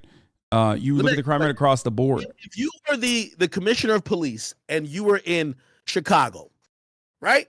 Granted, every time when you have one of these meetings and you know your lieutenant or whoever is telling you, yo, this is what they're doing in South Side Chicago. Historically, where all the niggas is at, historically, the most violent part, are you going to be like, no, just spread out equally. I want a lot of y'all over by like Peoria. I need like you guys on the outskirts. Or are you going to say, if we got 1,500 cops, put 1,000 cops in Southside Chicago, because that's where they're giving it up. Brother, you not racist. By the way, you're quite literally describing why police operate as an occupying force in these sorts of communities, because of that contentious relationship. Police are there to protect and serve. They should be in every neighborhood, and police are not supposed to be the ones solving crime, as they don't actually solve crime, for the record. They don't do a really good job of solving crime at all. So crime, if you and I both understand that crime is not manifesting as a consequence of like, you know, black people living in a specific area, right? I don't think you meant that. And instead a product of material conditions, right? Then the solution to crime is not about over-policing black neighborhoods, especially considering that black neighborhoods have been over-policed. Chicago's a really good example of this. I'm glad you brought up Chicago once again. So there was a plot of land in the south side of Chicago that was supposed to be sold. And the mayor at the time, Rahm Emanuel, wanted to turn around and turn this into a police academy. But what the community actually wanted was for that plot of land to be sold so that they could get more funding for their school system. CPS is incredibly underfunded. Time and time again, studies have shown that after school programs and basketball leagues and things of that nature have led to an immediate and recognizable drop in crime, specifically in the neighborhoods that they implement these sorts of programs. So why the fuck do these rich white people still continue to avoid that reality and try to over-police black communities? That's not the way you actually solve crime. If you want to solve crime, I want to solve crime. I don't want crime, right? You don't want it either. Then do the right things, right? That's what you're supposed to do. You're supposed to actually tackle the problem. True though, Hasan, come on, yo, Hasan, like, yo, Hasan, put like this, yo, like, I know you're so intellectually, like, you know, advanced that you understand that. By the way, we're not even disagreeing. It's like you're trying to say, no, all you guys got to do is give them more resources and back out the cops. What? Yo, you back out the cops in Southside Chicago and you get them more resources? Yeah, it's gonna be more deaths. You can't believe that. Hey, listen, that might be I don't believe that. No, that's a long-term perspective to say, hey, listen, this is a real reason why crime is happening, which I agree. Usually anywhere where crime is happening is because they are underserved with resources and they don't have I didn't say airdrop Dracos in a fucking O block and leave the cops. I meant like resources like school programs that I just mentioned, social safety nets. Why would you take the police out? So listen, in Chicago, you talk to anybody who's on, like, you know, you got to talk to like an extra, like, killer or street dude. They're going to be like, yo, they feel they have to have a gun. Everybody's rolling around with illegal guns. And you're trying to say, let's bring the cops out of there. Just bring some more YMCAs and basketball courts and they're going to get along. What? I unironically do believe that over-policing, which has increased over the course of the past 50 fucking years and has, I mean, obviously the overarching crime rate has dropped regardless of wherever you go, but over-policing has not been a solution to the crime in Chicago. So why not try something a little bit different? I'm not saying don't have a single cop in Chicago.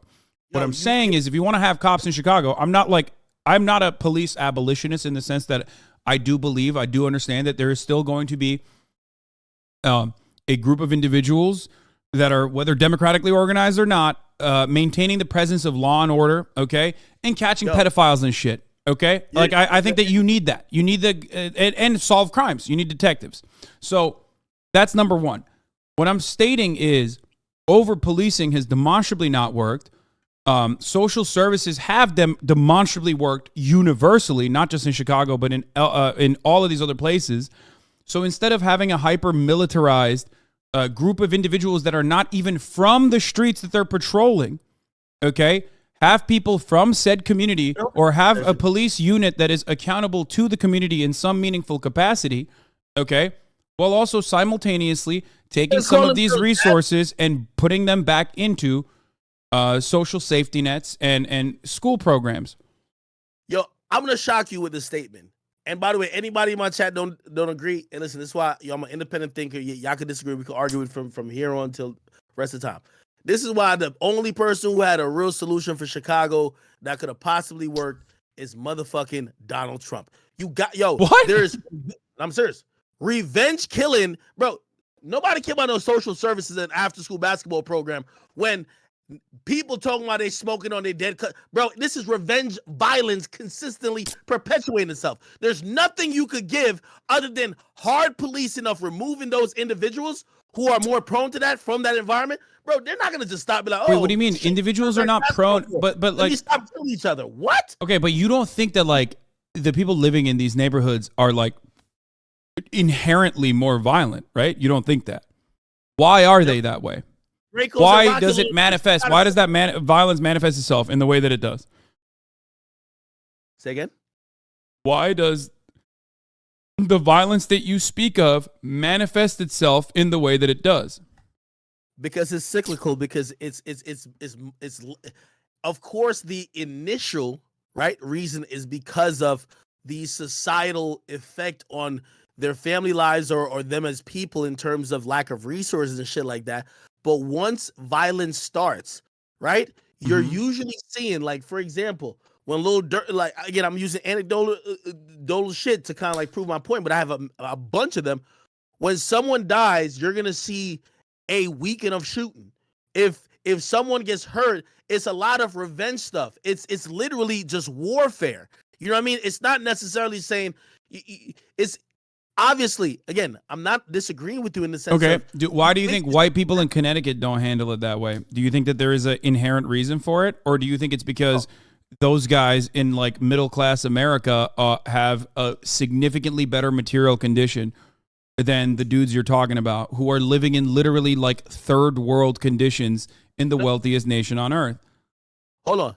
Let me tell you this. If white dudes in Connecticut, if you give me about 30 of them, and all of their brothers or sisters was a victim of gun violence, maybe half of them would be like, you know what, I'm going to seek therapy. I'm going to try to, move on from this. The other them, they're picking up a stick, bro. They're going to have some you literally you misunderstood my point. My point is if you're in a better position overall, if you are subjected to better material conditions overall, you're not going to find yourself in a cycle of violence anyway. So when I talk about it, I talk about literally fixing the material conditions because I want the underlying problem to go away. Okay, but how do you stop the cycle of violence? Okay, so you build the best infrastructure. I never said there should be no police whatsoever, by the way. I do understand that if someone commits a crime, yes, the police should go in there, stop it, make sure that the person is no longer committing crime. I understand that. That's like pretty basic stuff. I don't know, like, I look at the crime stats when it comes to like, places like Cook County and compared to other places. The amount of gun violence that police supposedly have to respond to or properly investigate, they have given up. Especially even after, remember what happened in Baltimore when people just... Great, I'm glad we're giving them billions of fucking dollars, so they're just like, yeah, fuck it, like we're giving up. No. Hold on, okay, They need more money, I think. No, I'm with you on that. But you're saying less police when we have also demonized the police for doing what they need to do to stop it. No, they're not doing what they need to do to stop it. Like Derek Chauvin wasn't doing what he needed to do to stop George Floyd, right? You understand that. You agree with me on that, I hope. Got to do is shooting up the block or doing gang violence like how most of them niggas in Chicago is doing, bro. But they're not doing that. Look, if you're a hammer, everything looks like a nail, and cops are a fucking hammer. They are dealt with a problem that they are incapable of solving. No, I'll give you that point. We do need better cops, and I don't want to sit here and act like I'm saying every cop is perfect. My whole point is that, listen, I'm with you, and I think there's a lot of moments and points of agreement. Like I'm saying, yo, you're right. Like we do need the better infrastructure and all these other things to stop the cycle because you're right. People in Connecticut, they're not doing that. But we also have to be very aggressive and very intentional in the approach to let people know that, hey, listen, violence can't beget more violence because that's what I realized. I agree. That's why cops are a terrible fucking method of solving violence. So how do you stop more violence when people are moving off road? But you just said violence doesn't beget more violence, and now you're saying cops are the only way to stop violence. No. You and I are in agreement. Cops are a violent force. No, because Hasan, somebody kills your brother, you're picking up a gun. Maybe. Or you're more likely to. Especially if you have nothing to live for or that's a way of life, you're probably going to do it. What I'm trying to say is that you have to stop the cycle even if you improve the conditions. Because put it like this, when these people are talking to me, they're saying this, like that group or that gang killed my cousin. I don't give a fuck what they did. Bro, it's the same thing with war. We watch war on a... Oh my God. Okay. I have a quick question for you, right? Let's say in your younger days, Would you ever throw hands? Like if someone, try to fuck with you? I would if it came to Okay. You probably won't do that right now, would you? Depend on And what I'm not level- saying this to be like, oh, you're a pussy or anything. There's a larger point here. It depends on what level, but also if I could avoid it, of course I would not. Because I have a lot more things going on. Exactly. That's my point. You have way too much to fucking lose for getting into a dumbass scuffle. And if people have more to lose, then they're less likely to act in violent ways. But if you have no fucking future prospects, if your school system is completely fundamentally broken, the teachers don't want to fucking be there, you're still working on like textbooks that are from 1957, okay? And you see so much violence happening as a consequence in every fucking facet of your life. And you're like, what the fuck am I supposed to do? Of course I'm going to pick up a gun and go and do whatever the fuck I can to survive. Okay, like that's the point. And if you're born into that environment, it is very difficult to get out of it. And the only way to actually get out of it is to make sure that you have something to lose, to make sure that you have a future prospect, to make sure that these kids are being educated, to make sure that they have shit to fucking do. Here's the biggest thing, though. You see, education won't do it. The majority of these people, and this is why the feds, which they've rarely ever really fucked with Chicago like that, unless it's super drug stuff, they went into O-Block. And what O-Block is a low-income housing option. And whatever you're saying with that, by the way, at least I know in Jersey, I don't know if you still live in Jersey, but No, if you I live in Los Angeles. Okay, if you build a high rise, if you build anything, usually they require you have some option for people of low income housing. Yeah, those policies, unfortunately, do not meet the demands of the market, though. But yes, I'm familiar. They do it in New York, too. But hold on. When you have inherently a bunch of people who are living in low income housing, despite the opportunity, they're more prone to just be at risk of throwing it all away just off a petty disagreement. You're living pretty good. You're going to think about it 5 times. So would I. But these people, you're living in O-Block, and this is what we're talking about. We're not talking about people who are living in mansions. Like, I don't think, But that's why I said raise the fucking minimum entry level for existence for all Americans. We have the wealth to be able to do so. We're the wealthiest nation on earth. And you still got motherfuckers living in Alabama, specifically in black neighborhoods with no working sewage system. Like, that's disrespectful as fuck. That's completely ridiculous. You literally still have plantations in Angola. The Louisiana State Penitentiary operates like a fucking plantation. It's named after a plantation. Like, this is not a mistake. This is why I get so fucking mad whenever people try to deny white supremacy's permanent fucking institutional power in American development.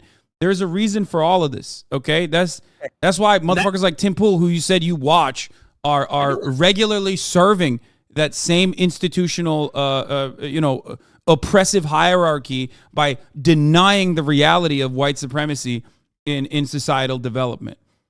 Okay. So then I ask you, right? Because, and by the way, I like watching both of y'all because I think y'all are rational, and I see a lot of He is not rational. He is not even remotely rational. But anyway, let's. Okay. All right. So when you're also kind of borderline teetering on what would most people say is socialism, my guy. Like, wait, what? Let me tell you something about myself then. Yeah. I don't give a shit. I don't think that the capitalist organization of the economy is adequate. We don't need to have that conversation. But wait, yes. No. It's no way you believe in that. Hey, listen, I'm one of the biggest pocket watchers ever known to man. Like, I've already summed you up in what you make. And I sum up rappers, I sum up entertainers. Salute to my guy Kai. I just did a whole little rap sheet of his thing. Socialism is not a poverty cult. You don't have to be poor to be socialist, even though you can still advocate for those who are less fortunate than you. Russell Brand once famously said, the majority of your luxuries just to improve the lives of other people who may not be trying or working hard. That's not socialism. That is a bastardized American interpretation of socialism. Russell Brand once famously said, when I was poor and I advocated for socialism, they said I was jealous of the wealthy's success. Now I'm wealthy and I advocate for socialism, and they say I'm a hypocrite. Turns out they just don't want me advocating for socialism. They don't want me speaking out I'ma on tell you behalf of the why- working class. And that is I'll the tell you truth. why they're gonna say you're a hypocrite. They're gonna say you're a hypocrite because Yeah, no, they say it all the time. I don't give a shit. even if there isn't an overarching or some type of like policy that could just like advocate or just gonna make this happen, you have acquired a lot of wealth. Why don't you start distributing your wealth? I Try do, to- but socialism is not about wealth distribution, even though I do that. But socialism is not about wealth distribution. Again, like I said, it's that's a misunderstanding. And people also have fucking, a lot of dummies have actually canceled me over fucking buying a house and shit because they're stupid. But socialism is at its very roots about making sure that you earn what you fucking make. Okay? Hold on. You would move 5 niggas from Skid Row in that beautiful house. I've seen it on Google. You know you would not do it. And socialism would not be proud. Wait, what? That's not social. Wait, what the fuck? That's... Yeah, of course I wouldn't do that because that has nothing to do with socialism. Why would I fucking do that? I can't individually solve problems.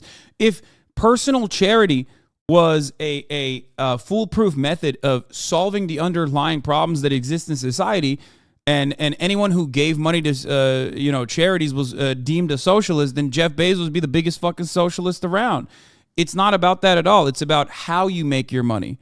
Do you have capital? Do you or it's more so about earning a larger percentage of earning a larger percentage of the wages that you are creating for the company that you work for. That's what socialism is about. It's about getting the adequate pay and autonomy that you have in your life. I would be down to give away, the majority of my resources that I've acquired by working so hard if I seen Hasan do it first. If you were like, yo, listen, man. I'm Okay, well, you should start then. Because and I saw you with a nice, a nice tent that you were kicking it with, with like, like just one of those little fans with the battery. And I'm like, yo, if he's doing that, maybe I should sell my okay, Lamborghini. but you're missing the point because I don't want anyone to be living inside of tents.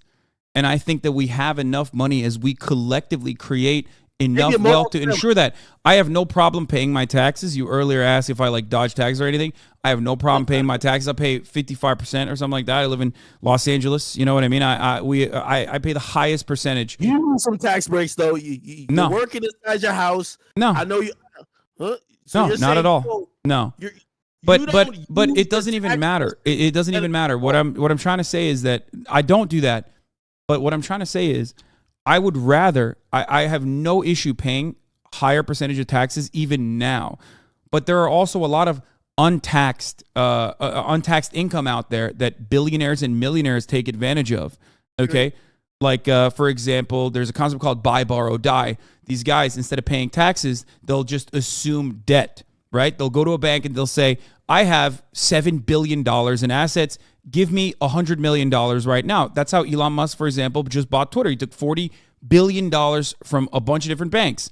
So he took that as a loan. Now all he needs to do is pay off the incredibly tiny interest rate on that loan on this wonderful financial package that they afford him that they would never afford to the random Joe Schmo when you try to get a fucking loan.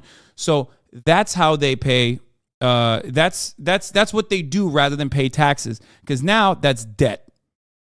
Okay, but now he has debt that he can use against all the taxes that he has to pay. Well, it's called buy, borrow, die. No, and I believe you on that. So that's where I would ask you.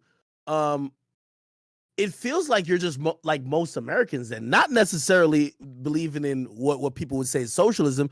You just believe that the richest people of this country should actually not be allowed to weasel and squeeze themselves out of not paying what's. Yeah, if Jeff Bezos paid my tax percentage, we would have like 90% of the problems would be fucking diminished. Okay, but no one does that. No one even in my financial predicament even does that, except for like, I guess, Twitch streamers that I do know that don't give a shit and don't try to like shelter their assets or anything. But that's not even socialism. Socialism is about the means of production. Like when you make content on your own, right? You're your own boss, right? Have you ever worked a job under someone else though before you started doing this? Of course. Well, I mean, so my last job was at Verizon Wireless in Branchburg, New Jersey. Perfect. So you worked at Verizon, right? And you had no control over your own schedule. You had no control over your own life. You had no control over what you fucking wear. They made you wear those ugly ass red polo tees, right? It was so I worked at a corporate company, so it was Blackwood with the red Verizon letter. Okay, but regardless, like you had no meaningful control over your own life. Yes, socialism is about ensuring that you at least have somewhat of a say, democratizing the workplace, and have somewhat of a say and more autonomy over the profits that you're generating for the company. That's what socialism is about. It has nothing to do with like fucking, you know, I don't know, just being poor and living in a tent with a fan or anything like that. Yeah, it's so, and you know, I don't think anyone's a bad human in terms of saying that, oh no, people deserve to like be homeless, right? So like me intuitively believes that everyone should have some type of, especially when you're in the United States, which we've seen the extremes of wealth that we're like, well, shoot, maybe he could afford less than owning a fucking island. Everybody in fucking Skid Row could just have a place to like lay their head other than outside. I don't think no one thinks that. I then ask you though, in terms of meritocracy, do you believe that a lot of what you have been afforded in life, because I do, I believe that I've made sacrifices, I've worked harder, I've done the necessary things to try to get ahead. And I'm not gonna lie, this is one of the reasons I can't get down with that. Is like, yo, Robbie, like if I didn't really have to do shit to at least have a menial, decent life, and everybody else were gonna have a downgrade and nobody else was gonna have like all these great things, I'm like, fuck it, I'm not gonna do shit. No, I don't think I don't think meritocracy is real. I'll just tell you right now, I'm a profoundly successful individual, and I don't think meritocracy is real. I think it's a lie that they tell people, because we have no way of understanding whether a kid that was born in Oblak or a kid born in like fucking Mongolia has the capacity to achieve the same level of success that we did, because they were born in a fucking different spawn point. So I think that level of probability plays a gigantic role in people's developments, and things have gone right in your life, right? I'm not diminishing your hard work. I'm sure you work very hard. I work very hard. I fucking, I stream for 10 hours a day. I work a lot harder than some of my peers. Okay. But yeah, I've made sacrifices. I've worked very hard, but ultimately there's people who aren't as eloquent, who aren't as rational. And you could be like, oh no, this is a product of something else. But you are special in a sense because, okay, let's not think about the people who don't even have the opportunity to do what you're doing. Yeah, but they could.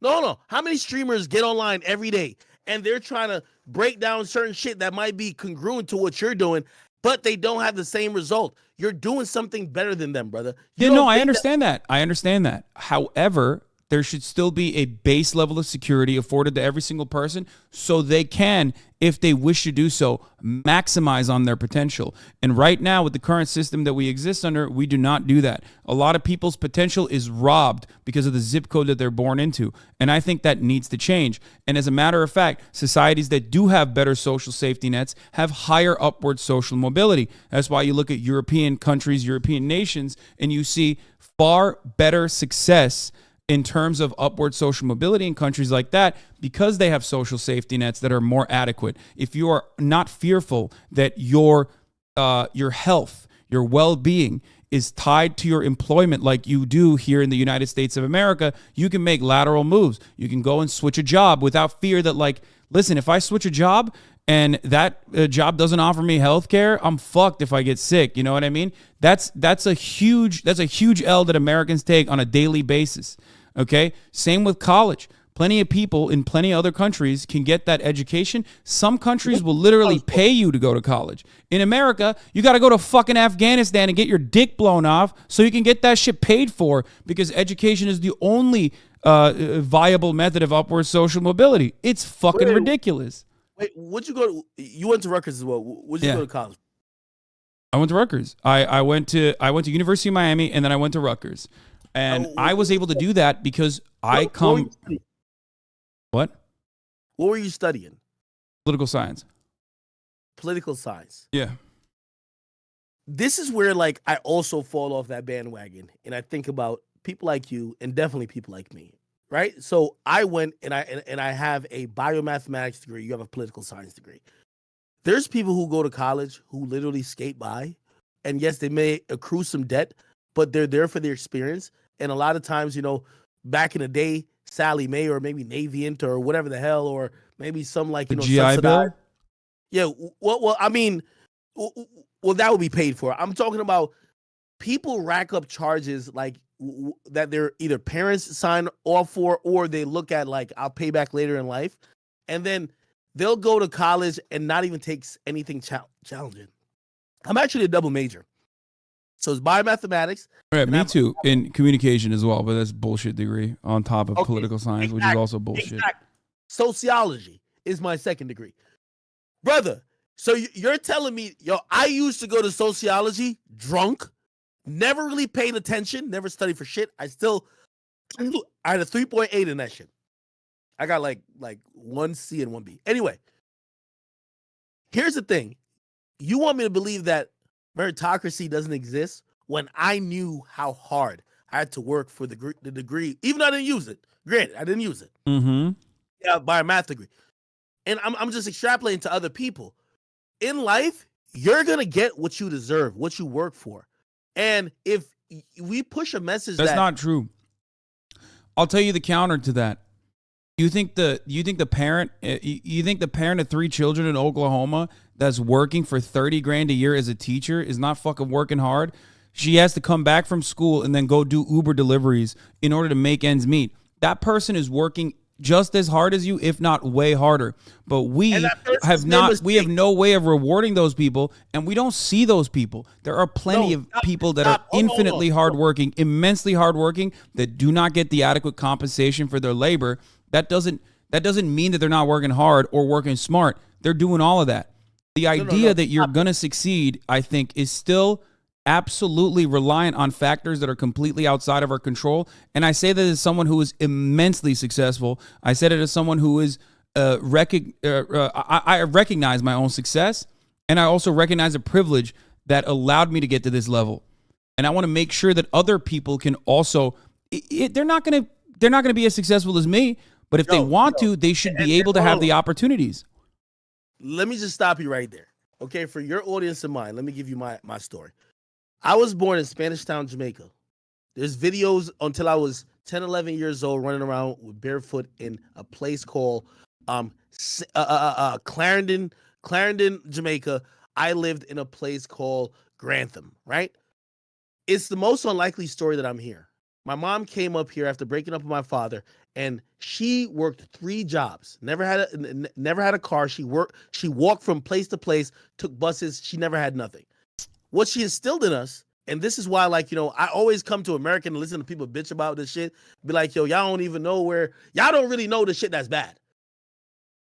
When she came over here, the reason why of course, the dream of being a doctor, everybody wanted to do, but the reason why I got a biomathematics degree is because I saw my mom work 3 jobs. Wait, how rich is your mom now? Well, I retired her. Okay, so she worked 3 jobs and barely made ends meet, but she worked really fucking hard, but she's not wealthy. So why do you think that there's such a concept as meritocracy then? It's opportunity, and it's what you put into it. Yes, You think she didn't put enough? Disadvantage. Hold on, she had a disadvantage.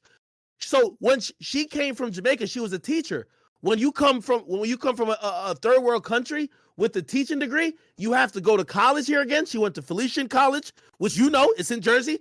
Then she went to Teachers College again. So she did what she was a teacher for damn near 10 years. She worked that hard, and yet she still didn't get millions of dollars. No, hold on. But hear what I'm trying to say, because again, that experience was her getting here.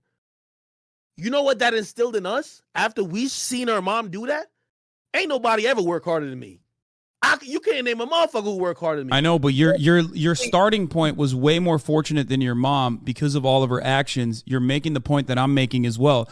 I wouldn't be in this position if it wasn't for my parents who worked hard, my parents who were relatively affluent when I was growing up, that afforded me the best education possible. Your starting point is based on your parents. For example, you know why my mom was in that and you have no control over that. That's my point. Yeah, that is literally my point. My point is, You have no control over your starting point, and that's a huge component. That's why there are plenty of studies conducted on this as well. Your zip code. I never said it's a fair race. I'm just saying. Yeah, it's not fair. Great. And I want to make it more fair, is what I'm saying. I'm not talking about the equality of outcome. I'm talking about the equality of equality of opportunity, which is a fundamental American right, right? If you don't make it, you have to push the ball forward for someone else. My mom could have never got to where she was coming from. She was battling for censorship half the time she was here. So she could have never really made it. Yeah, to we the should point we should fix that. We should fix that. That's a thing that I advocate for, by the way. No, and I agree as well. But what I'm trying to say is that the story of America, and when we act like, oh no, there is like a bunch of excuses that people can fall on. My bad, my monitor. Okay, bunch of excuses people can fall on. My mom brought the baton to a certain level, and it's the same thing. If your parents is from anything, granted, I feel like you're using survivor's remorse. Like, no, yeah, you're using survivor's bias. I don't have remorse. I'm happy. I love my life. I recognize my privilege. Okay, but I'm not like gonna apologize for it. I'm not like, oh my God, I'm so sorry. No, fuck that. I work hard every fucking day, and I'm very fortunate. But I recognize how fortunate I am, and I also recognize how unfortunate other people are. And I want to live in a fucking world where everyone, at the very least, has an equality of opportunity, true equality of opportunity. I'm not talking about equality of outcome. I'm not saying like, oh, you work this hard, I work that hard, everyone should get paid the same. I've never advocated for that whatsoever. I'm simply stating that at its core, there are plenty of people who are fucked over from the starting point. They just have bad RNG, and they have a bad starting point, and they have a bunch of horrible things that happen to them throughout their lives, which they cannot overcome. And I do think that the human condition is awesome, and they could potentially, if given different circumstances, a different set of circumstances, they could improve their living conditions. But there are a lot of rich people that don't want to allow that to happen because they've made it. They're like, fuck you, I got mine. I'm going to kick the fucking ladder down behind myself. Your mom could have been in a way better situation overall if there was a better transitioning program from Jamaica to the United States of America. If she didn't have to struggle, she never should have worked 3 fucking jobs. I think that, and she should have always been able to make a living wage across the board regardless. Yeah, I agree with that, but I'm gonna call you your bullshit here. Listen, I'm going to ask you a question. You're probably going to deny it, but I know intuitively you believe in nepotism. Wait, let's hear it. You absolutely believe in nepotism, correct? What do you mean, believe in nepotism? No, I think that nepotism is only a problem because of the current system that we exist under. That's the only fucking way that we can actually get a job. Like, after college, I went in to apply. I graduated with a 3.85, right? Double major. You're supposed to be able to get in at least to like get in the door at any of these fucking companies or any of these to get an interview. No, all that was afforded to me was fucking selling insurance. Okay, that's all I had. It was available to me. I went in and I did all these fucking I did all these interviews, and it was all about selling life insurance to my fucking friends and family. Okay, I am a beneficiary of nepotism that still also plays a role into the privilege that I have. I went in and I worked for my uncle. He had a 26-person startup called the Young Turks. I'm sure you've seen it. I'm sure you've seen their videos, right? They didn't have anyone working doing biz dev shit at the time. I didn't know anything, but I was a go-getter. I was hungry and I didn't have any money. So I was like, fuck it. This is the only job I can have. And maybe I can develop like a larger media role eventually. Okay? This is something that I admit all the fucking time. But obviously, I want to make sure that every other person at least doesn't even have to fucking rely on family members so that they can truly unlock their potential. And this is where, I'm going to quote your arch enemy, which, you know what I mean? My arch enemy? Who's my arch enemy? I don't have any enemies. There are like irrelevant random people that... Like, come on, man, Andrew Tate. I'm going to quote him. This world we live in is player versus player. And what I mean by player versus player is like, number one, nepotism exists, right? Which means you're working hard for you and your family tree and your family line, and whatever resources you gain in this lifetime, you will probably pass on those privileges and luxuries to your offspring or somehow to your family who will be in a more privileged position. I don't think this world is PvP, honestly. I think that that's capitalist dogma is what I call it. We think that we live in a cruel world where everyone is motivated by self-interest, sure, but there's so many collaborative components, whether it be your own family, whether it be your own community, whether it be your close friends, that play a significant role in societal development, and our education from the start has led us to think that it's a zero-sum game when it's never been a zero-sum game. It's always been done through cooperation. There has never been a single person that's ever succeeded without help from others. They might have unfairly or fairly compensated them for that labor, but individuals do not make champions, okay? They rely on the strength of others. And united, we achieve such profound accomplishments. No one's building a fucking skyscraper on their own. Okay, and by the way, I'm arguing a point that honestly is just like, for the benefit of people like me, like we want to believe you, but like, and by the way, we want that to be true, but we just know that's not true. Like in just how we grow up, like we obviously want, every human that gets born this year to have the same opportunity to make it in whatever realm, and it should be off of. Not only should they be entitled to a minimum level of living, but they should be able to achieve whatever they want to achieve based on their work ethic, this and third, within their lifetime. But that's just not true. And I think that's not true. And when it comes to like, put it like this, well, if you believe that, I would then I'm gonna throw a fastball at you, or maybe a curveball. Do you believe in reparations? Because I do, yeah, 100%. So you believe, what I mean? What, you don't believe in reparations? I'm not saying I necessarily do. I just can't see people giving it. I'm gonna be Wait, honest. You don't believe in reparations? No, it's not necessarily say I don't believe in it. I say I can't believe. I don't think that the people in power will ever concede to that. Yeah, but who cares? Who cares? Yeah, those guys are fucking assholes. I'm talking about you. It's you and me right now. We're having a conversation. Do you think reparations are fair or not? No, yeah, but I'm not. Also, no. The reason why I'm also not quick to jump to just saying that, because a lot of people use that as the excuse. Like, oh, okay, we should be awarded with certain shit. So, what I mean? Until it happens. I don't think it's an award, by the way. I don't think it's a reward. I think it's restitution. It is fair. It is just. It's robbery. Too crazy. Let's not do like.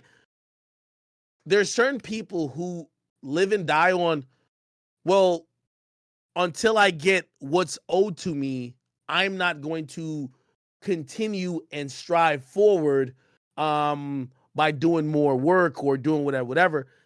In reality, you get left behind. You know what I mean? Because number one, like this is pretty much as tangible at this point as the motherfucking, as Bigfoot. Like, has there really been any substantial conversations that it's even going, like, I mean, it's we've seen certain things enter like, in terms of being a bill to like, give reparations, but it's nothing really ever tangible that came out of this. You know what I mean? It's really kind of all of. Well, America did give reparations. Do you know that? America actually did give reparations. Who? In the aftermath of the abolition of slavery, they gave it to slave owners. They lied to black people, and they said that black people would get reparations. That never happened, but they gave reparations to slave owners. That should tell you about what is just in this society, right? Okay, so and then we get to this. I talked to this person who, salute to him. He's a brilliant guy. His name is Tariq Nasheed. You ever heard of him? Maybe Tariq Nasheed. I'm very familiar with his work. Yes. You probably don't fuck with him either, right?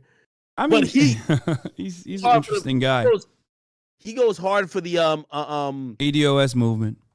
Yeah, the ADOS movement, and he believes in reparations. I think in the eyes of a white supremacist society, it doesn't matter if you're an immediate descendant of slave or not. I have a lot of African first generation friends that may even come here and assume that like racist white people or racist people in general are going to say, "Oh, well, you're an African migrant, so you're in a different situation." It's like, nope.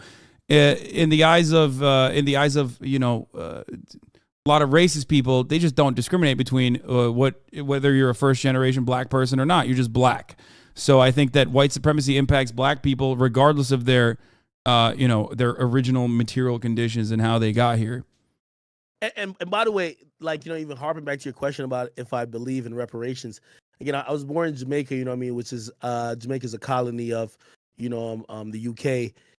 We've been like the Queen and others have been, it's on our currencies, on a lot of things, at least odes to her. That's slated to change. Jamaica's making an initiative to leave the Commonwealth. No, of course. Like, we've been on that for a little bit. But, however, you know what I mean? It's like, do we feel like we would be more well off if, like, say Britain was like, yo, here's this fucking check for every one of you guys who are, native and born to the island that could possibly put you in a better situation, and which would be a minuscule part of, like, all of the oppression and all of the... Yes. Like... I'm with that. Of you course. would be immediately better off right off the jump. You would be better off. However, I agree. However, the economic calculation of reparations is a difficult one. I'll admit, but that's the bare minimum. Like giving immediate financial restitution, immediate financial compensation for some of these wrongs is just a starting point. As Malcolm X said, as Malcolm X once famously said. Like white supremacy is like being stabbed in the back with a knife. Okay. Some people want to fucking pull out the knife a little bit. Most people are arguing whether you want to pull out the knife, 10%, 20%, but that's not how this works. You have to pull out the knife and start mending the wound, start tending to that wound. And most white people don't even want to talk about the knife's existence to begin with. So there are varying degrees of blindness to the historical impact of slavery, but reparations is just pulling out the knife. Hey, no, I agree with you, but that calculation is also, put like this, the reason why someone like me, as opposed to like Tariq, right? Like Tariq is pushing, he has a whole movement, he's pushing for what that would look like. What I tell people of color, and I tell people, especially black people, especially like, people who might be immigrants like me, is like, hey, listen, check this out. If you sit here and you have this excuse like, yo, hey, we're waiting for what we're owed, you're going to be left behind. Because I don't think people wait. I don't think people like, I don't believe that people, because people need to survive, right? I don't think people are being held back because they are waiting for reparations. No, if you're believing in movements that's turned this into some tangible thing, like if like a lot of stuff with Tariq Nasheed, it's like, yo, hey, once we get here, then it happens. Bro, I just tell people, I'm like, yo, keep doing your thing. Hopefully, people realize, like, which usually it's never happened in society where someone just admits their own wrong or admonishes himself. But even if it's like, it's held by somebody else and they're like, okay, cool, we will do this in reparations. It should be as much as is not only owed and deserved and this and third, just don't fucking wait for it, man. And that's my whole thing. You get what I mean? So I just don't think anyone's actually just sitting around waiting for reparations. Like I've never met someone that's like, I'm not actually going to work today because my reparations check is going to come in the mail eventually. I think most black people are understandably pessimistic about a white supremacist society to do that, to be like, oh, one day reparations is going to happen. I think some people also use it as a reason to excuse behavior, though. And I know what you're trying to get at, but I don't agree with it, is what I'm going to say. I've heard that a lot from people that are, the more Candace Owens types will say stuff like that, or, Republicans say stuff like that. You know what you're saying, and I'm not painting that broad brush to say everybody, but I do know people who, because they have ignored they're so hell bent on some of the things that's happened historically, and obviously some of the things that's happened that's going against, people of color and people who are especially black, right? Like myself and them, and whether they were born here or not. Usually I've seen some of them just kind of like, you know what, I'm not saying all, and I want to give it a percentage on it. They've like almost kind of like fell into it a bit. And that's one of the things that, in terms of spreading the message, again, granted, I have overcame a lot of odds.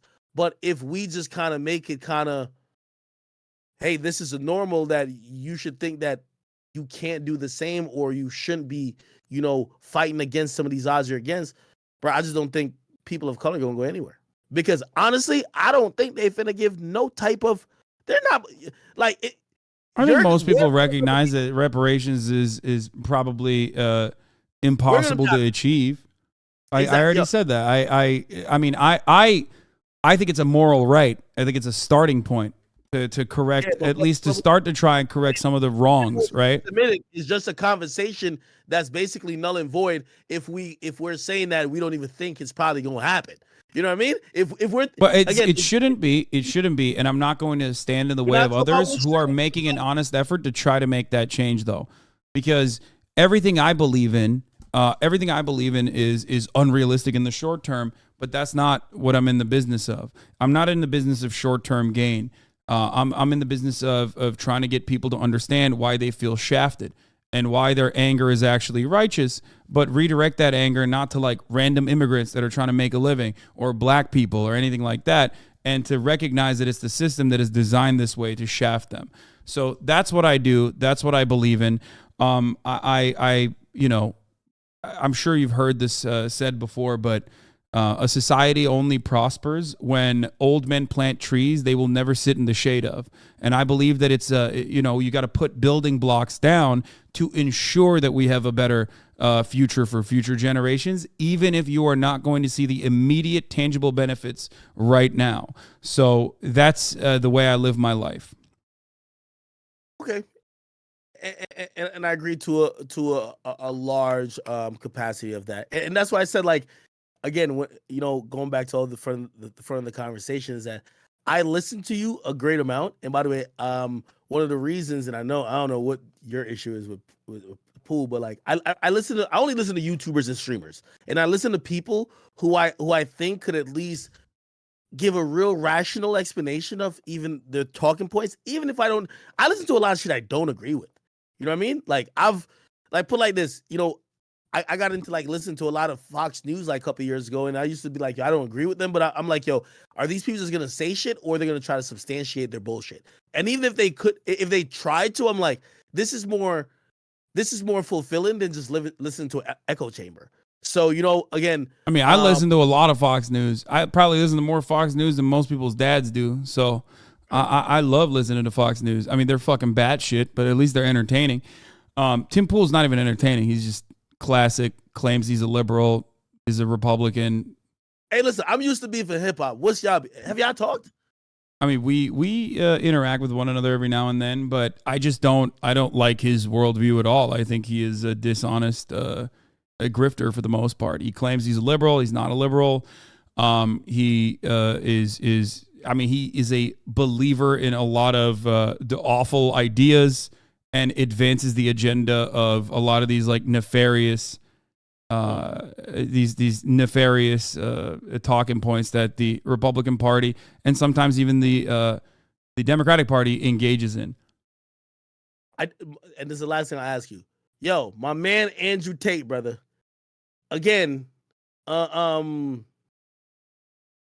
wonder if I never heard you speak on this particularly, right? What? I know some of your hardline opinions on him, but do you feel like he crossed the threshold of being deplatformed? I feel he didn't. I feel his content could be taken and interpreted in many different lenses, but I don't think the threshold, but you have to realize what my threshold is. My threshold is that you are serving up content or ideology or ideas or rhetoric that is of imminent danger to humans, individuals. I mean, that even might include kids. I don't believe he was. What do you think about that? I think Andrew Tate pissed off conservative white moms. That's what happened eventually. He used misogyny as a launching pad for his own personal career, right? He wanted to use that to launch his own multi-level marketing scheme, Hustlers University. And because of that, because he just like didn't even hold back on some of the worst components of misogyny and try to mask his rhetoric at all, Because of that, he became profoundly successful, but he made himself the face of misogyny on the internet. Now, a lot of these platforms are responsible, significantly more responsible than Andrew Tate is personally, right? The platforms are the real issue here. But of course, they're going to use that as an opportunity, especially if it pisses off enough people. They're going to use that as an opportunity to chalk up a W to make it seem like they have no place for hatred on our platform. That's why my man was a Richard Spencer of misogyny. Okay, he was the poster boy. He was walking around saying the most insane shit, like beating women, pimping them, all this other stuff. That wasn't necessary rhetoric. That wasn't necessary. No, we got to be honest to him and fair with him now. I mean, he wasn't we'll say, hey, go beat a bunch of women. I think his worldview, by the way, I'm going to be honest with you. I do believe a lot of things that was later taken out of context. He was it was hyperbole, bro. Oh, for sure. I think he was exaggerating. Whether he truly believes it, whether he truly believes it or not doesn't change its impact, though, because he was like quite literally like churning out misogynistic content specifically to gain more prominence. Now, there's also stuff that he did on the other side, like in his personal life and whatnot, which I'm not even going to get into because I don't think those are the reasons why he got banned off these platforms. He got banned off these platforms because he reaped what he sowed. Well, we gotta be some people have inaccurate because I ain't gonna lie to you. When I first heard it, I was like, oh yeah, he was beating a girl, like blah blah. And then I realized that was not true. No, that's BDSM. Some of it is BDSM. Some of it is actually abusive. That's not what I'm talking about. I'm specifically talking about his commentary, right? He thought that there would be no repercussions for becoming the poster boy of misogyny. He saw the literal benefits of it, okay?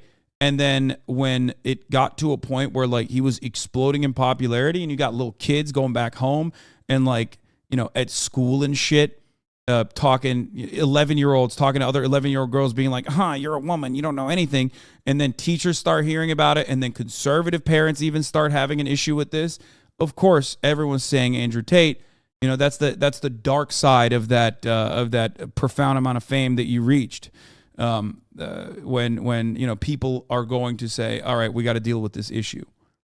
Hey, I also want to ask you this one thing too, because I've been following this too. I want to bridge a debate, which I actually do think you're good at debate, but I want to bridge a debate between you and I feel like you've been ducking him, no cap. I feel like you've been ducking my man Myron out of Fresh and Fit. I feel like when you debated Andrew Tate is someone who operates off anecdotal experience, but is definitely not in tune with a lot of statistics and facts. And knowing your history and knowing your background, you got to spar with someone. I'm not ducking him. I was actually down to debate them. I was down to debate Fresh and Fit when they were popping off. You and Myron, Dolo. I think there was H, but really, I think I'm still down to do it. It's just that like the way I see it, I think debates are pseudo-intellectual sparring. I think if you're rhetorically gifted, you don't even need to have access to all the information. It's not necessarily the side that has the truth that wins debates. It's the side that is more capable of like outspeaking the opponent that wins debates functionally. And what that means is like when you're winning a debate, what are you winning? There's 40% of your audience that's not going to change their opinion. 40% of their audience is not going to change the opinion. 20% in the middle could go either way potentially, and they respond to shapes and colors and you're fighting for the 20. Yeah, so you're fighting for that 20%, which is correct. So that's why, because I don't think it's about like establishing the truth, and because I think it's about like winning over 20%. I usually don't debate people that don't have like a significant audience because like for me, I'm very open about it. Like it has nothing to do with someone being like super skilled in debate or anything. But I usually don't have a conversation with them because like why give even potentially dangerous ideas airspace especially when there are people that are more popular who has a larger 20% overall that I could take from. Hey, listen, I'm going to call cap on that just because I heard you talk about, and this is how I view that sphere, right? If it was anything, it was Andrew Tate, Myron, then Sneeko. And I've heard you talk about Sneeko, and I'm like, of course, he's just got, deplatformed from YouTube. But yeah, but he fell down a way different rabbit hole than I think other people, unfortunately. You're right, but that's what I'm saying. Why would you duck Myron? Like, it feels like you got. I just don't think he has a large enough audience. But I mean, I don't have an issue with like debating him. I don't think like part of that. I want to be the middleman, or at least be a. Well, I don't want to pick sides. Look, when they're hitting more than like, I don't know, 1,000 people or whatever in their fucking live streams, I'll consider it. Like, I talked to you not because like I was gonna debate you or anything. I just but you know, you have a much larger audience beyond what do you call it? Beyond like however many people are watching you currently on Twitch. No, I get it, and put it like this, and I remember like watching that whole thing when it was like I think they were trying to set something up with H3. It's like, listen, it's one thing debating the personality, but you need someone like, bro, you're armed with a lot of facts and a lot of things that to the natural, and like I don't even know how people thought this conversation went, but it's like I've seen you steamroll motherfuckers, bro. Like, you feel me? Yeah, so, I mean, like, I think I could probably steamroll them too. I'm not like you know, I'm not. Hey, listen. I don't think they have anything unique to say that I haven't heard a million times over. No. Well, it won't. It'll be counteracting because you have a lot of points. It'll be counteracting. He knows all the stats that he needs to know, just like how you know all the stats. I've looked at some of his stats. They're ridiculous. And that's why I want to see it. It's like a heavyweight fight. It's like I wouldn't say it's a heavyweight fight. That's what I'm saying. Like Andrew Tate at his peak was a heavyweight fight. That is definitely one I will take on because I do think that his rhetoric was you know, captivating for a lot of people, and a lot of people were repeating dangerous ideas, like really incorrect shit without even thinking about it. But I don't think they're heavyweight at all. They're a bit washed. I'll be honest. Hasan. Brittany Renner rolled them, and I think like since then they haven't really made a big. Hasan. This is honestly, first of all, I got to come to LA anyway. I would come out just like I was the middleman between them and Brittany Renner. I'd come out to LA because honestly, I'm a gambling man and I'm a betting man, and I really think you catch the L on this one. And again. I think you're trying to get me riled up, so I'll do it. But I don't have an issue with doing it. I'm down if it's if you know it's convenient for me. But I'm telling you, it doesn't even have to be like something. Listen, it could be this week on Twitch. It could be in person. It doesn't matter. I think that you are one of those people who are an intellectual bully. And when you have more info and when you could hit people with facts that they can't counteract, it's an easy conversation. And I see you do it with one of the greatest, which is Tate. Tate is a smooth guy. He could talk all around. But you started to hit him with a few things. And once you started having him backpedal, people are like, whoa, did he like, you know what I mean? Yeah, did he stun him? I don't think you do that with Myron. And I know you don't want to. I feel like you saying that they're not big enough is you just not wanting to do it. I mean, I've in the midst. My man, I've debated Ann Coulter, Larry Elder. Like, there are plenty of people that I've debated that do this for a living. When Myron was, literally a Fed. Back when he was straight up working for the federal government, I was out there debating people that that they're basically getting the talking points from. Yo, I hear what you're saying, but like, you see, you weren't debating about these particular subjects, right? So like, again, there's only two people. No, I've talked about misogyny and things like that for sure. Yeah, but their topics isn't about misogyny. Like, you think they're misogynistic. Their topic isn't about misogyny. Or traditional modes of living or something, like traditional modes of existence. Yo, right now, you know what you're doing? You're doing the Floyd, man. You're picking your fights. But I admit that. Why wouldn't I? Yeah, of course. So you're saying you're ducking them. Yeah, I'm 100% picking my fights because if someone is irrelevant, like if Floyd Mayweather fought every single person that challenged him, he'd be out here fucking fighting in the streets every goddamn day. Yeah, when you're Floyd Mayweather, you don't have to do that. You can pick your fights. Nah, they are the ones who need to. They are the ones who need to work a little bit harder. If they get to like a good level where they have a decent enough audience, decent enough sized audience, then maybe I'll consider it. Which is why I was super down when they were first popping off, because back then it was a good time to do it. I mean, They're getting more relevancy from this conversation than they had in weeks, I would say. Oh my God, yo, Hasan, you're a legend no matter what. Okay, and I'm listen. We're gonna have some similarity no matter what because we're both from Rutgers, New Brunswick. Or don't tell me you went to Newark, brother. No, New Brunswick, yeah. Oh man, like myself. Listen, yo, great conversation. I like to talk to people like you who I feel is, very intellectually sharp and also could pivot and also, I don't think I'm that intellectually sharp. I think I'm a dumbass, but I bring common sense talking points to the table. No, that is okay. Stop the bullshit. Listen, the reason why you're popping off so much on like Twitch and these platforms, of course, you're talking on some common sense level, which always like think about even when Jon Stewart popped off with like the Daily Show, like he made it seem very common to the common man and he added some comedy, but like he was super intellectually superior to a lot of the people he was going at. Let's be honest, brother.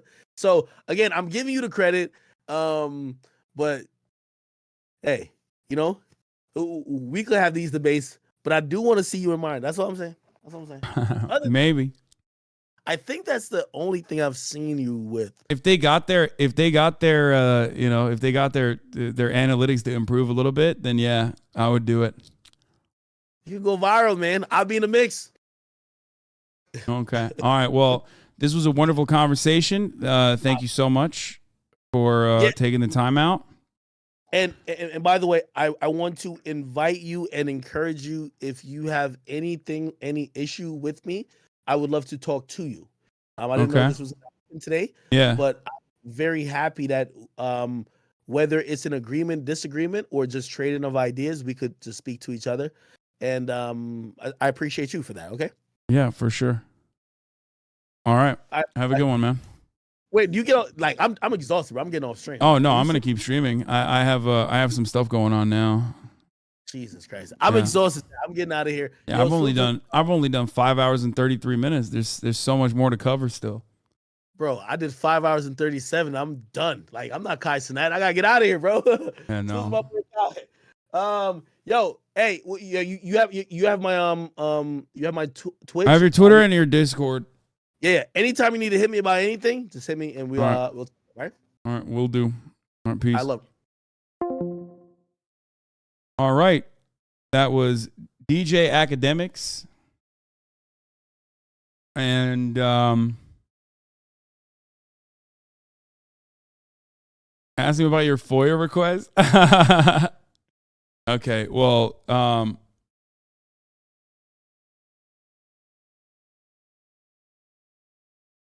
better than average. That was, dude, finally some content. I just ate, I'm getting off. What do you mean? I think that was good.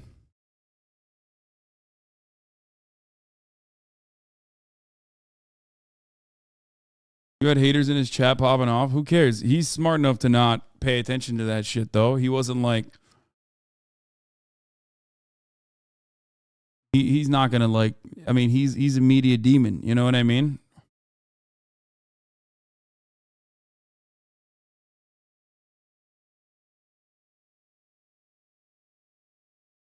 But I think overall that was a fun conversation.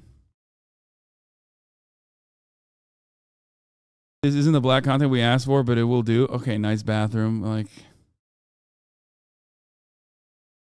I was more interested in having a productive conversation because like this conversation most likely will end up far beyond this.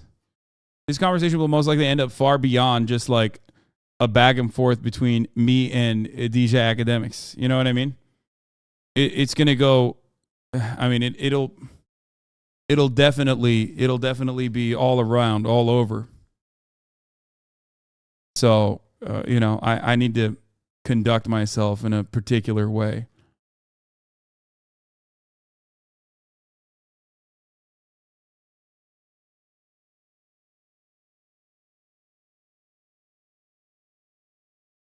Zero mentions of Drake.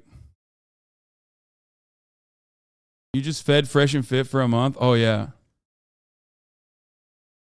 I know. Got any quotes for the Ludwig video? What do you mean? What, you think he's going to make a video about this? He won't make a video about this. He's too white, dude.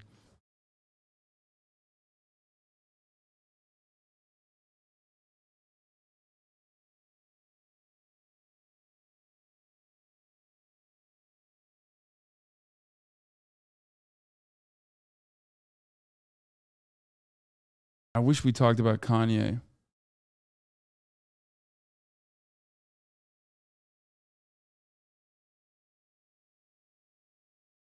This is such a funny moment. You're also kind of borderline teetering on what would most people say is socialism, my guy. Like, a lot of people in the chat were calling you racist. I mean, you know me. I'm fucking number one, dude. Number one racist.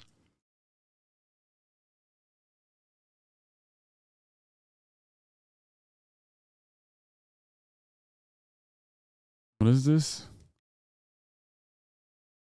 I came here for YB News.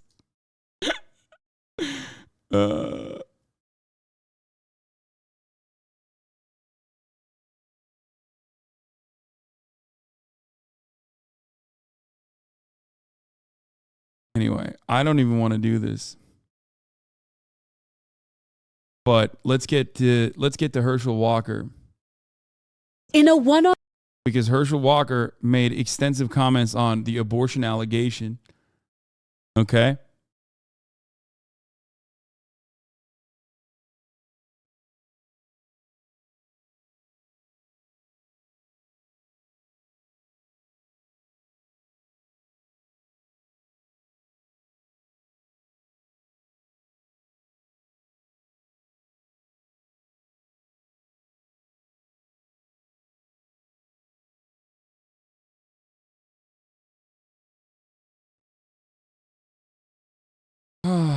I'm supposed to be playing with Myth. I don't know where he is though. I think he was supposed to be here like a long time ago.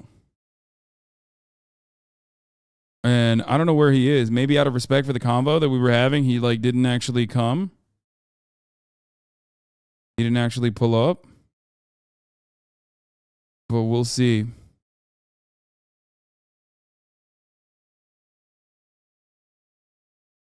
Oh, oh no.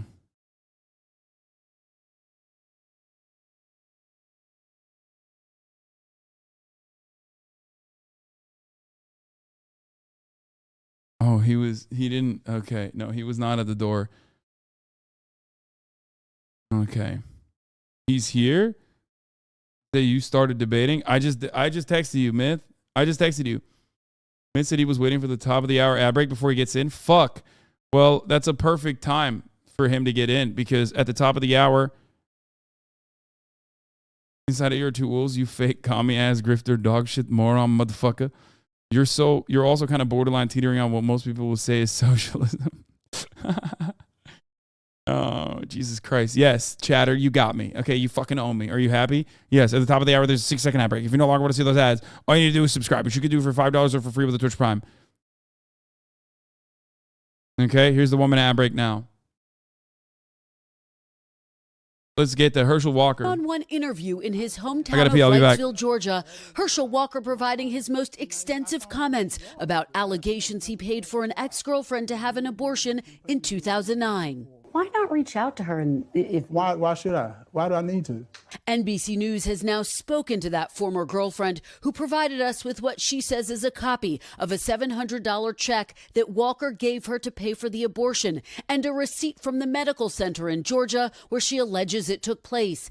NBC News is not revealing the woman's identity or the documents to protect the privacy of all parties, but we did show a copy of the check to Walker, who said the allegation he paid for an abortion isn't true. This is still a lie because she's the mother of my child. So you're going to see me a check or somebody giving a check. So that I'm saying it's a lot. Do you know what this $700 check I have is no for? idea what that can be for. Is that your signature on the check, though? Let me see. It could be. But it doesn't matter whether it's my signature or not. When pressed, Walker said definitively for the first time the check is his. Yes, that's my check. Why should voters believe you in this Voters moment? should Your believe word. me because I've been very transparent about everything I've ever done. He has also faced allegations of domestic violence from multiple women, including his ex-wife and his 23-year-old son, Christian, a conservative influencer. He said, and I'll just quote for you, you threatened to kill us and had us move over 6 times in 6 months, running from your violence. You have said you love your son, Christian. Right. Just for the voters who want to hear an answer to the allegation about violence. Okay, Is that true? I'm tell you, What should people voters, know? I would say I love my son Christian. I love my whole family. I'll always love them and stuff. That's what I say for my son Christian. And I don't have any violence. Walker has also faced criticism for embellishing statements about his academic and business records and ties to law enforcement, highlighted by his opponent, Senator Raphael Warnock, in their debate. I've never pretended to be a police officer, and I've never threatened a shootout with the police. Walker then brandished what appeared to be a badge. And you know what's so funny? I am with many police officers, and at the same time, we asked him to explain that moment. And where's this one from? This is from my hometown. This is from Johnson County, from the sheriff from Johnson County, which is a legit badge. The Johnson County sheriff confirmed to NBC News he gave Walker an honorary badge, which allows him to help with community support in a crisis. Georgia is key to determining which party controls the Senate. While walking on the Wrightsville field that bears the former football star's name, Walker... That's so funny. That doesn't make you a cop, man. Walking around with a Paw Patrol sheriff badge.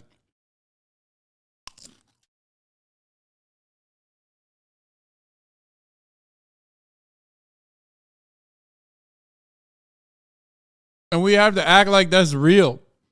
Little bro thinks he's part of the team. Yeah.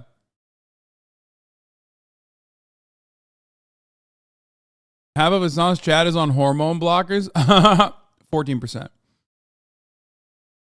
And not hormone blockers, but HRT. Walker revealed former President Trump called him after the debate. Did he give you any indication, just to put a fine point on it, that he will be here in Georgia for you, campaigning for you to help you bring this home? If I needed him, he'll come. Now, there was another debate in Atlanta last night, which Walker did not attend, citing disagreements with the format. We did ask Senator Warnock for an interview, but he declined. His campaign, though, sent us this statement overnight, which I will read, saying, quote, this campaign will come down to who is ready to represent Georgia, and it is clear that is not Herschel Walker. Hoda? And Kristen, Herschel Walker also did weigh in on the fact that former President Obama is coming to campaign in Georgia. That's right. High stakes, Hoda. Former President Obama is set to campaign in Georgia next week with control of Congress at stake. I asked Walker if he's concerned. Will this impact the race? He responded defiantly, saying he's ready to fight both Senator Warnock and Mr. Obama. Hoda? All right, Kristen. He means thank you. literally. We should mention you can see more of Kristen's exclusive interview with Herschel Walker tonight. On He's like, NBC I'm a Nightly cop. I News, could do it also streaming legally. At 4 p.m. Eastern on NBC News Now. Hey, thanks for watching our YouTube channel. Find your favorite. He's trying to throw down, dude.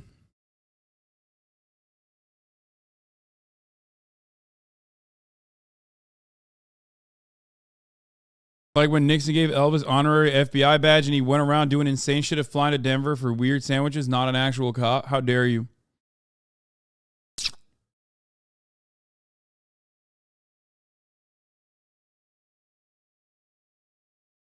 Fox News executives are full-on freaked out about the leak of never-aired clips of Tucker Carlson interviewed Kanye West. Confider has learned the network is closing in on the mole who was the source of the embarrassing breach.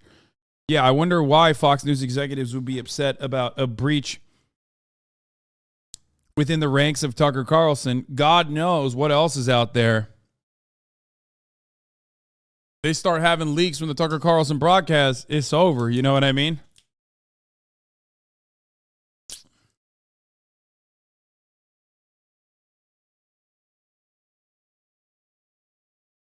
I also think like it could have been Tucker's, like it could have been like a fucking, I don't know. I mean, they released the vaccine thing too, so I guess maybe I was gonna say it could have been like a straight up Nazi guy,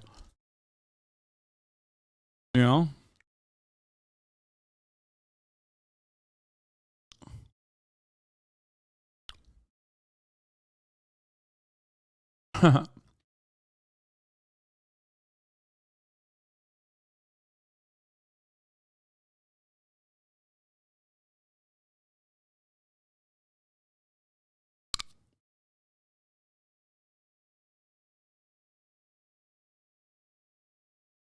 Or it's the same guy who wrote the Chapo line, probably.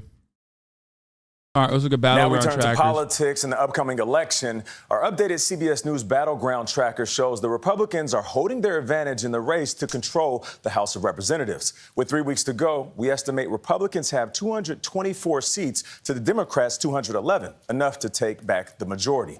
CBS News Elections and Surveys Director Anthony Salvanto joins us right now. How you doing, Anthony? I'm all right. How are you? I'm good. So it seems like we were just talking about the Democrats chipping away at the Republicans' lead in the House. What happened? Well, we were talking about that, and then it ran into this. Look at worsening views of the economy, Nate. Look at this. 2/3 of people say it is getting worse.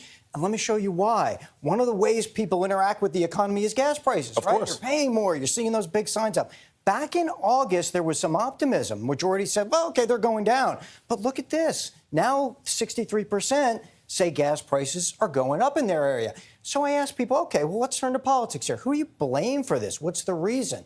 Well, look, there's more folks now who say that Democratic policies have harmed the economy than helped. I think one of the funniest parts of this is that it's like brainless. Like when they ask the public for the answers for this, right? When they say like, oh, who do you think is to blame here? And they're asking the public, like, yeah, of course they're fucking stupid. They're going to say it's Joe Biden. And I feel like the media's goal is to educate the public, right? Like, and same with like Donald Trump. Like, if anything, the current state of the economy is infinitely more a consequence of like Donald Trump's policies, just like whoever the next president is, because I don't think it's going to be Joe Brandon. Let's be fucking real. That will be, Joe Brandon's actions now will probably be responsible for that. Like, there are a few instances where Joe Brandon could do some stuff, right? Like, he has some capability, but it's limited overall. Helped it. It's not the only reason they see for this, but they're reasoning out of results, right? Yeah. They're feeling a pinch, parties in power, okay, must be doing something wrong. And then by contrast, they think, well, Republican policies more likely would help. Again, they're not in power, so that's how they think. Yeah, okay, so the topic of abortion has been tied to Democrats' gains. Where does that stand now? Well, it has helped the Democrats, and it's still important to Democrats. But take a look at this chart. What issues are very important? And look at these big numbers over here. The economy, popping up at 80%, 76% inflation. So that's really swamping it right now compared to others. And even those, abortion doesn't show up here. Now watch this. If you look at the splits between people who say abortion is very important, Democrats are winning them, still are. But Democrats are losing, Republicans winning, those who say the economy is very important. Okay, so let's talk about voter turnout when it comes to enthusiasm in this election. Yeah. Look, this might be the most important thing. Let me show you What do this you have? age breaks. People who say they'll definitely vote. Look at this. Much smaller numbers What's among going on people here? under 30. They're not as engaged with politics. They're feeling like the economy's not working for them. So they're kind of standing back and not getting as involved. But older people are. And that's a big difference because the younger people are part of the Democratic base. Right. If they don't show up, hurts Democrats' chances. Younger people, get out there and vote. It's important, Anthony Salvanto. We appreciate you. Thanks, Nate. First on CBS Mornings, we're finally hearing from... Holy fuck.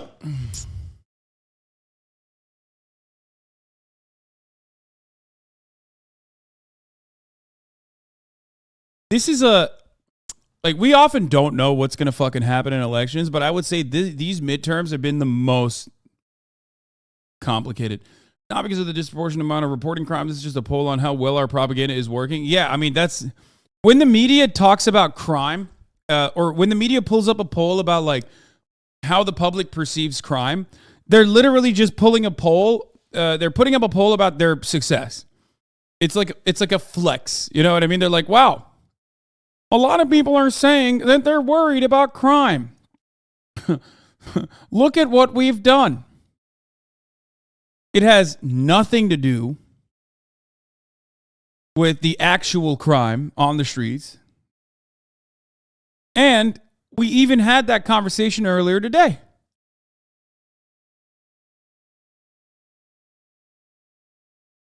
Anyway, I'm waiting on Myth to get here, but